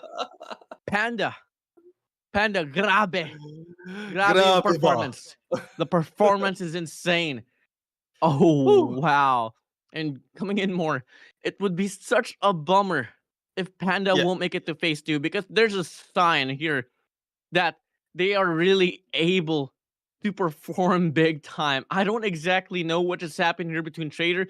They showed promising performance, but they lost quite big up against the boss line. And moving over now here, Trader on the verge of losing up against Panda. So, Western District might just be the way to go here. And if it's not going to go to any way to the Traders, then, hey, we might just be able to see some sort of a tiebreaker later on. Oh, I mean, I don't want any tiebreaker. I want Panda to show up similar to what we've seen Central Shopping Mall being played. Sar. If I'm not mistaken, Sar is a different name for King. It came out to me. But together with Hike 31K on the damage, 4 and 3 in the knockdowns. This duo really has done a lot already in this game, and Ivan Noobs, thankful for Ivan Noobs doing all the healing in spite of them going down first. He was able to bring them back and recover, revive them from the play. So this is the composition. This is the gameplay that probably shows us what the Panda, how wild Panda really plays. Hopefully it continues on onto the next series. They can return to the play. They could come in here and pull off play probably because they are really infectious here in regards to like how they pace up the game. Once they go for the commitment to play fast, their opposition couldn't really do much at all. So really props here for the side of Panda for being able to get it all done. Now, Western District, a very totally different map, different nature here. Can they do exactly the same thing? I think it's the perfect map for aggression. Yeah. I mean, if it's the same approach that we've seen earlier from the Falcons, if they can do the same thing, then they will be able to grab that win. But we're talking about Trader right here. Traders, again, they are two-faced. At some point, they will start it off as if they're losing, and then later on, when the battle, but it still have yet to be seen because the Boss Lion was able to do the same thing, but still managed to win a series. So, Panda, especially with fans out there, Mori-san is waiting for you to take the win for the Traders. The Thailand teams has been dominant already in games just like this, and this is just the Traders to prove that they are a strong region to face. But again, there's a lot at stakes right now because this is the final series for both of the teams.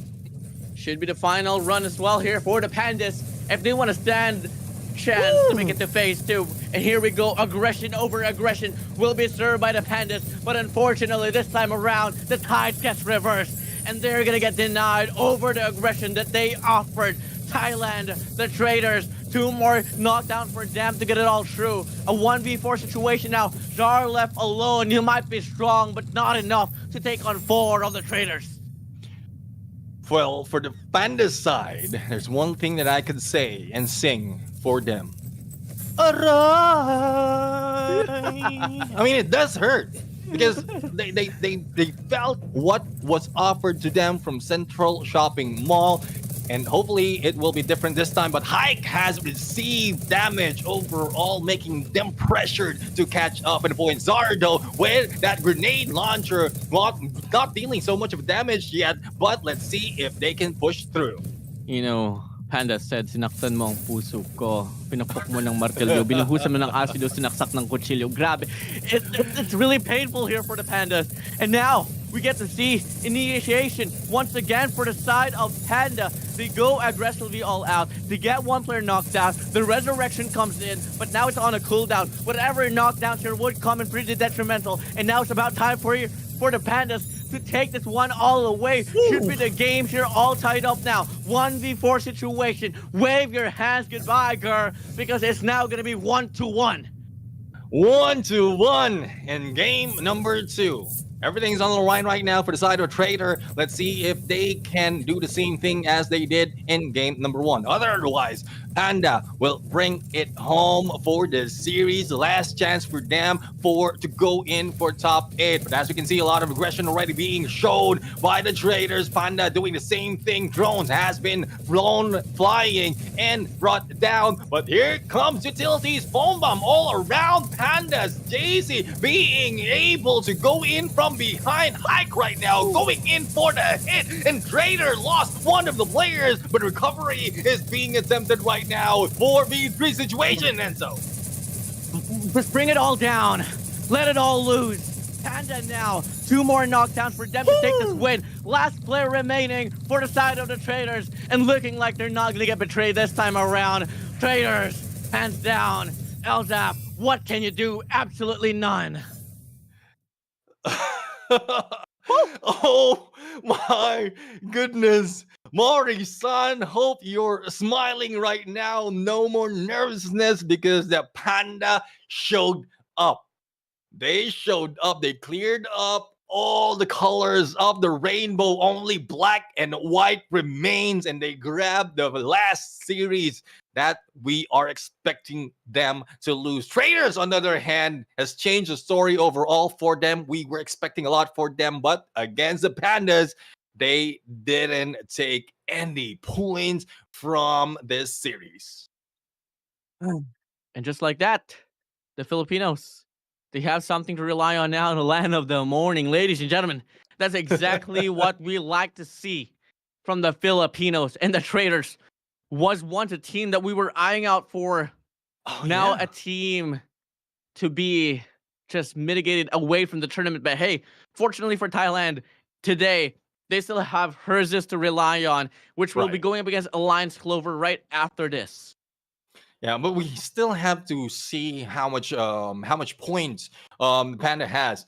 If I'm not mistaken, they did though they lost a series, they got one win from one of the series, so it increased their chance to move in, similar to what we've seen yesterday. But before we go there, SAR, our MVP, 66K, very close to the record that has been set in this tournament overall for the damage, 4 knockdowns and 1 down. Same goes for JC and Hike. News does his job in protecting and recovering their teammates. All the carnage being taken out just because of the composition and coordination of this team. Let's check out the highlights, replay on what happened overall. Oh yeah, this whole run here for the Central Shopping Mall was arguably the fastest, if not the fastest that I got to see. Panda, with no hesitation, was just able to barge into the face of the Traders, and they were able to get it all through. Western District was a bit of an exchange here. They were able to... They lost the first round, but they responded back with 2. And that is exactly what I call a comeback, if ever it has to be seen.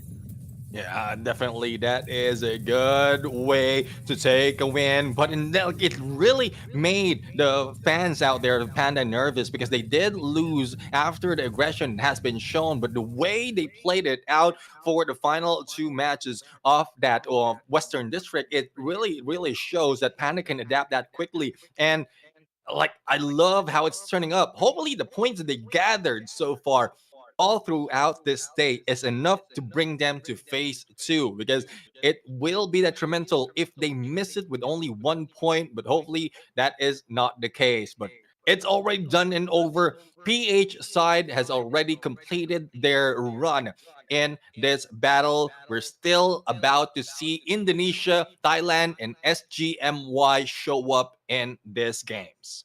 Now, Alliance Clover and Herzis here, let's talk about this now. Herzis, they are on a streak so far. They've won 2 of their series. And with Alliance Clover here on the line, I'm not so certain what they could offer up against Herzis. Not just because of the fact that, Herzis is pretty dominant. Alliance Clover, they don't really have that much of a definition. All because of the fact that they did lose to YOLO. They did lose to Pro Civivi, if I'm not mistaken. So it's going to mean quite a lot here if ever they can mitigate the whole play here for Herzis. Yeah, the thing is, Alliance Clover is on the run based on the points already a -2 compared to Herzis already on a +2. If in case they win this match in this series of Alliance Clover against Herzis, they are tied up with the Dragons coming from the same region. But let's introduce the teams from both sides. Minato Zaki, Force Miss, Raptor, and Rain representing Alliance Clover. For the side of Herzis, we have Z, Cutie, Chalk, Death, and Nobit. Both are on keeping their eye on the goal, but one can sit back because they've already done so much of winning. Yeah, surely so much now. Minato Zaki, Force Miss, Raptor, Rain, up against ZQD, Chalk, CK, Death, and Nobit. We'll be heading straight now to Central Shopping Mall. First round going to be initiated. And looking like so much. I mean, looking at Central Shopping Mall, it doesn't really matter which sides you spawn into. So it's just all about really the spawnment that you can offer on towards the whole initial situation that will be happening towards the mid part of the round. Exactly. I mean, most of the teams are really choosing to go and stay in the middle part or push through the middle part, but some of the teams are trying their best to get away from that to flank. But as you can see, Raptor right now is in a lot of, has been doing a lot because Raptor has been healing a lot of the teammates. Now, let's see if Hersis will be able to bring and continue this on. Zomzak has been brought down from the side of Herbisus, and there's a good chance for Clover right now to go and take this rush. But no, Minato is being shot first. No aggression, no difficult aggression being done right now by the team of Alliance Clover. But the thing is, ZQT is backing up together with the rest of the team of Hersis. It's pretty crazy here for the side of Hersies that they're not going to be able to get the pick up quite early on towards this round. Usually you get to see a lot of resurrections, but at the same time, it's just not happening here for Hersies. So this is a really good shape, really good face that Alliance Clover is showing right now. A minute and 35 seconds up on the clock, and we are seeing a bit more influence now being done here for the side of Hersies, but Alliance Clover is just doubling it down. Yeah, double it down right now. 4v2 situation. Here comes EQT in the battle in 1v2. And who is going to remain standing? Raptor has been brought down. And there goes Force Miss forcing his way to bring it down. Minato right now will also be taken down, but the recovery instantaneously happen. And there you go. Alliance Clover. The clubs is still on. And they are trying to play this to win. You know, in Indonesia, Alliance Clover, they are about to set something different here once more. Versus they've been having such a good run, but all of a sudden Alliance Clover will be able to win this first initial round so dominantly. On to the second. One more for Alliance Clover to wrap things off here on towards this central shopping mall. And it's gonna be hers this year. Gonna be pretty aggressively be positioning themselves here on towards this mid-map. And let's see if they can pull this back another point. Hers is right now with Death on the other side of this square. There goes a foam bomb hitting Death and still firing back. Let's see if they can survive this battle. No one has gotten down just yet. But as you can see right now, everyone is trying to get around this square so that they can make a play against Hersis. Here we go, 2 minutes left on the clock.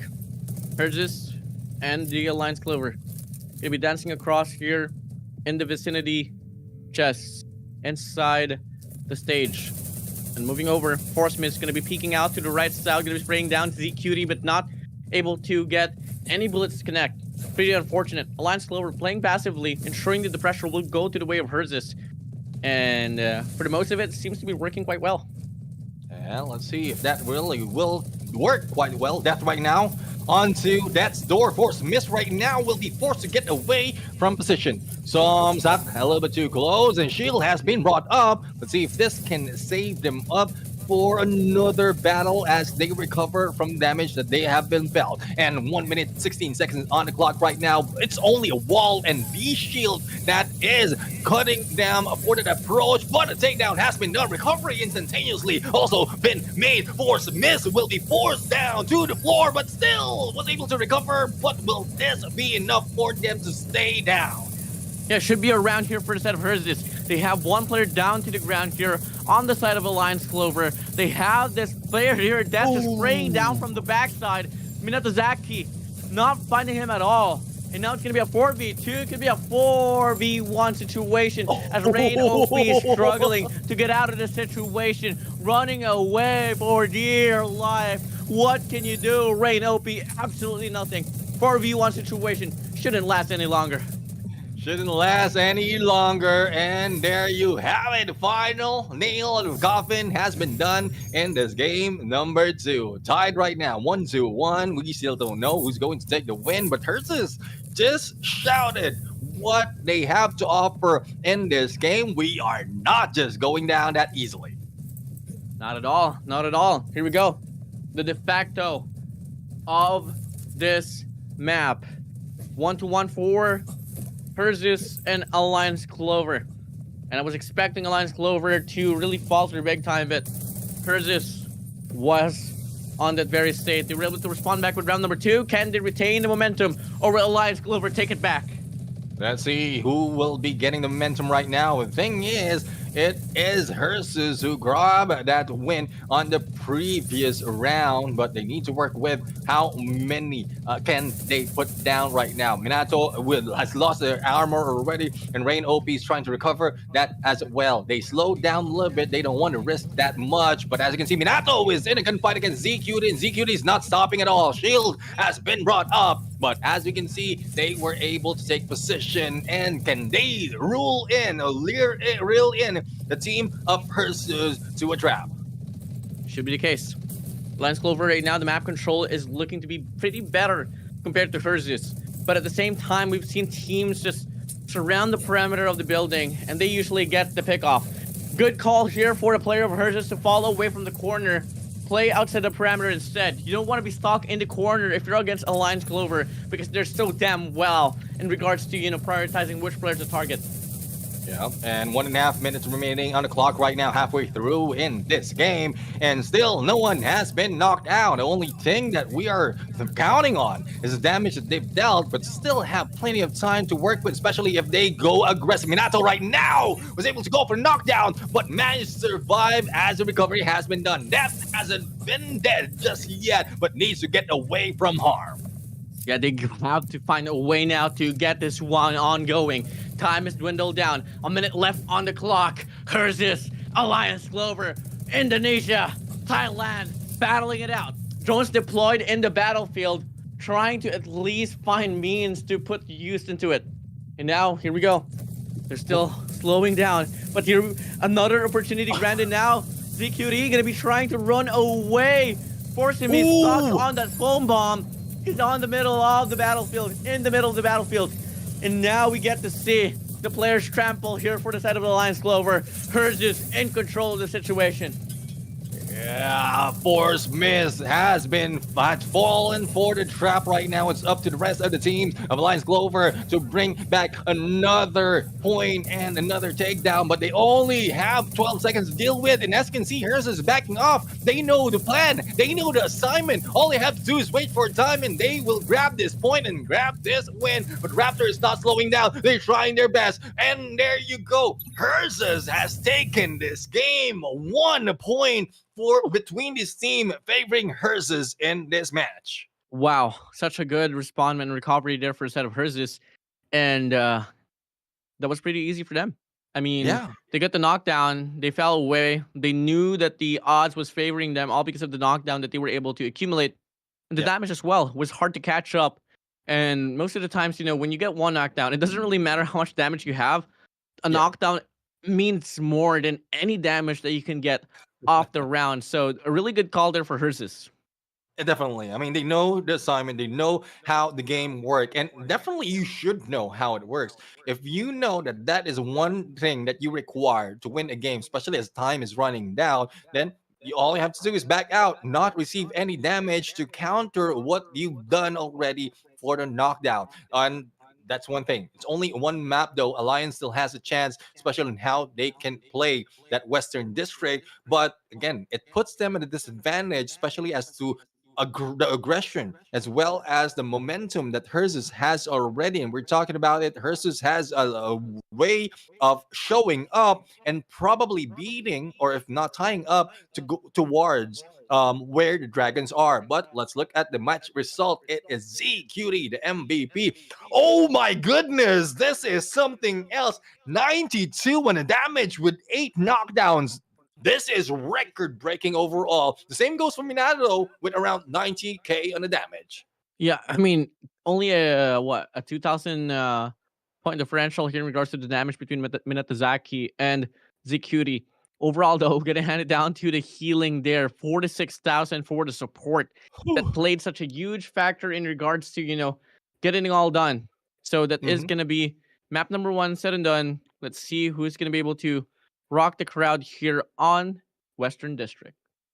Yeah, I mean, well, I guess the record has already been broken as to which side will be the winning side. It's up to both teams right now to turn this around. Now, if it's Alliance Clover who will be able to take that win, well, at least they can extend it over to game number 3. But in terms of record, they're not doing well. In terms of points, they are pretty much in the same spot as to where GRD was from day number one. And if in case they lose this game, then they will be much deeper below GRD. So that's where you don't want to be right now, especially as the Lions brand has brought in three of their teams to represent them in this All Star series.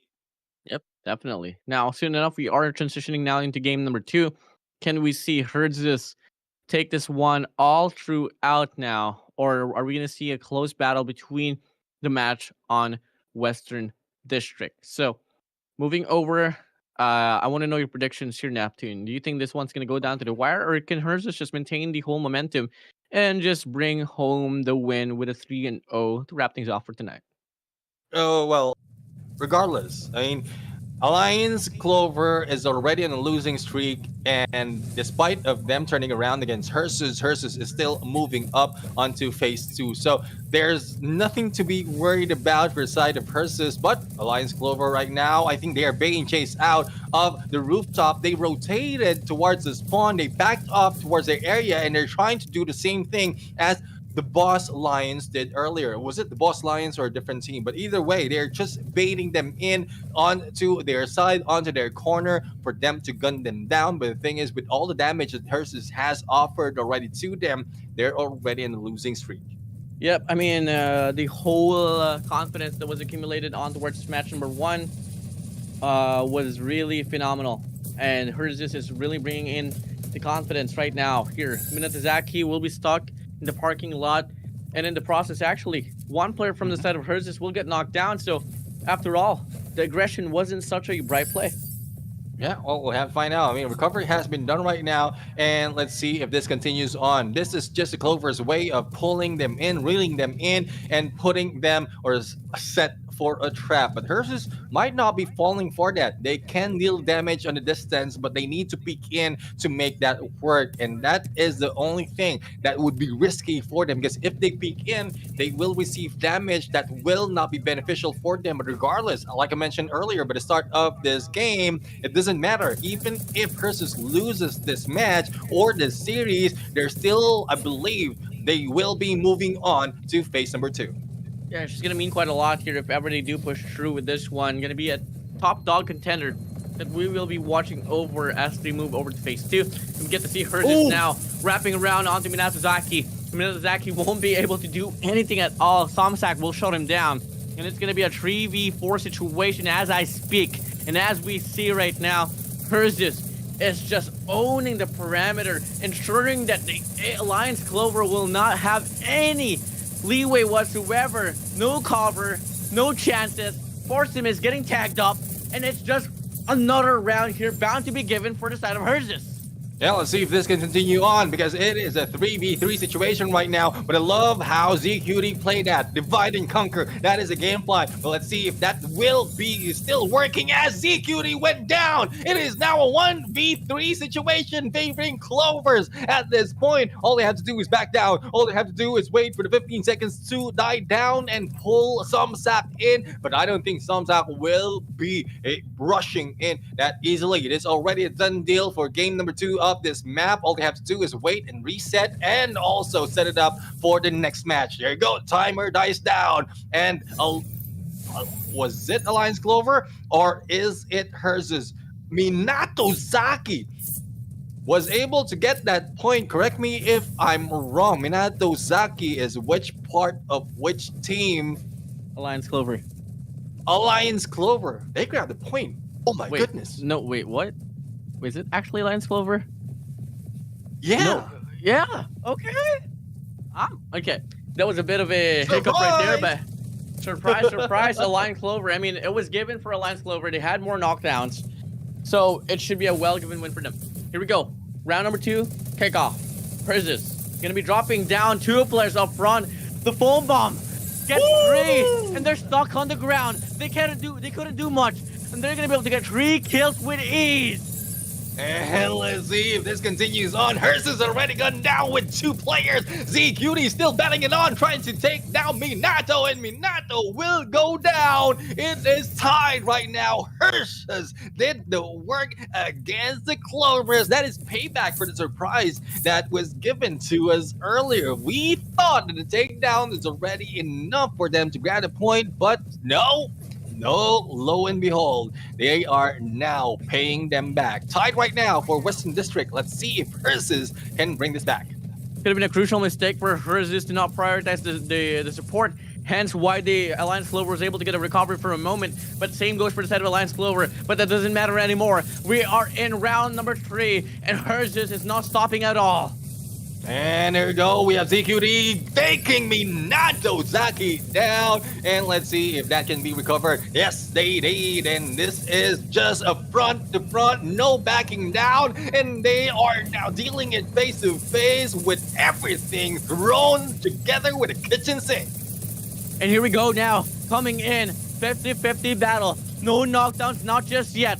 But it's going to be Ursus here inflicting more damage as of the moment. ZQD having such a good run here in regards to rocking this whole enemies out, and we get to see that it's just going to be the Alliance Clover now dropping into the parking lot, ensuring that no map control will be given for the side of Alliance Clover. Yeah, let's see if they can still go in for map control. Rain OP together with Raptor, who's stuck in the corner right now. Even with a peek through, he will be hit with a headshot. And this is the risk of being out in the open, outside of the house. But the backstab doesn't work. Help has been given by ZQT with that foam bomb in the hand against Minato. But still, we are blinded. Heaven's Gate has shown its face, but battle is not yet over. As the Clovers has lost one of the players, battle still continues. Minato in trouble of losing another life, and this is 4v2. We head straight to no man's land, but looking like it's gonna be Ursus in the middle, waving their hands goodbye to Alliance Clover. What a turnaround indeed. When Ursus, well, I guess they were mad, especially what happened in their first match. They thought that they already have that done and dealt with. They had 3 knockdowns, only 1 remains, but in terms of damage and points, they lost that. And again, even I will be angry. Even I will be mad. I wouldn't take that. So they just hit it with match number 2, with game number 2, or round number 2 and 3 to complete that battle. And there you have it. It is now the side of Ursus, who's now tied up with Dragons in terms of their record. Wow. I mean, 3-0 overall. They did lose a couple of matches, but the series here has been pretty flawless, and you're going to hand it down to them. Ursus, surely a contender for the Dragons. ZKT will be the MVP once more. 7 knockdowns for him. 64,000 damage. That's trailing on 3 with 58,000. Somsak alongside with Nobi goes to show that we are seeing a double support setup here for the side of Ursus, which completely worked so well.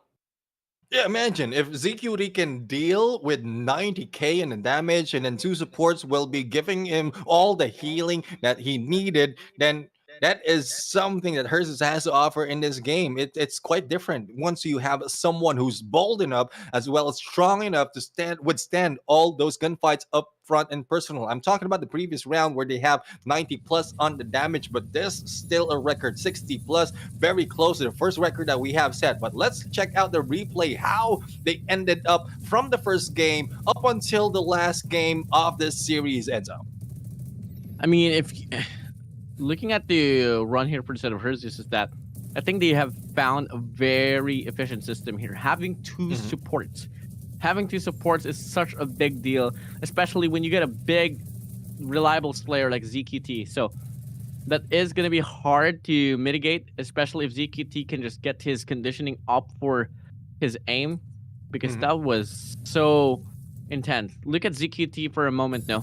He was just pushing all across the enemy lines confidently, and just relying on the supports to back himself up. And keep in mind, he was able to get a lot of finishers here all across this series between the Alliance Clover. Yeah, I mean, it's like he's getting unlimited heal, and like if that is the case, if I know, like initially, if I know that one person has my back all throughout the game, I'm already good. But if I know that two-person has my back, then I am limitless. That will be unstoppable on what I can do. I can go and throw it out anything, pull out a shield, pull out my gun, and spray it out. And this is different tactics overall. We're not just talking about how they play in a specific map, but the entire composition of the team that is quite different to others. And this is the leverage that they have. Truly the case here. And now, with that being said, no, that's going to be a wrap up here between Alliance Clover and Mhm. Herzeus. Up next is going to be the squad of SGMY, YOLO, up against the Indonesian squad of Pros Habibi. Yeah, and well, we are now heading to the last match, and we are giving out a little bit of surprise, especially for those who are hanging back.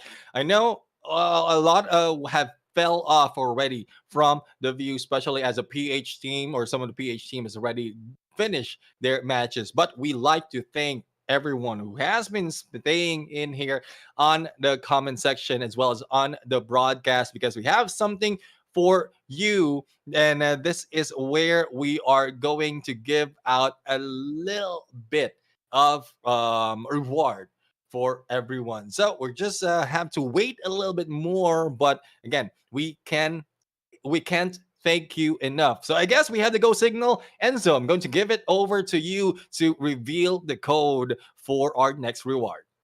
Well, the code will include actually a silicon carbide particle level 2, by the way, with 10 of those, by the way. The code Mhm. will be 3045 or 3045, guys. And obviously, this event is named All Star, Undawn All Star. So it's going to go by All Star 3045 or 3045. I swear, if someone types in O, I'm gonna laugh. Just make sure it's all star and then the rest is numbers 3045. But I guess we are bound to see our final match. For those who missed some of our codes, it will be put in there in the comment section, also pinned in there. So for those who are just moving by now, just today, at this moment, for the code, you have missed already a lot in terms of this day. That's one reason as well we're asking for you to stay with us from the beginning towards the end. You don't have to watch it. At least you're listening to it so that you will be able to hear out what are the codes. But no more codes. This is the last game. This is YOLO go against Pros Habibi. And speaking about moments, this is the moment we all have been waiting for. The last and final match for phase 1 of the Undawn All Star Tournament. Here we go. Will it be Pros Habibi or YOLO? Let's come and find out here, guys. Here we go. Mayday has received a little bit of damage already in this battle, but still it hasn't stopped the reigns of YOLO in this fight. Pros Habibi, though, they've shown so much ferocity from the previous game that they played out, but we'll have yet to see if that will work against the team of YOLO. Vanda for you is one of the guy that you need to be cautious of because he can spray you down that easily. And as you can see from that screen, damage has been dealt so far against YOLO with that much. What happens if the team of Mayday starts losing? You know what he would say? Mayday, Mayday. Mayday, save me, Mayday. Mayday. We're in an emergency. Mayday. Diablo right now is hanging back. Diablo is just hanging back in there, flexing a little bit while everything is happening. And, well, let's see. We have NZL a little bit too close towards the battle and against the teams of Pros Habibi. But Pros Habibi right now, they are not giving out so much aggression. They're reading through the tactics of YOLO before they spring anything. But here comes NZL for the spray down and putting a lot of damage for Panda for you. Here we go. Clashes. Not going to happen, not just yet. NZL going to go for a heal up before peeking out in the open. And now we are seeing a bit more of a passive take here for the side of Pros Habibi, which is actually working out quite well. One player knocked out for the side of YOLO. SGMI squad is going to be on the deficit now. Only a minute to play with here for them to find an equalizer. But with the positioning and the formation that YOLO is doing right now, it's not making their days easier.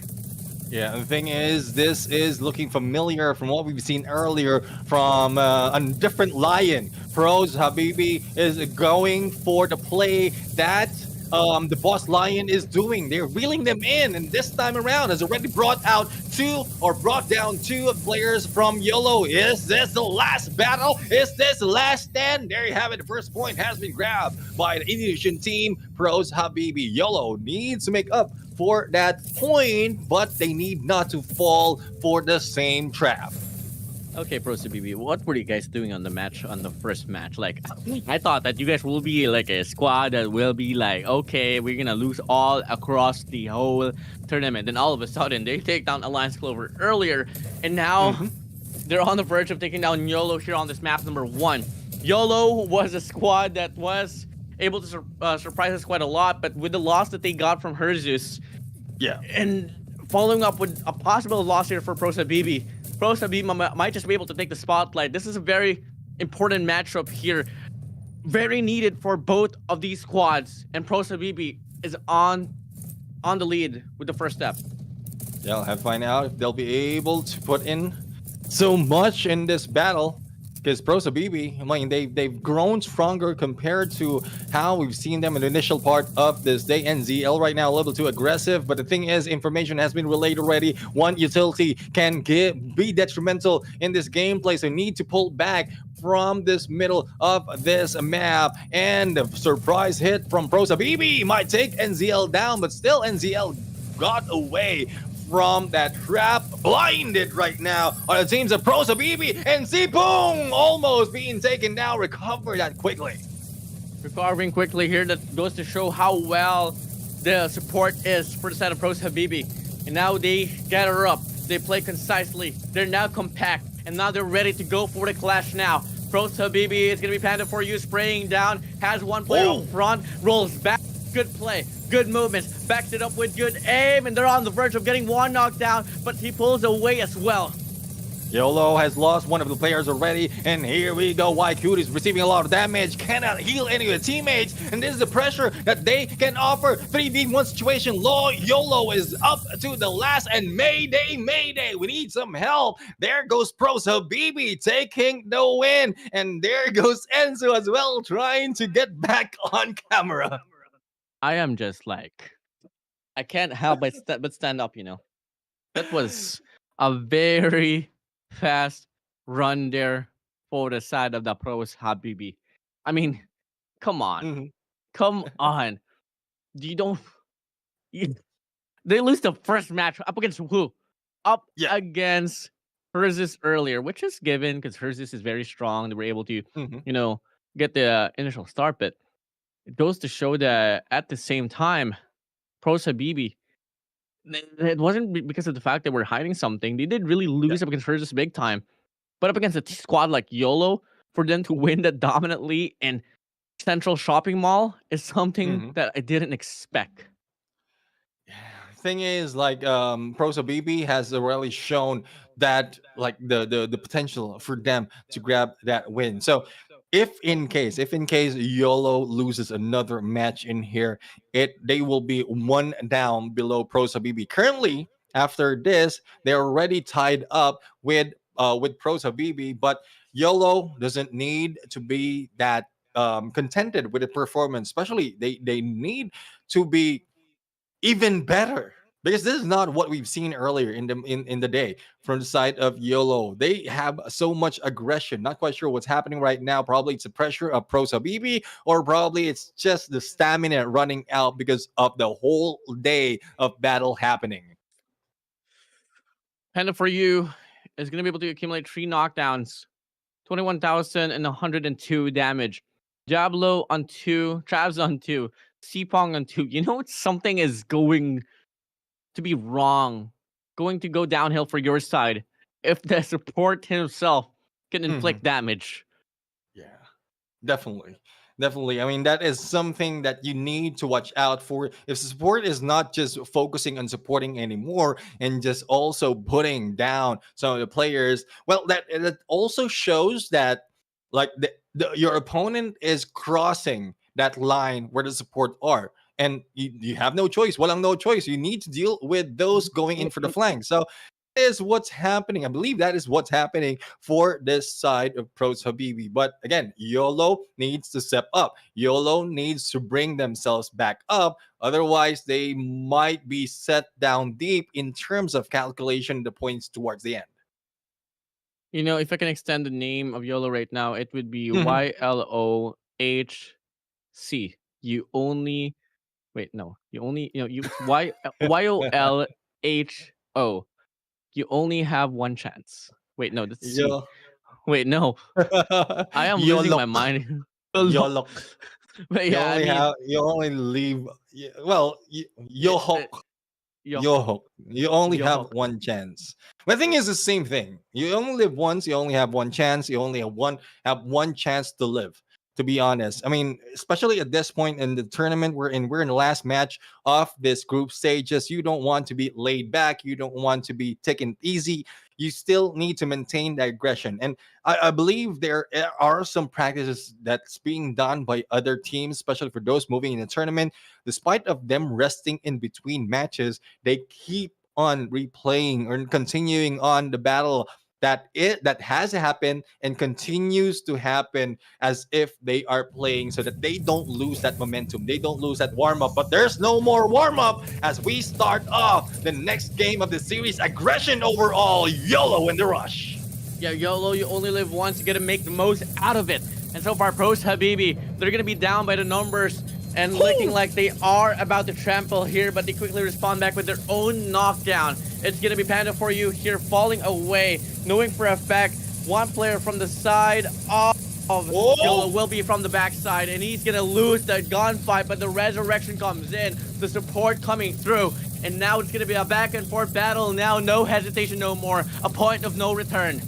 Point of no return, and let's see. There you go. There's no exchange as well in the battle. 3v3 situation, now 2v2. And let's see if Travs can make it through. 2 minutes remaining in this battle. And we are now left with YOLO losing one. Kanda is still alive though, can deal a lot of damage. And Panda for you. So it's Kanda against Panda. Who takes the win? The runaway is now being chased. And there goes Panda going down to his knees, and Travs as well. But Panda is still alive, and Kanda is not going away just yet.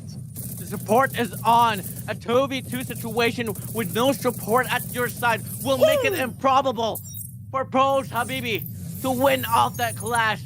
YOLO, they win the first round.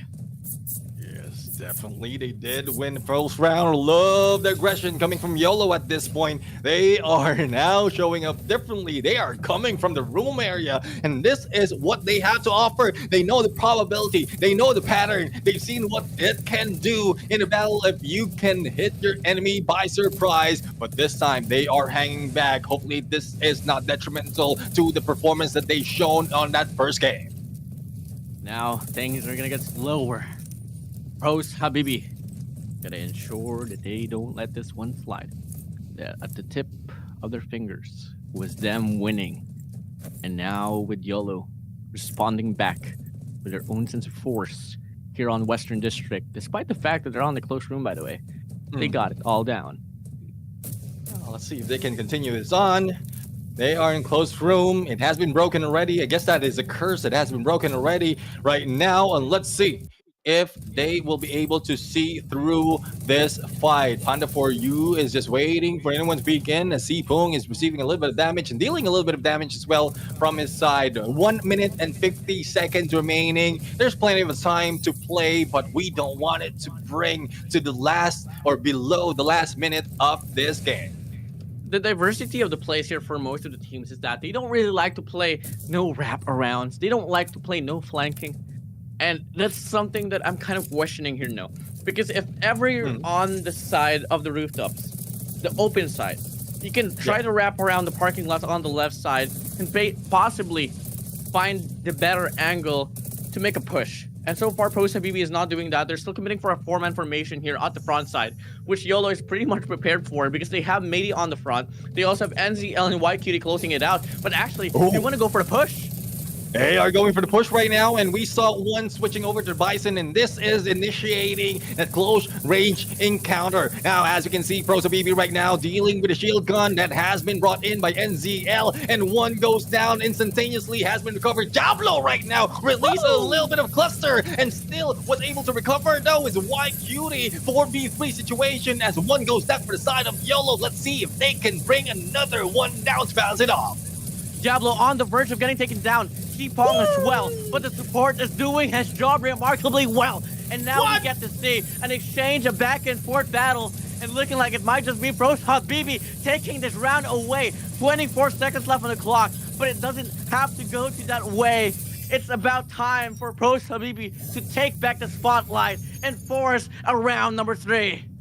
Round number 3, indeed, in Western District. This is something else. Pro Habibi has shown up in here. Even some who are trying to take down those players from Pro Habibi is not spotting those close to them. Kanda earlier was being preoccupied and is being gunned down from the side. So hopefully this can be turned around by YOLO, giving them that chance for another point to be grabbed for the later series or for later match. But there you go, a little bit of damage being dealt with. Sipong halfway through recovering when Matey also lost half of that armor.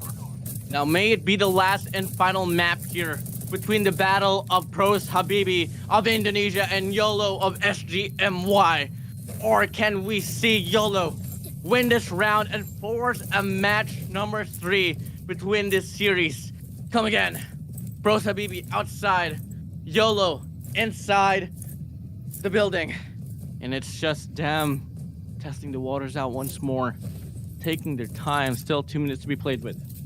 Yep, they have spent so many time in the initiation of this game to waste so much of resources. They need to replenish them, but we are down to the final 2 minutes of this game, and I guess the shield is prepared for the side of NZL if in case they plan to go in for the rush. Hopefully it will be a winning game for them. Otherwise, Pro Habibi will continue and close this match to a T. Now, Diablo closing the gap between them, a little bit of grenade launcher gameplay right here to burn them down as well, and the damage has been dealt. They need to get away. Kanda has been spotted. And has been spotted now, and with the damage here from the grenade launcher, that should be giving them the win here as of this condition. 1 minute and 10 seconds left on the clock. YOLO has to respond back with a better take on the offensive side. Here we go. Pro Habibi closing in the distance. NZL well aware, drops the shield onto the left side. On the right, there's a shield as well. And they have the better angle as of the moment. No break should come true here for Pro Habibi with the setup that YOLO has to offer. Ooh! NZL has been knocked down. It's a 4v3. Recovery has been made, but still no push being done that easily by Pro Habibi. They are still stuck onto their side because of a shield that has been set up from both ends of the spectrum. Recovery is being done right now. 33 seconds on the clock, and there's nowhere to be found. Pro Habibi trying to run away. Surprises from behind, and let's see if they can bring down the YOLO in this game, but still there goes a trade-off of elimination. Pro Habibi, though, has taken this game, and there goes the win. They end this match. They end this series with a dub. Dub indeed. GG will play. Pro Habibi, they come out of phase number 1 with a 2-1 standing. YOLO 1-2. Very unfortunate for the side of YOLO. And keep in mind, I was so impressed with the performance here from the side of YOLO, but they went against Alliance Clover that went down 0-3 for this very day. Goes to show that Pro Habibi has what it takes to move on to phase number 2. Yep, and well, in terms of record, Pro Habibi is up 1 up against YOLO already in terms of points, and we'll have to see which out of Group C and Group D will be on the top 4, continuing on, or it's part of the top 8 overall, continuing on to the next phase of our tournament. But with that being said, 12 matches for today, 24 matches overall over. But let's check out the match result our MVP for that game, for that match is Zipong. Six down, one or six knockdown, and one down with close to 60k on the damage. But Panda for you has brought in around 69k on the damage, which is still low compared to what we saw from Kanda in here, 71k on the damage. Oh my goodness. How do they make that work despite of not winning the game? I don't know how that worked out for them, but hey, it was the cohesion of the squad of Pro Sabibi that was able to counteract the losses that they were, that they got coming in from their previous rounds and all. And keep in mind, Pro Sabibi, the run there for Central Shopping Mall was so dominant right there. Despite the fact that YOLO was the one initiating the gunfight, Pro Habibi, they stepped back just a little bit and went 2 steps ahead right after when they found the perfect time. Yeah, definitely. I mean, perfect timing. That is what Pros Habibi had set in this game. I mean, they know when to back off. They know how to place themselves so that they will not be thrown to the mixer once the team of YOLO has jumped in against them. And even in the final moment, they did not back off. And that gave them a good chance to really bring the game to their side. So Pro Habibi has won that game against YOLO. It is now time to check of the fate of the teams in this group C and D. We've finished 24 matches. The group stage is already over. What's left to find out is who heads in to the next phase. Let's see.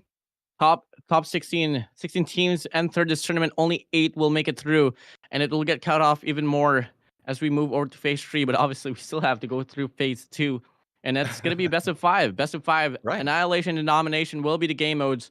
So let's come and find out. Neptune, I think I have a very easy call in who's going to be able to make it pass. Pass through the initial stage here.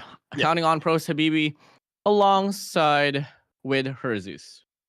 Yeah, I mean, Pro Habibi, Herzus has a good chance, especially from Group D, because they have one up in most, and Herzus has continued their reign, tying it up with the Dragon in terms of point.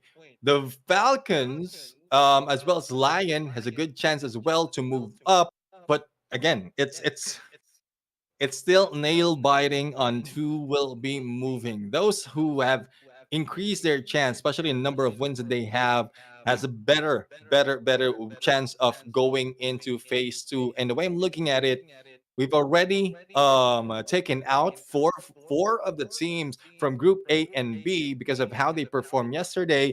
This time around, I guess based on what we're looking at in terms of our reference, we have already counted out 4 teams as well. It's up to what will be the final result that will be shown on the production side. So we're just waiting for that to show up. And before that happens, we'd like to thank everyone on this feed who's watching up until this moment. This is the end. Whoever you are, wherever you are, we thank you for staying with us. We appreciate that effort because it's quite a long day, Enzo, to be hanging back in here, and that is how much we love doing this job. Oh yeah, definitely. I mean, at some point as well, it doesn't even feel like a job anymore. It just feels like entertainment here. It's such an honor casting and hyping these players up. At the same time, appreciating how much efforts they put in regards to like preparing to inside the matches. But here we go. Group A and B was said and done yesterday. Group C and D. These are the top 4 teams that will be making it past phase 1. The Boss Falcon and the Boss Lion, the bosses, will make it past in Group C. And in Group D, obviously given, called it out, Herzus and Pros Habibi will be the second teams that will be making it past phase number 1. The way I'm looking at it, well, none of the PH team was able to go through, and the boss are coming from Indonesia. Pros Habibi, the same thing. Herzus is from Thailand. So that is big odds that the teams from Indonesia is like most of the teams from Indonesia are pushing through phase number 2. And there you have it. We've already concluded the group stages, it's just so nice to see different gameplays, different play style coming from these teams from different regions. But it's all and done with all matches in Annihilation. Next up would be Phase 2, wherein it's a combination of Annihilation mode and Domination that might throw some of teams off guard, especially with so much effort that has been done today and yesterday. Yeah, definitely. And with that match being finished and all, GG will play onwards Phase 1. Phase 2 will be up next, and that's going to be happening on the 27th of January. And right after that, it's going to be another stage that will be welcoming the teams. And with every tournament, as time passes by, only the best out of the best will make it past the current stage. And we got our top 8 teams that will be competing on Phase 2 with a best of 5 run. Annihilation and Domination will be on the line. Yep, exactly. And that continues on to the following day once the first or the top 4 of the Phase 2 will be determined. That will be the grand finals where only full 4 will remain. But compared to Phase 2, where they will be going for the best of 5, Phase 3 will be a best of 7. So despite of the few numbers of teams playing, we're still dealing with a number of games, and that is where stamina is really being counted. But for today, for the group stages, we'd like to thank everyone. Once again, I am Neptune, the gentleman Garcia. Together with me is the Wonder Boy Enzo, thanking everyone and bidding everyone goodbye and good night. See you again next time.